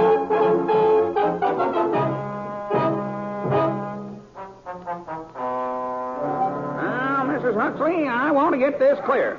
You admit firing a shotgun at various people who've approached your place of residence at various times. I've shot at people trying to get into the Huxley mine, if that's what you mean. That's right. Now, how often has this occurred? As often as they tried it. Here, now, order. Now, you come to order. It's a very serious matter. Now, let's see, oh, yes. Surely you must admit this behavior of yours isn't exactly normal? It's normal for me. Now, order. What I mean is the average person doesn't use firearms on harmless visitors. The average person don't own the Huxley mine. I do. Yeah. Your Honor. Go ahead, Mr. Huxley. This is the crux of my poor cousin's delusion. This feeling of hers that the Huxley mine is of some great value, that it still contains silver, when we all know that it's worthless. And just how do you know that? You've proved it to us. For 10 years you've lived there and searched the shafts every day. Have you found silver? Even a trace of it? No, I ain't. You see, Your Honor. If that makes me crazy, then Sin must have really been out of his head. He spent 12 years prospecting that mine before he made his first strike. I still got 2 years to go before I'll be even with him. Yes, but there was silver there then. There is now. Your Honor. I'm sorry, Mrs. Huxley, but after what Doc Cross said and then what you yourself say, well, I'm afraid that the law allows me no alternative but to... Excuse me, Your Honor. Now, see here. We're not going to have any more interruptions. Who is that man, Doc? Britt Ponson. Ponson, the six-shooter? Yes, but now don't you let him talk to you. Well, if there's something you wish to say, Mr. Ponson, this here court will be happy to hear you. Oh, thanks, Judge. I've been listening to this hearing, and like Mr. Huxley says, it all seems to hinge on whether or not there's any silver in the Huxley mine. What I mean is, if there was silver, then Annie's actions wouldn't seem so strange, would they? Well, no, I suppose not. She'd be protecting a valuable piece of land. But... Yeah, well, now, I think maybe you ought to see this report here. You see, I took some ore samples from the Huxley mine over to this assay office this morning. And, here's one of them. I'm afraid I don't quite follow you, Mr. Ponson. Well, if you'll just read that report, Your Honor. Let's see now. Samples tested show a value of approximately $125 a ton. What?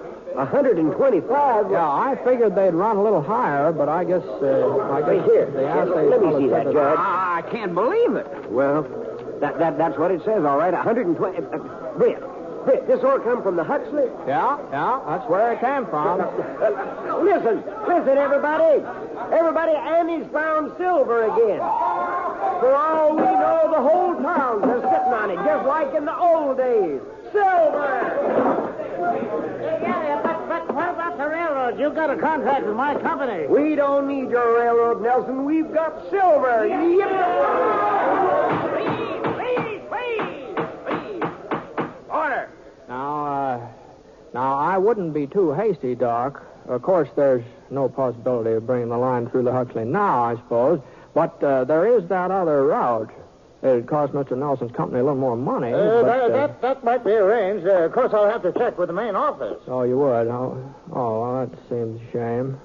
Too bad you can't sort of make the decision right now on the spot, before another railroad hears about the silver and tries to beat you in here. Oh, no. On second thought, there really isn't any reason to delay the matter. If you'll just drop by my office, Dr. Cross, I'll send the contract and give the order to begin construction on the other route. I think Well, I guess that takes care of everything, except Annie and the sanity hearing. You were just about to hand down a ruling, Judge, weren't you? Now, you come to order. Well, there's no question about her sanity. And I'm surprised at you, Mr. Huxley. A lawyer of your standing, pressing a complaint like this. Why, Silver Annie Huxley is one of Virtue City's outstanding citizens. Always has been. Always will be. Court's adjourned.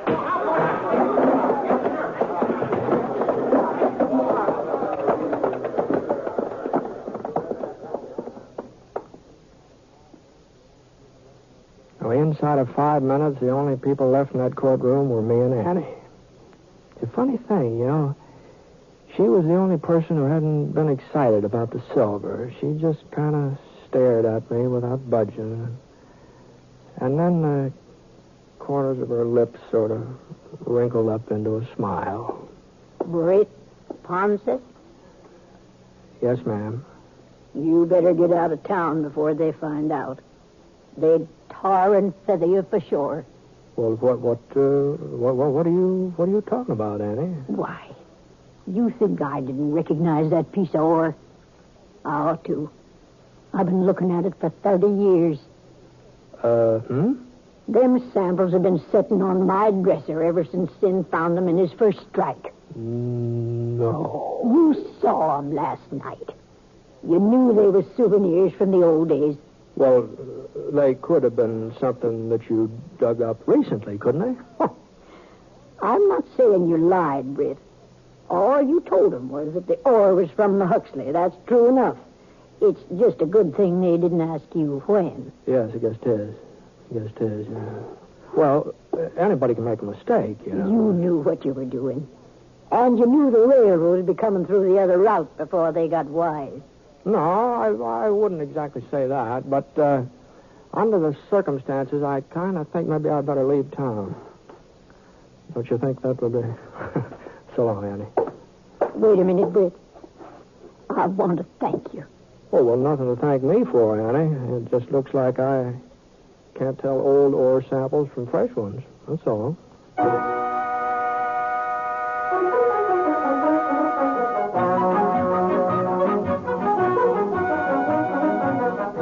It was a month or two later before I heard about Virtue City again. Bumped into a fellow in Idaho Springs who was heading up that way. Said there'd been a big silver strike near the town. I tried to talk him out of going over there. I told him it's probably just a false alarm, but he wouldn't listen. He said there'd been a false strike 3 or 4 weeks ago, and everybody went out prospecting. And the first thing you knew, somebody found silver. The real thing. Fellow had a newspaper from Virtue City to prove it. Editorial on the front page was by Doc Cross about moving the county seat back to where it belonged. Well, things sure have a funny way of working out, don't they?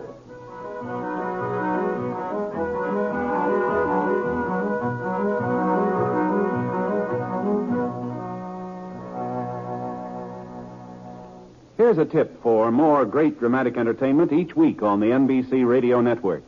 Direct from his great hit in From Here to Eternity comes a new dramatic Frank Sinatra to play the hard-hitting adventure role of Rocky Fortune every Tuesday evening. And if comedy is your weakness, you'll want to know that Fibber McGee and Molly are now heard every day, Monday through Friday, on the NBC Radio Network. Remember, you'll hear more of America's greatest radio programs if you keep your dial set to this same station of the NBC Radio Network.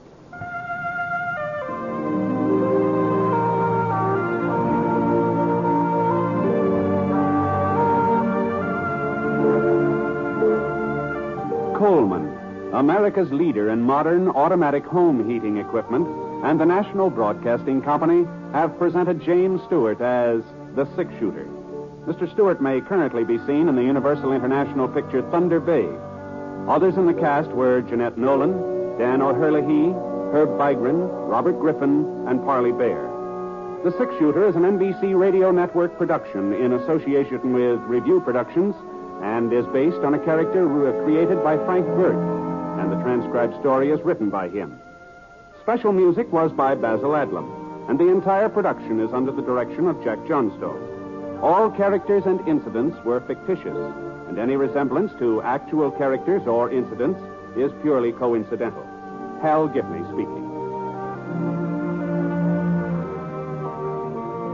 You know, no matter what he is in and no matter what he does, Jimmy Stewart has just this special way of making you feel right at home. Well, folks, we've reached the grand finale of our primetime block tonight, and we're closing things out with the absolute heavyweight champion of adult Western radio. That's right, Gunsmoke.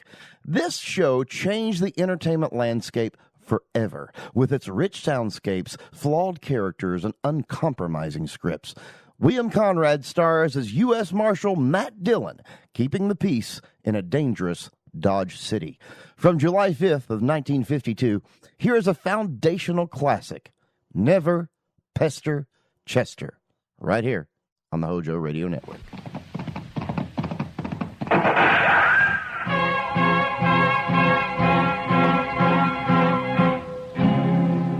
Around Dodge City and in the territory on west, there's just one way to handle the killers and the spoilers. That's with a U.S. Marshal and the smell of gun smoke.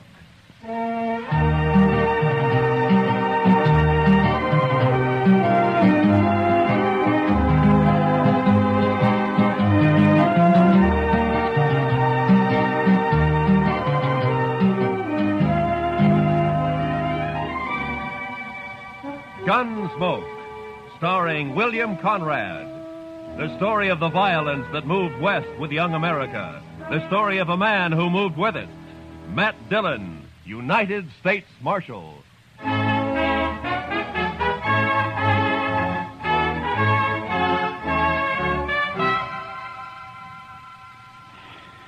Sure is hot today, Mr. Dillon. Yeah. Used to get hotter in Sweetwater, though. Texas? Yes, sir. But I wasn't there very long. No. What'd you do there, Chester? Oh, I was a salesman, Mr. Dillon. Salesman? Well, what'd you sell? Lightning rods. Lightning? Oh. Well, now, they're good things to have, Mr. Dillon. Why, I had a line of lightning now, rods don't explain it to me, Chester. Too hot. Well, I'll go get us some beer. Maybe that'll help. I don't think I want any beer, Chester. Well, then, why don't you just go take a siesta, Mr. Dillon? I'll stay here in the office. Why don't you just leave me alone, huh? All right, Mr. Dillon.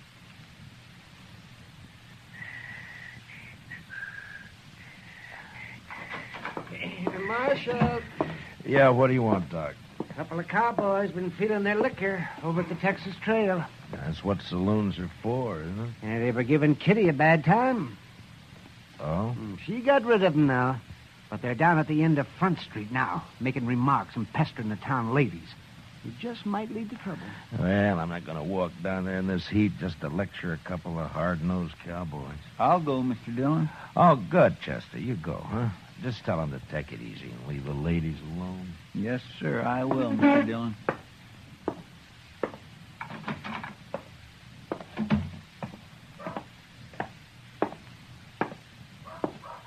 Hey, lady, you ever been to Texas? Real men down there. Not like these short grass Kansas. All right, boys. Now, that's enough.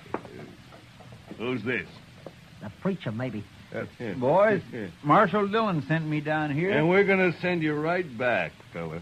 Mr. Dillon said you can have all the fun you like, but to leave the ladies alone. That's the whole dang trouble, these Dodge ladies. They've been left alone too long. Yeah, what they need is a couple of big-handed Texas men. Look, now, why don't you go over there to the Alfaganza? I'll buy you both a beer. You will, huh? Well, that's mighty thoughty of you, mister. We just don't want any trouble, that's all. Sure we don't. And I got an idea how we won't have any. Wait till I get on my horse here. Stay with our friend a minute, Trevor. Hey, mister, I'll make a bet. What kind of bet? What do you mean? Any kind. You name it. Come on. Well, but I don't. I got him! He spilled his gun, Trevor. Pick it up and grab your horse. Get this rope off of me. Maybe it'll wear off, mister. You're going for a ride. Drag him, Stobo, drag him. Let's go!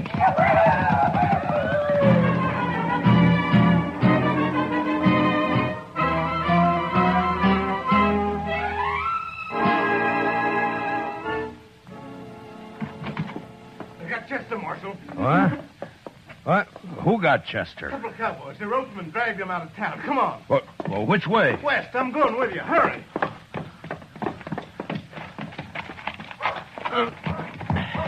Come on.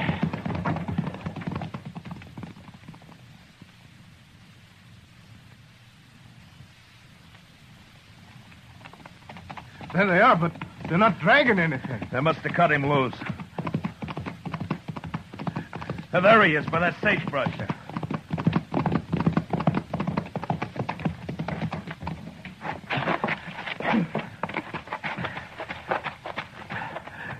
Chester. Chester. Get that rope off his feet, Shiloh. Look at him. He's bleeding all over. They tore him to ribbons. I'll stay with him, Marshal, if you'd like to. No, Shiloh. Go get our horses, huh? Want to get him back to the dock right away. All right, Marshal. It's all over, Chester. I got you now. We'll be at the docks soon. Easy, Chester. Easy, fella. Easy now. I'll carry him when you get tired, Marshal. I won't get tired, Shiloh.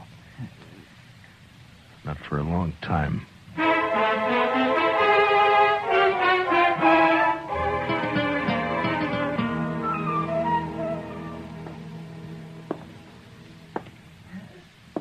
Well, Doc? Yeah, he's in bad shape, Marshal. The worst is something's bothering his breathing. I don't know what it is. We'll just have to wait and see if it goes away. If he lives the next few days, he'll pull through. Oh, Doc. I know. But I'll stay right here with him. Why did I have to send him? Why didn't I go? Oh, and I don't blame yourself, I Marshal. told him to go, didn't I? Yes, but... Doc, can I talk to him? No, Marshal, no. Not for a while. All right, then. Will you tell him this for me? I'm going after those men. I'm going to bring them back. Alive. Or at least half alive.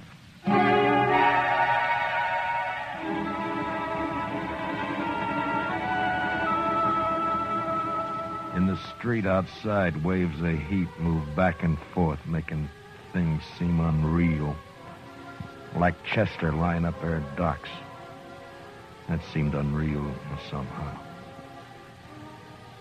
I walked down to the jail and I went inside and I sat there for a while. And then all at once I got up and unbuckled my guns and I hung them on a peg behind the desk. And I went over to the Texas Trail. I'm over here, Matt. Sit down. Matt, I heard about Chester. How is he? Doc doesn't know for sure. Oh. They were in here bothering you.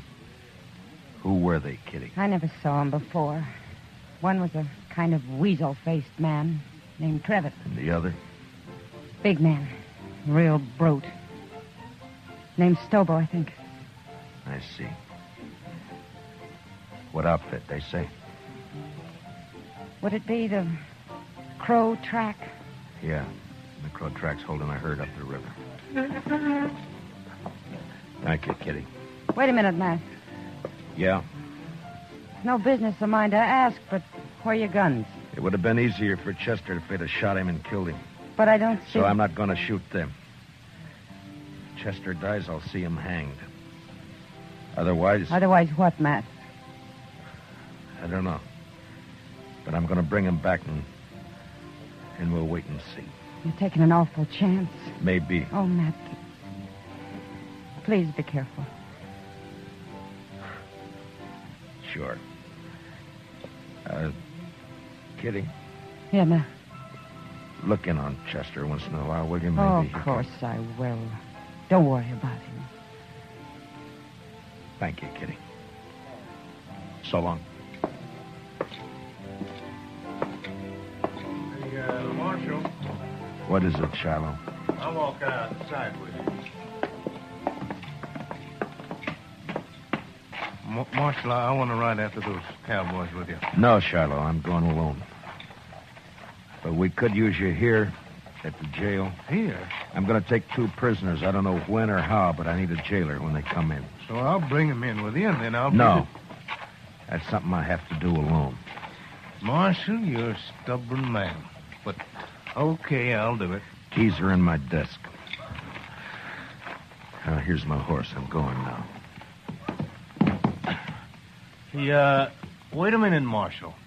You're not armed. I know it, Shiloh. Goodbye.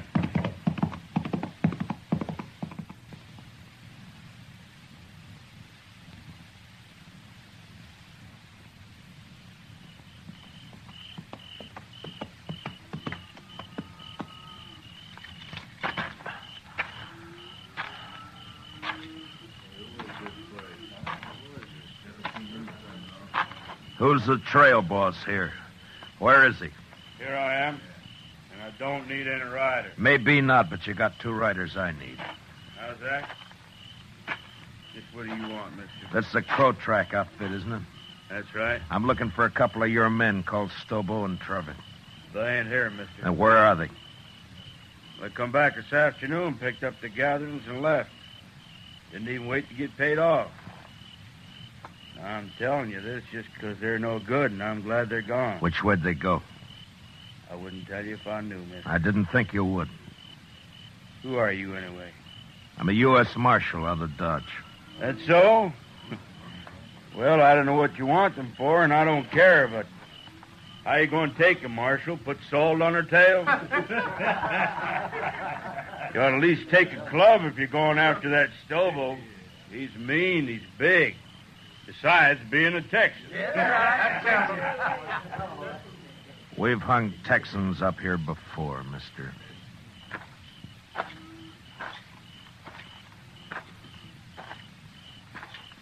Marshal. Yeah? I heard Stobo and Trevitt say they were heading west, following the Arkansas. Where are you from, son? Texas, near Waco. And what are you sniveling around informing on these men for? That Stobo kicked me, knocked me down and kicked me. All right, son, I'll ride along the Arkansas. But you ride back to Texas and learn how to fight your own battles.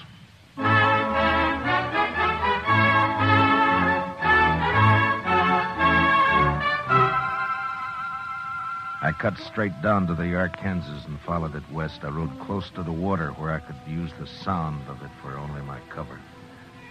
After an hour or 2, I spotted a hobbled horse alone. Stobo and Trevitt must have separated. I got down and followed the animal's tracks as best I could in the moonlight until I caught the dying coals of a campfire on the bank ahead. To one side, I could make out the huddled figure of a man asleep in his blanket.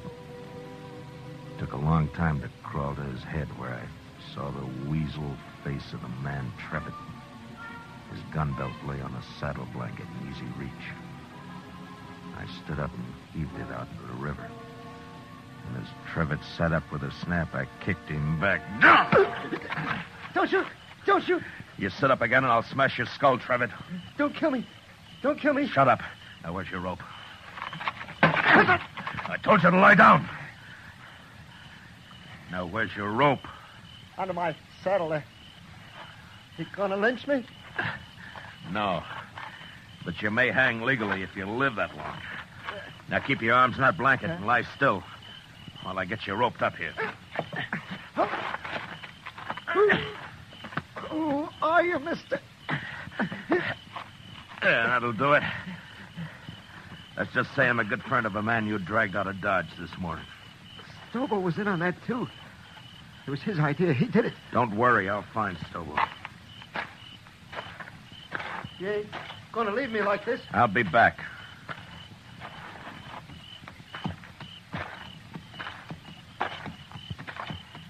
You ain't even carrying a gun. Too bad for you, I'm not. Now, Trevor, I'm going to throw you across my horse and tie you on. He'll take you into Dodge right to the jail. When you get there, tell Shiloh who you are if you can still talk. And he'll give you a nice, clean cell. You're the marshal. I'll be back when I find Stobo. You can't do it, Marshal. I'll die on that, son.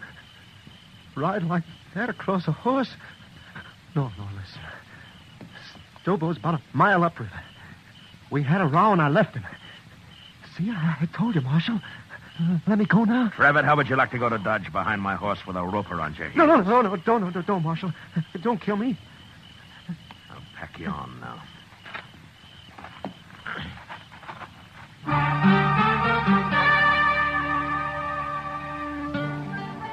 I tied Trevor across my horse and started him off in the direction of Dodge, and then I forgot about him. Stobo was next. I rode west on Trevor's horse. Dawn was just breaking when I saw him, crouched behind a campfire, cooking breakfast. His horse was saddled and stood nearby. I rode straight up, got down, and walked over.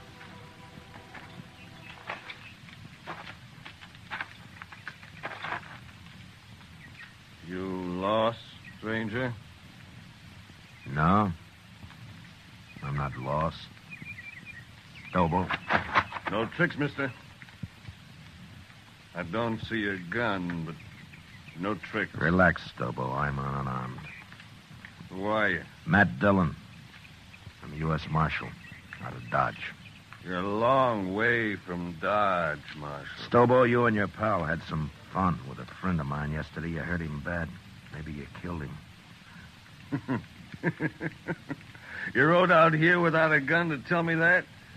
You're the craziest marshal I ever saw. I'm going to shoot you, Marshal, and bury you in the river. What do you think of that? I expected you would. Huh? But unless you want it on your conscience that you refused to feed a man on the trail, you better give me a piece of that pork first. You're about the coolest man I ever saw, Marshal. Do I eat? Sure you do. Sure. You just stand right there across the fire and don't move. I have to shoot you before you've been fed. I know. It's too bad I only got one dish for your last meal, Marshal. A man can keep sassy on meat alone, Stobo. Yeah, he sure can. Well, looks about done. At least this here piece says you can't... All right, I got your gun, Stobo, so don't try anything. You burn me! You burn me! Just a few coals. They won't hurt you. Now shut up and get on your horse. I'll kill you for this, Marshal. You can't hurt me like that. On your horse! Come on now. Get up there. Now, you just sit there, Stobo. I'm going to throw a noose around your neck, so keep your hands down. There now. Now, you ride toward Dodge. And you do anything I don't like, and I'll jerk you off your horse and drag you the rest of the way. Now, ride.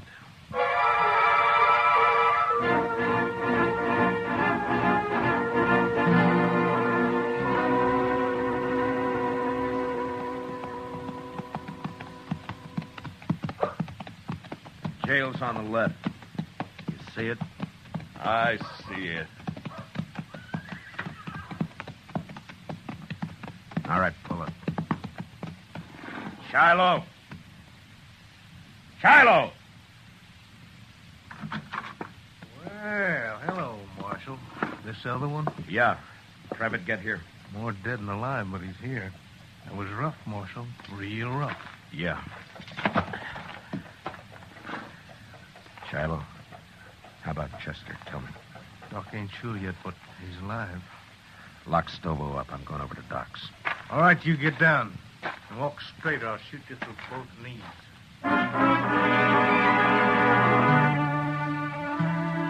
Chester was asleep, but the doc let me take a look at him.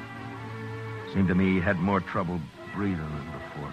But the doc said another day might see him out of it. And there was nothing I could do. So I went up for a steak and some sleep. And the next morning I went back to the jail. Morning, Marshal. Everything all right, Shiloh? Doc looked over your prisoners. Trevitt's pretty sick yet, but Stobo's all right. Got a few burns is all. Nothing could hurt that moose. A hanging might.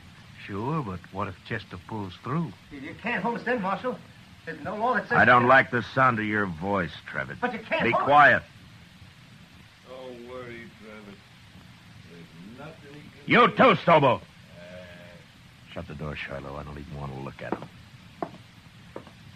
That Stobo's a mean one, but I feel kind of sorry for Trevor. And go cry about it someplace else. I don't feel sorry. Don't you take it out on me, Marshal. I didn't send Chester off to do my job. Yeah. Yeah, you're right. I'm sorry. Go get some breakfast, huh, Shiloh? I'll wait here now. I'll be back later.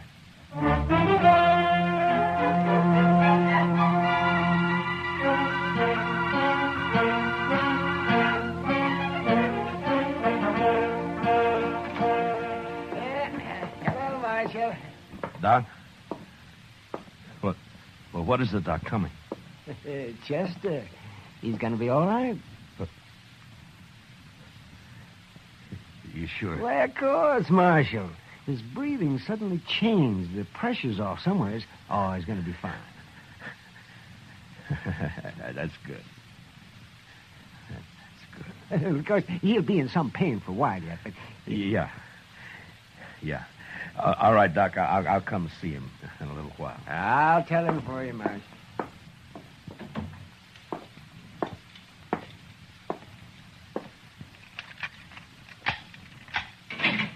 All right, come on, Trevin. Where to? Come on, I said. What's up, Marshal? I'll be back for you, Stobo. Now get going. Come on.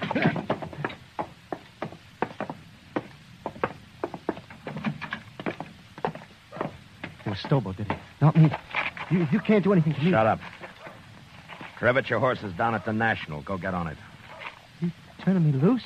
Get your horse and ride, and don't ever come back to Dodge, not while I'm alive. Now go on before I change my mind. Yeah, sure, I'll go.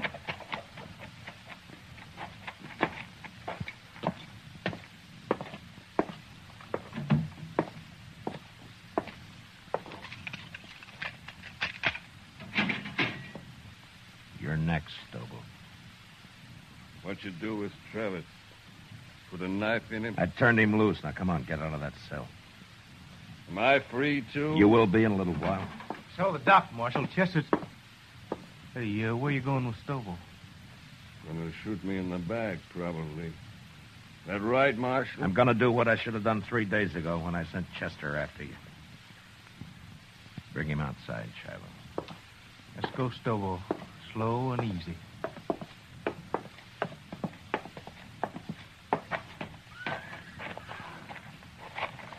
Bring him over here, Shiloh. You're gonna drag me, is that it? You try that. That's what now. you do, isn't it, Stobo? Don't try. Never mind. Shiloh, hold my guns. Here. What the... Oh, I get it. You're gonna fight me. Marshal, you're crazier than I thought. Why, I'll tear your throat out. If he wins, let him go, Shiloh. Maybe I will. I said you'll let him go. All right, Marshal, all right. Maybe you're crazy, but I guess this is your party. Come on, Marshal. I'll make it short for you. Real short. Stand back, everybody. Get back, do you hear? You're big, Stobo, but you're stupid. You're ugly stupid. Why, you... I'll kill you.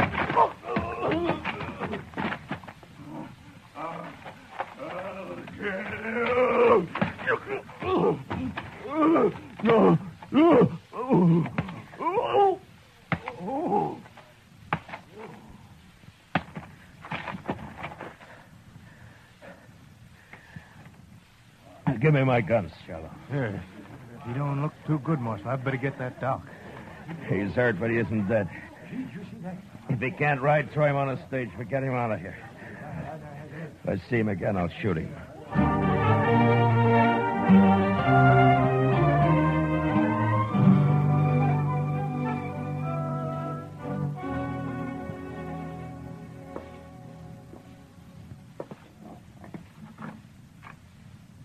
Chester? Can I come in? Yes, sir, Mr. Dillon. My, what happened to you? I've been lecturing a couple of hard-nosed cowboys. One in particular. Oh, I see. I'm sorry, Mr. Dillon. Those two sort of got the drop on me. Yeah, it sure did. Mr. Dillon? Yeah? I've been thinking, and... Yeah? What is it, Chester? Well, Mr. Dillon, I'm not much help to you here. Maybe I better just... That's enough, Chester. Well, but I've been thinking... Well, that... just stop thinking. Yes, sir. Now, look, Chester, I'm going to tell you something. I need you here. You see, you're the only man in Dodge I can really trust. The only one. Yes, sir. Well, you can trust me, Mr. Dillon. Yeah, I know. And I'm thanking you, Chester. But you're sure no help to me lying there, you know. No help at all. Well, I don't aim to stay here long. The doc says I'll be up and around again. Look, Chester, I tell you what. I'll go get patched up, and then we'll make Kitty come over and fix us some steaks, and we'll have some beer too, huh? Well, what do you say? My, that'd be fine, Mr. Dillon. My, I'd sure like that.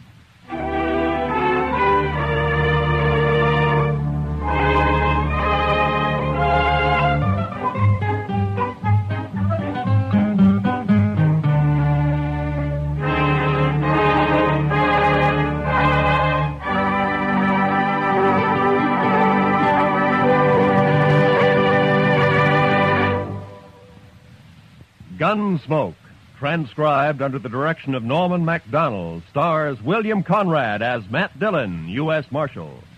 Tonight's story was especially written for Gunsmoke by John Meston, with music composed and conducted by Rex Corey. Featured in tonight's cast were Paul Dubov, Lou Krugman, and Georgia Ellis, with Don Diamond, Gil Stratton, and Jack Crucian. Parley Bear is Chester, and Howard McNear is Doc. Join us again next week as Matt Dillon, U.S. Marshal, fights to bring law and order out of the wild violence of the West in Gunsmoke.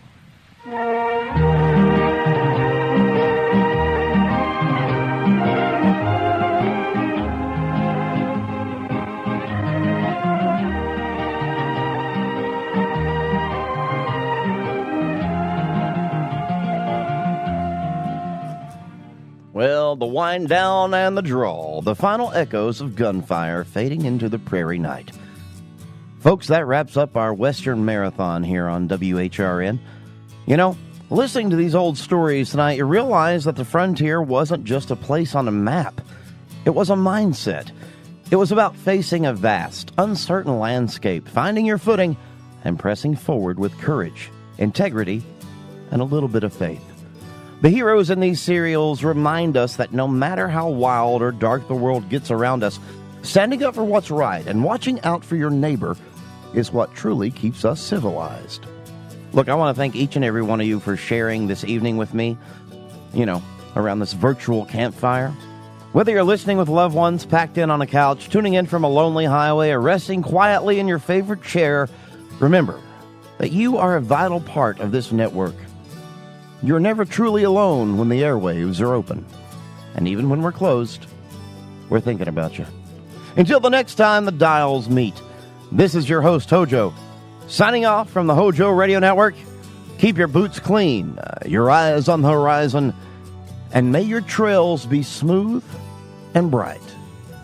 Good night. God bless, and sweet dreams to you and yours. This is Hojo, signing off.